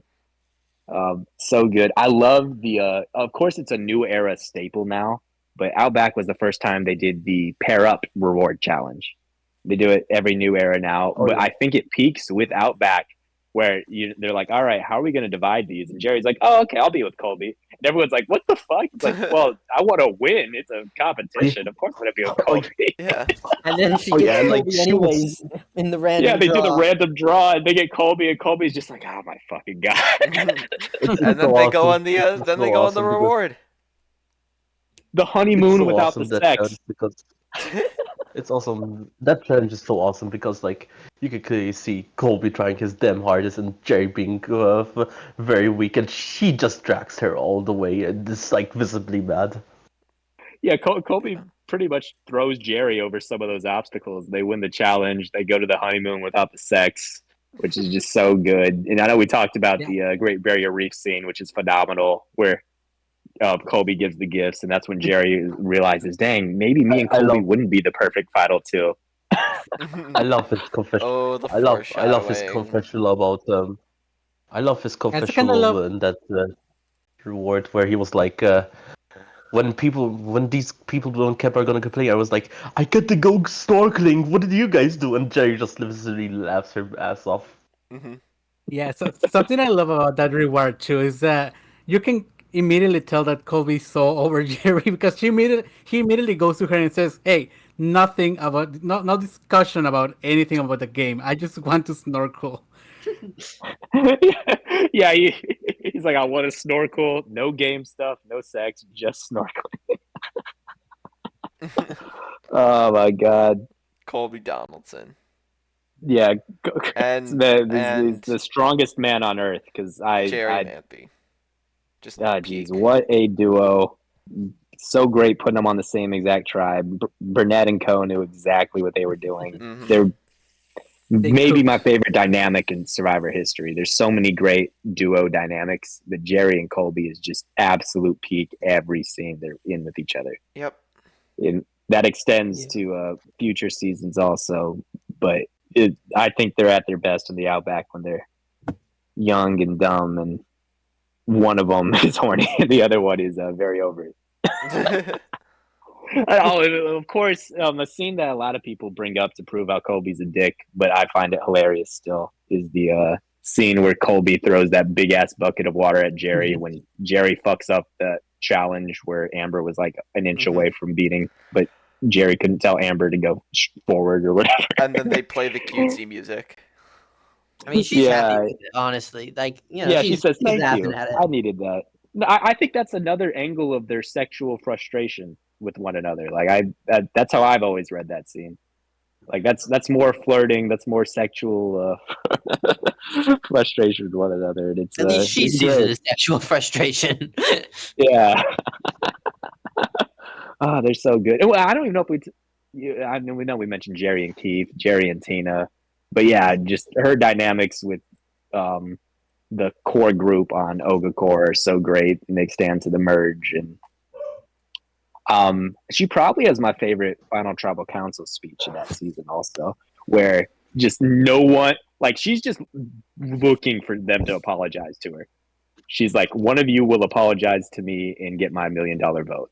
And then neither of them apologize to her. She votes for the one who actively pisses her off too. Yeah. I think at the end she just has more respect for Tina. At the end, it was just like, well, I'd vote for Colby if he showed like an inch of remorse. But well, Tina, you played his ass, so get on your girl. Yeah, so great. I love her smile. I love her curls. I love her hat. I love her outfit. I love her swimsuit. Jerry, please call me. Yeah, Jerry, in my opinion, has probably the best hairstyle of any survivor. Like, she always keeps it very perfectly, even after like more than 20 days being out there stranded. She still has gorgeous hair. Yeah, her locks. Man, I have curly hair too, Jerry. Please put me on. Please. Same. Yeah, you could teach us a lesson. Well, I'll be saying that about Ethan in the next podcast also, but it's so beautiful. Oh, hell yeah. Thank you, Jerry. Thank you for your time on Surreal Life and all the other stuff you did. Fiona Apple is awesome. Thank you for being the first survivor to pose for Playboy. That's in a box somewhere upstairs. I'll get it out when you visit.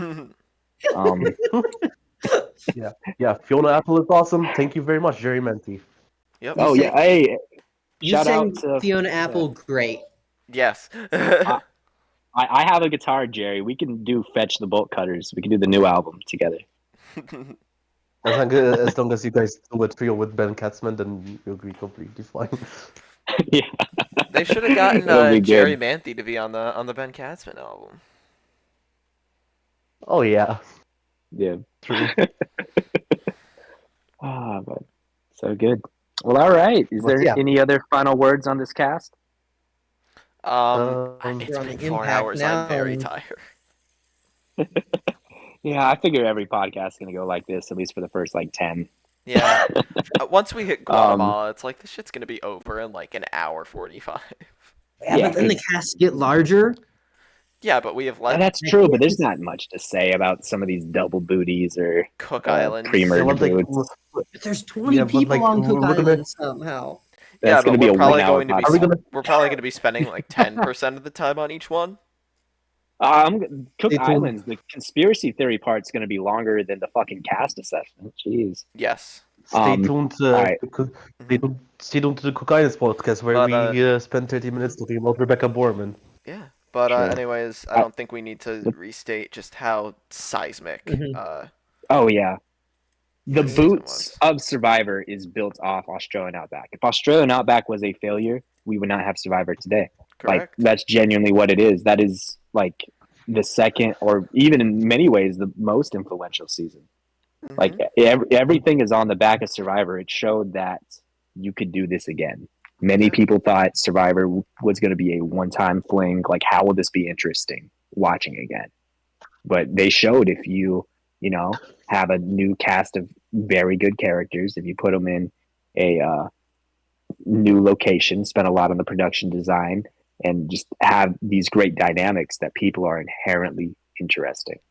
Yeah. And even nowadays, now they don't even do half that shit, but it still is a very sizable audience. And I think a lot of that audience was built on the back of the Australian Outback. Yeah, yes, it was. Like, even when Survivor sucks, even when it's a bad show, there's something there, Yeah. It all goes back to. I still watch those little moments. It all goes back to those first two seasons. I've came to appreciate the Australian Outback because when I first started watching, I thought it was like just an okay season at best, because the other 3 seasons in the first 4 are clearly superior.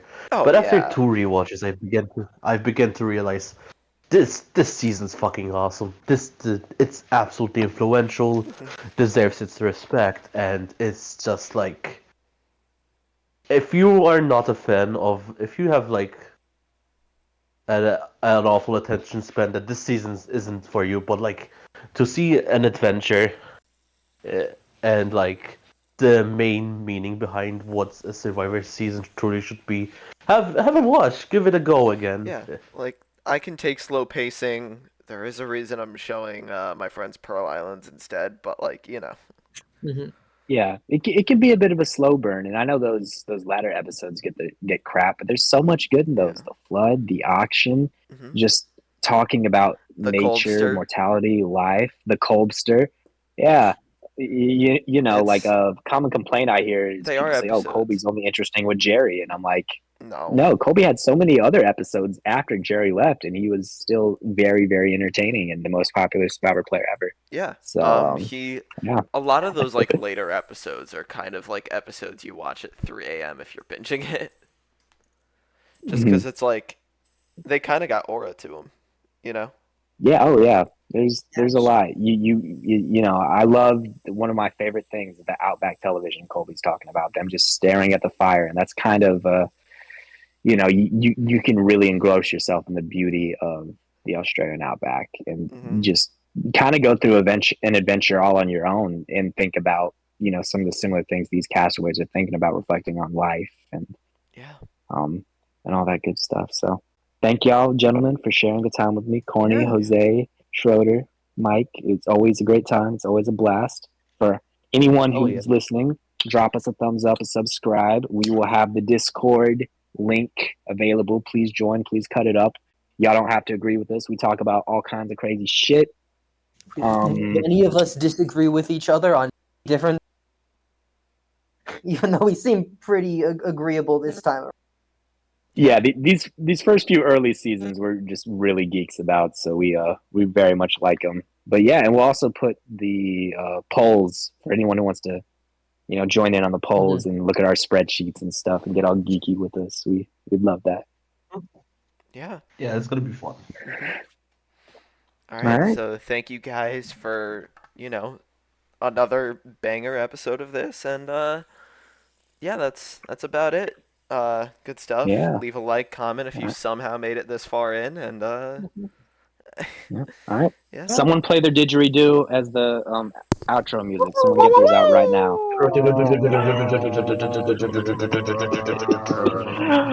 Good night, everyone. Good night, Good guys. night. Good night. Bye bye.